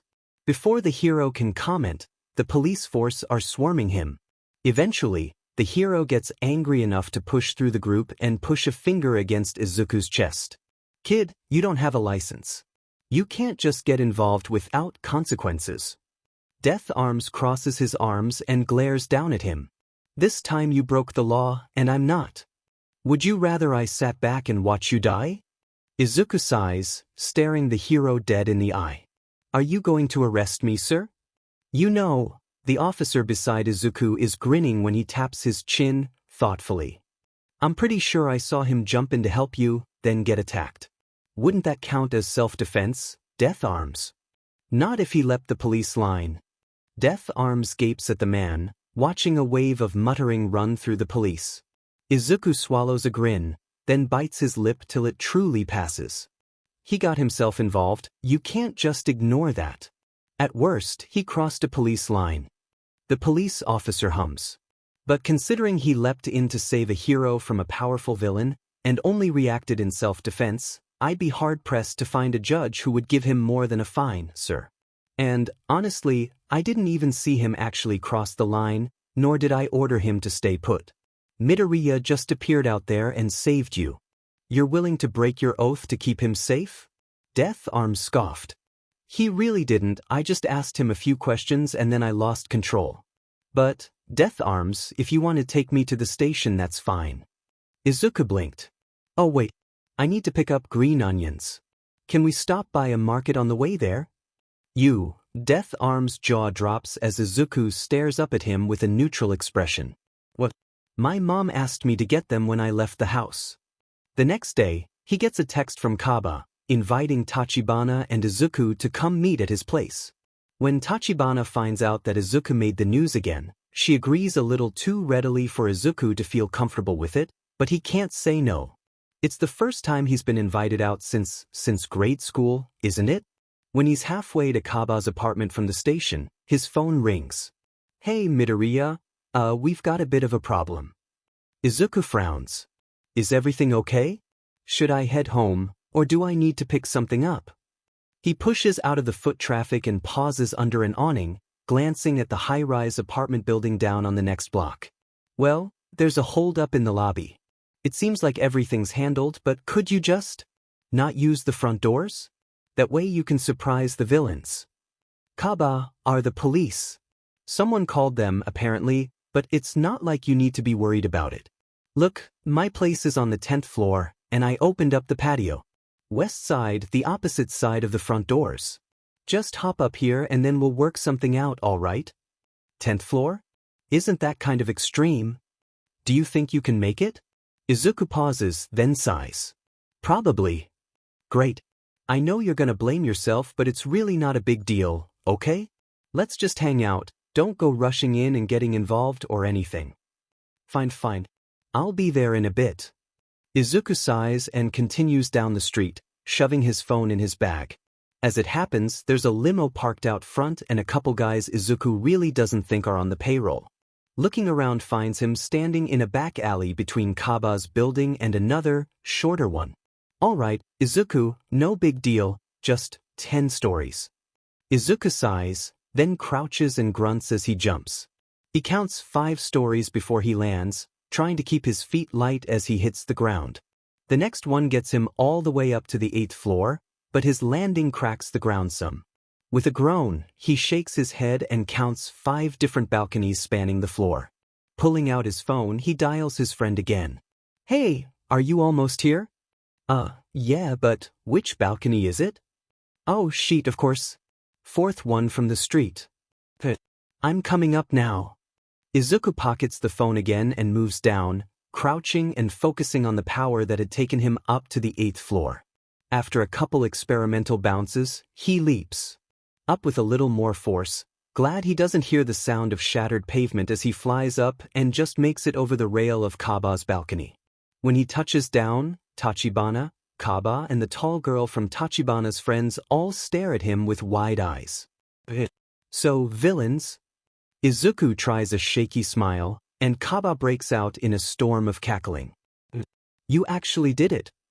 Kaba half chokes on his laughter. You jumped 10 stories? You climbed up, right? The tall girl chirps, looking at him with a face full of disbelief.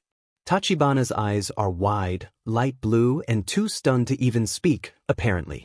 Izuku shrugs. I jumped. It just took a couple tries to make sure I didn't crack the pavement. Oh no. Izuku turns a hurt look on Kaba. There's no villain, is there? No. Kaba wheezes, slapping the floor with one hand as he rolls onto his other side. My sides, Midoriya, my sides. You really just jumped 10 stories? The girl mutters. That's a great quirk, I guess. Like Miruko? Oh, I'm quirkless actually. Izuku is getting used to the beat of silence that passes when he tells people that. When she continues staring at him, he pulls his wallet from his pocket and hands her the doctor's confirmation. She reads it once, twice, then glances up at him and reads it a third time before handing it back to him. So, you climbed up, right? No, I jumped. Do it again. Izuku sighs, then shoots another hurt look at Kaba, who's barely calmed down enough to wipe his eyes and is wheezing something about, too pure for his own good. Which Izuku doesn't appreciate at all. He's socially awkward, not stupid, before he walks to the balcony. The girl follows him, then glances over the drop. Here goes, I guess. Izuku hops over the railing without a thought, ignoring the choked cry of fright from the girl when he drops off the rail. Touching down burns his calves some, but he avoided breaking the street still, so he considers it a win. When he looks up at the 10th floor and sees 3 heads poking out, he sighs and pulls out his phone. Kaba picks up after a second, then steps back some to make room. They're back before he can jump again, so he resigns himself to figuring it out on the fly and jumps again. His friends, he's handed this girl the doctor's notice, he might as well call her a friend, right? Gape as he lands on the lip of the balcony in a crouch, correcting his overbalanced perch some before his feet hop down onto the balcony again. Are you sure you can't fly? Kaba asks quietly. Izuku shrugs. I haven't really tried, but if I jumped at top speed it could work? I don't know how I'd maneuver, though. Izuku turns to the third person and manages a weak smile. Yeah, this is kinda the whole thing. The police kept picking me up because I get caught up in attacks all the time, not because I was in trouble. I was a witness. She hums, eyes wide as she stares at him over Tachibana, and he can't help noticing that her eyes aren't actually black but a very dark shade of blue. Midoriya-kun. Tachibana says suddenly, eyes still wide and entirely light blue. What? How about you don't jump off buildings anymore? I think I almost died for a second there. Sorry, Tachibana-san. Izuku mutters. I didn't really think about it. The response to that is more laughter from Kaba and more staring from the new girl, as well as a heavy sigh from Tachibana. Kaba's apartment, as it happens, is a lot bigger than Izuku's. The living room itself is easily as big as his own and then some, and there's a whole attached kitchen instead of a joined kitchenette. When Kaba throws himself onto the couch, Izuku pales a bit. Make yourself at home, bunny rabbit. Kaba giggles. Both girls take the love seat beside Kaba's couch, so Izuku pulls a stool out from the bar and pushes it up beside the couch. Kaba is sprawled across the whole thing, which doesn't exactly leave him much choice. Obviously you know, but I'm Midoriya Izuku. Izuku bows slightly in his seat then flinches as Tachibana's eyes flash bright yellow-pink and his friend begins to panic. Oh my god, I never got to introduce everyone to Midoriya. Oh yeah, you were getting lost while I was making the introductions, Kaba mutters. Whoops.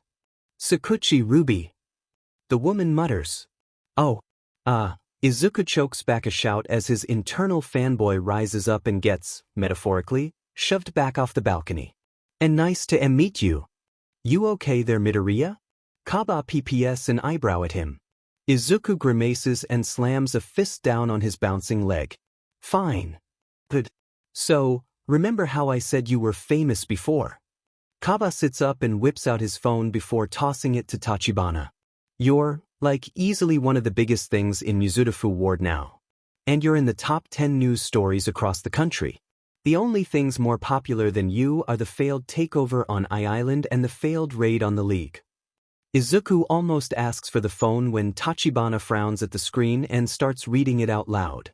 A villain attack randomly yesterday morning had the crowd of onlookers and police worried for half an hour before the event was finally put to rest by a very unlikely source. Witnesses report that while pro-heroes Death Arms and Kamui Woods were having trouble with the villain for a majority of the time and eventually were defeated. Death Arms, who denied an interview, is rumored to have been saved by the timely intervention of a green-haired youth. The young man with green hair, who was caught on camera saving people from an apartment complex fire a few weeks ago, arrived on scene and defeated the villain with a stunning display of speed and strength, enough to end the villain attack in 2 attacks. This video, slowed down as far as we could given the quality, proves that the boy's speed far exceeds anything we'd thought possible from the young vigilante. This seems to be his second media report, but the rumors of people being saved by this person over the past year have been pouring through the phones ever since the reports of the Subterranean King went public. Izuku groans as she trails off. I haven't helped that many people. Weren't you just telling us that you weren't going to put yourself in danger like this? Izuku flinches as she leaps up and glares at him. What were you thinking? Tachi-chan. Izuku's eyes go wide when Kaba calls her that, but somehow their friend gets her attention with it. Before you give Midoriya that rant, I think you should see something. Why are you on his side all of a sudden? Tachibana shouts. Kaba just grins. You just watched him jump 10 stories. Have you seen him punch something yet? Kaba grins. Izuku slumps into his chair. Can we go a day without our friendship revolving around my... Izuku trails off because he isn't sure what to call it. He frowns as he fumbles for the words. Maybe if you want this to stop being about you, Tachibana growls, glaring at him with eyes turning orange and black and yellow, colors Izuku isn't entirely sure about yet. You should stop being this. You just pointed to all of me. Izuku stares at her blankly. Kaba snickers. Yes. Tachibana crosses her arms and nods, smirking triumphantly. You need to stop being all of you. Hey, Midoriya. Ruby's voice catches him off guard. Tachibana flops onto the couch beside Kaba, muttering something as the boy scrolls through his phone, and Izuku turns to Ruby as the tall girl stretches out on her love seat. For a second, his brain short-circuits. Midoriya. Huh. How'd you even stumble across that fight with the villain, anyway? Ruby asks. Something about her is quiet, compared to everyone else Izuku has known. It reminds him of Kurabayashi-sensei, but it isn't the same. When she speaks, it's measured and nearly empty. Her eyes are dark, and there's no tell there. The feeling of being under her eye leaves him sweating somewhat.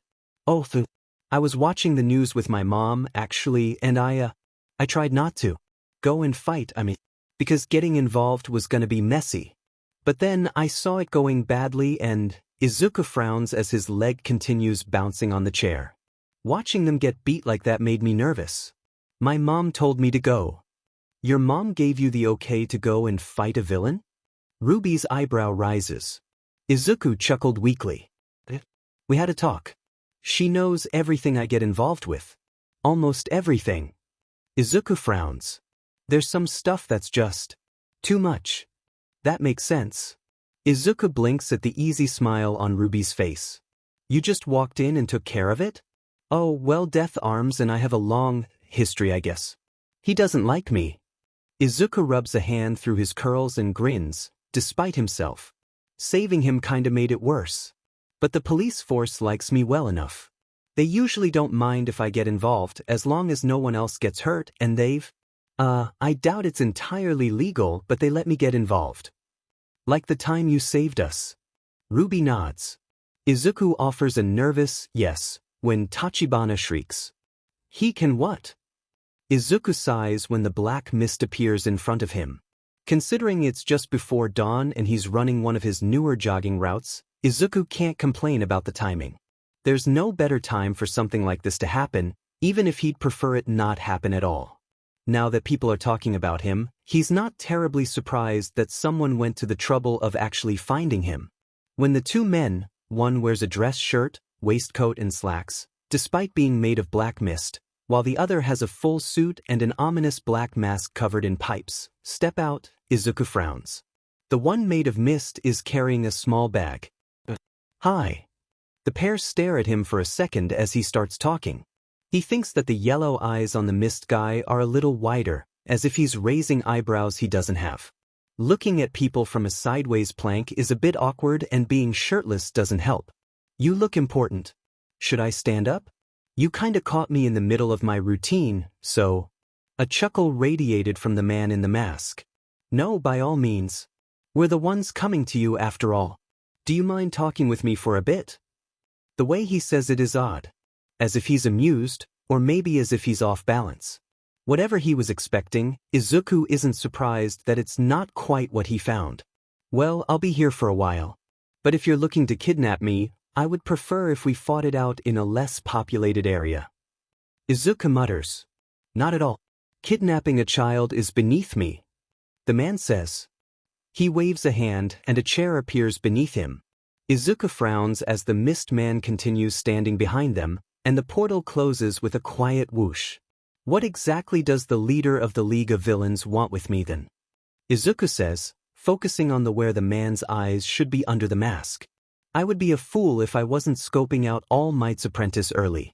Call it a personal interest. Izuku really wants to interrupt, but the man raises his voice and speaks over him, so he waits, in the boy who's quietly turned the city on its head over the past few months. Frankly, I never imagined that blonde buffoon would ever pick a successor who knew what the word stealth meant. Part of me imagined he would be picking from UA. It's a fresh change of pace to be proven wrong, and I wonder if you're the reason that I was proven wrong in the first place. Izuku pauses as his alarm goes off. He blinks down at the phone, then stands up and pockets it. All of a sudden, he's very aware that he's standing in front of a murderous supervillain without a shirt, and he's not sure how to feel about that. Well, that's all flattering? I should hope so. Not everyone manages to prove the king of the underworld wrong even once in their lifetime. The man says. Several things try to come out all at once, and it leaves Izuku speechless in the end. He blinks at the man not unlike a shark, then frowns as several things click together in his head. You're the one who hurt All Might 6 years ago. I am. The man crosses a leg over his knee, then extends a hand casually to the side. Izuku can hear the smirk on his face. Call me All for One. Izuku frowns hard enough that it carves lines all the way to his. And even though I'm the one who found your hideout and called the cops, you're not here to kill me? Well, I was surprised at first. And I don't typically enjoy surprises, mind you. Izuku nods, because that sounds reasonable for a supervillain, especially when the man says it as if he had originally intended to kill Izuku, which is also reasonable for a supervillain. But then I looked at things more carefully and noticed a trend. You've been active since around the start of the school year, maybe a little before. Between that little incident, the small-time criminal last year, and your time dealing with the police recently, you've been treated rather harshly. Which is curious. Then I heard that you're not well liked by the local heroes, and I've been wondering why there wasn't a larger reaction to you discovering our hideout. The man chuckles softly. Honestly, I'd imagine things would happen much faster. But I'd love to know, was it that blonde buffoon or the police who held off on that operation? Izuku blinks at the cheery tone. I wasn't involved in that, actually. Beyond calling it in. I didn't know who would get to go on the raid, or that there would be a raid. Izuku shrugs, then reaches down and pulls on his jacket, leaving it unzipped just in case the man decides to attack. And I don't have any connection to All Might. The man pauses. I might be curious about you, but I don't enjoy lies. A murderous tension fills All for One. Izuku frowns as the villain leans forward and peers at Izuku. Who else would chase me? Who else would go out of their way to stop these attacks, with that kind of power and speed? You are the 9th wielder of One for All, boy. I'm not a fool. I would recognize the power I created anywhere. Power you. Izuku's eyes widen as several things begin flying through his brain.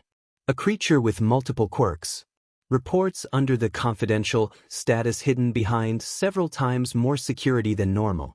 Someone who injured All Might, and apparently was important enough to be kept from the public. Villains attacking UA for the first time ever, trying to kill All Might.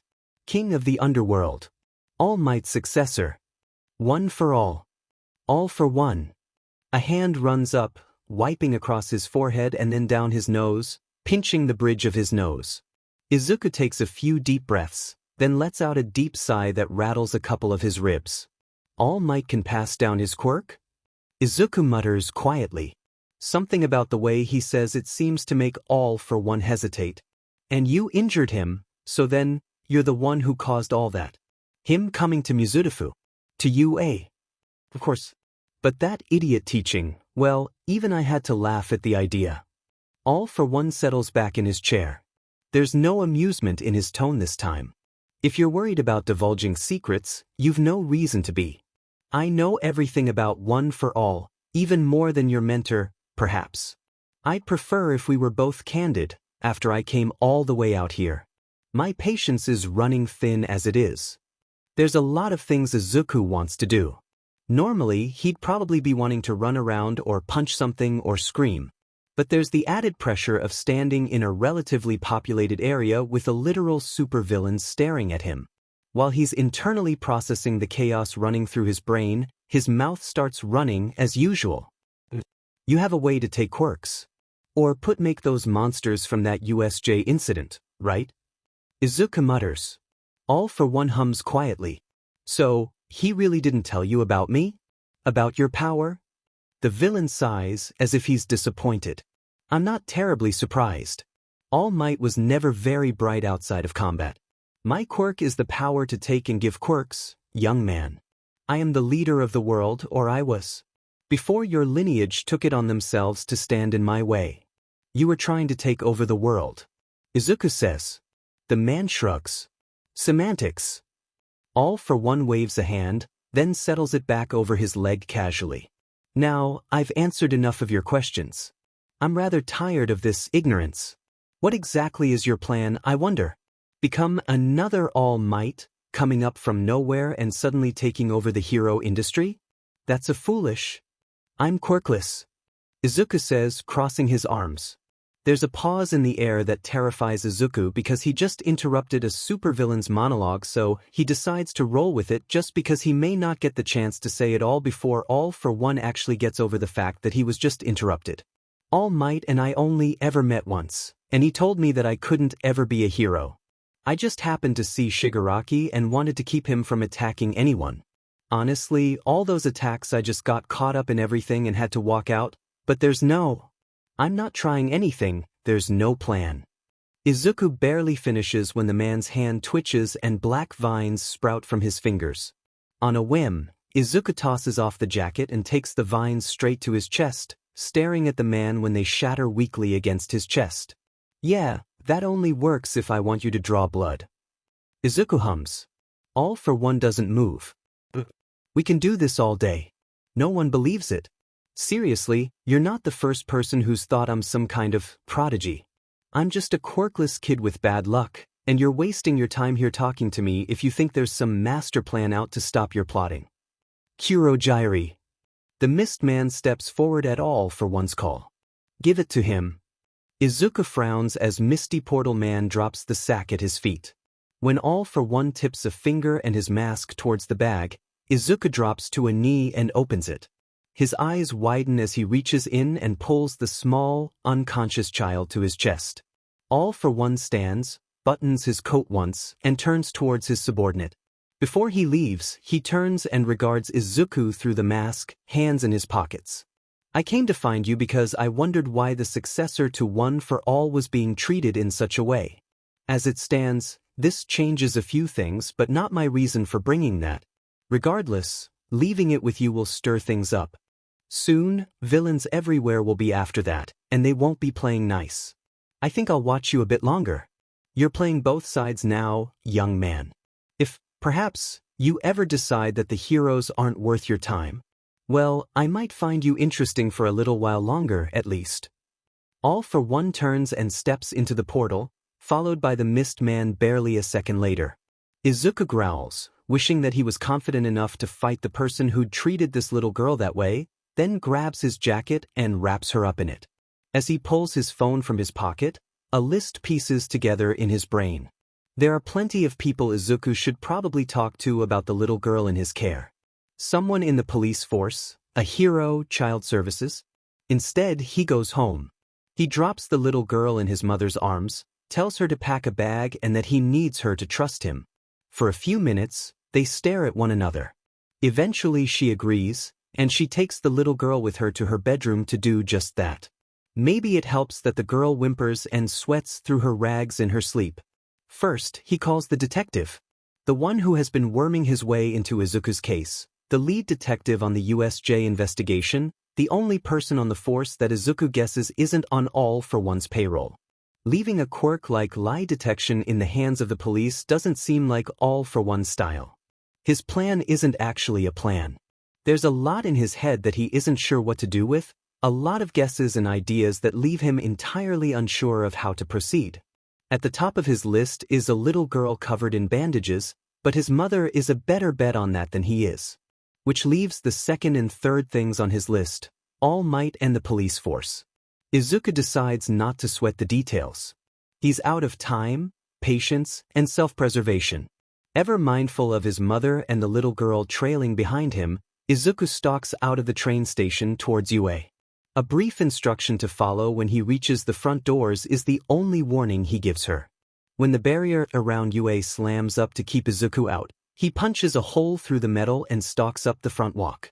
The turrets that pop up shoot darts with Quirk suppressants and tranquilizers and rubber bullets. At his top speed, Izuku rips them apart and reaches the front steps just before the sound barrier shatters at the front gate, wreathing him in a gale when he pushes into the school. All Might, of course, is already there in the front entrance with present Mike when he walks through the doors. Power Loader, Snipe, 13 and Hound Dog are all sprinting down the halls towards the front entrance when Izuku crosses his arms and locks eyes with All Might. Izuku can feel the anger in his cheeks and his ears when he sees All Might frown at him. Midoriya, if I remember correctly? All Might pauses. Drop the charade. Izuku snarls. You're wasting your time like that. Shut it down. All Might's expression hardens. Young man, I'm afraid that you are in no position to make demands. For a second, he's not the crippled skeleton of a man that Izuku knows. He's the symbol of peace, and Izuku is the villain in his sights. Izuku takes a breath, then lets it out slowly and drops the bullets he'd caught up on his way in. I got a visit from a dead man this morning, All Might. He threatened to put a hole in my side, just like yours. Izuku growls, walking forward as if the hero isn't twice his size and more powerful than he'll probably ever be. The man's expressions twists in shock as Izuku glares up at him. He was asking why your student wasn't going to UA, and he didn't like finding out I'm quirkless. See what I mean? Not 5 seconds later, All Might collapses into the coughing skeleton that Izuku had prayed he'd never see again. When the heroes around him gape at them, Izuku turns on his heel and walks to the door. His mother is just reaching the steps, staring at the heroes with fright plain on her face. Izuku, what exactly are you? Mom. She takes a breath when he reminds her, quietly, of what he'd told her before. Then he turns and looks at the growing crowd of heroes. We need your protection. There's a traitor on the police force, and this little girl is being hunted by villains. Kid, who are you? Present Mike scratches his head, staring at him in disbelief. Izuku frowns. Just a kid trying to save people. Izuku stares at All Might as he says it.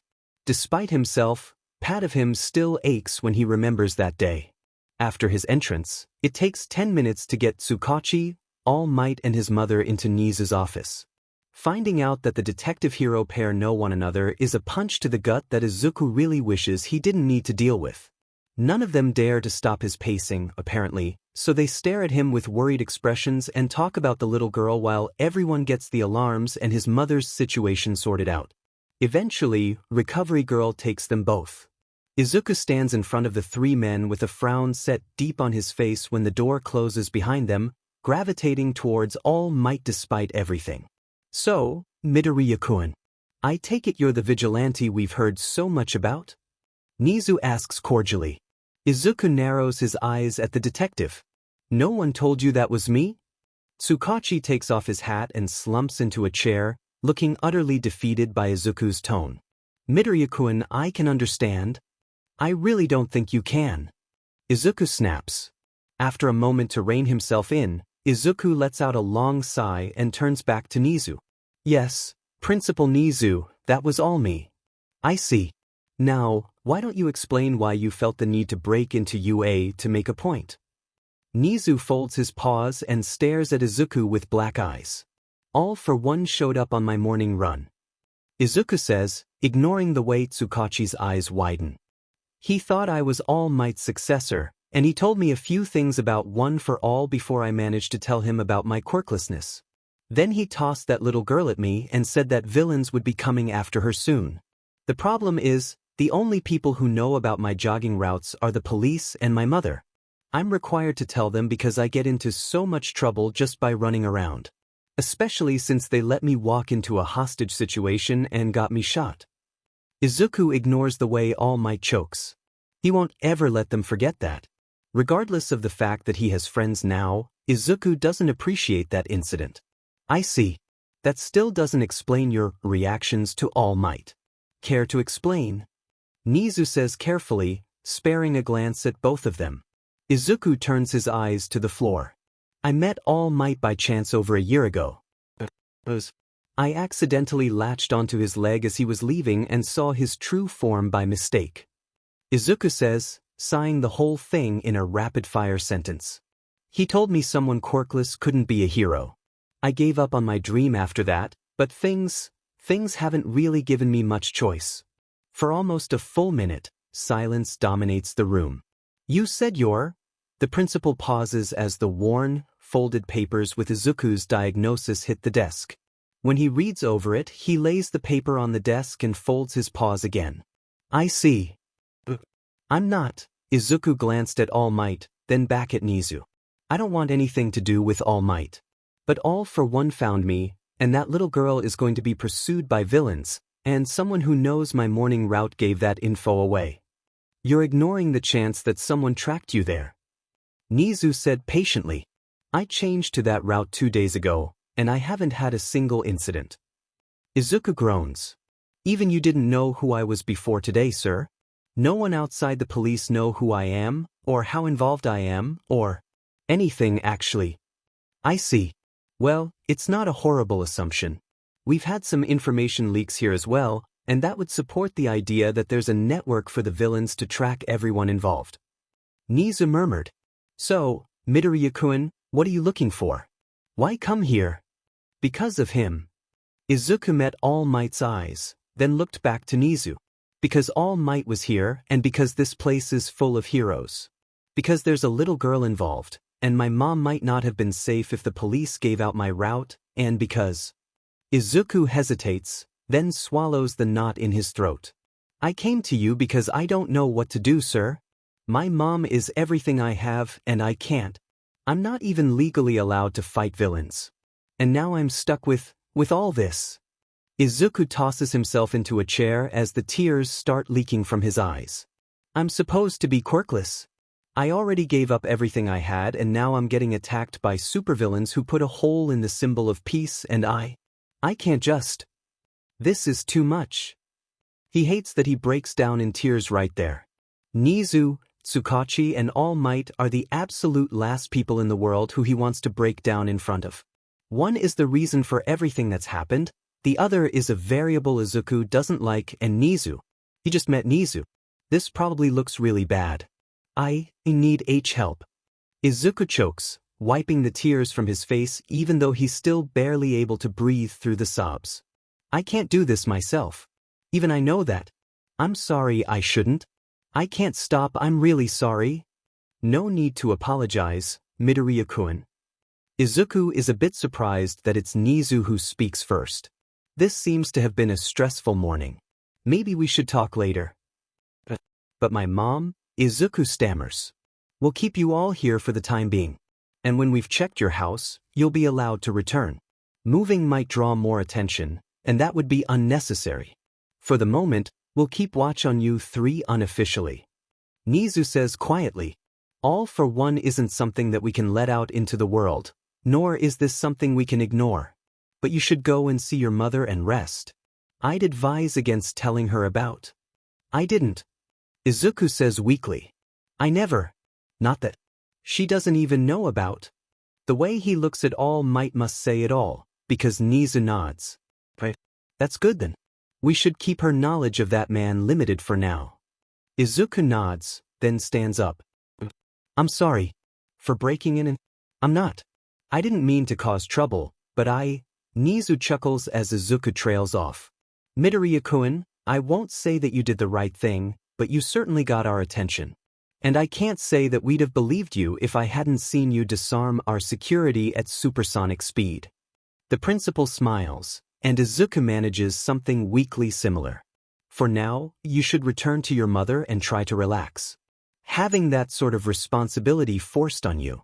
I'm not surprised that you were wound up. Wound up? Yeah. Izuku mutters. He's not sure when he left the office, or what recovery girl said when he wandered in, but soon he's lying on a hospital bed cradling the little girl in his arms and dozing off. Nizu stares at Toshinori for a moment after the door clicks shut behind Midoriya.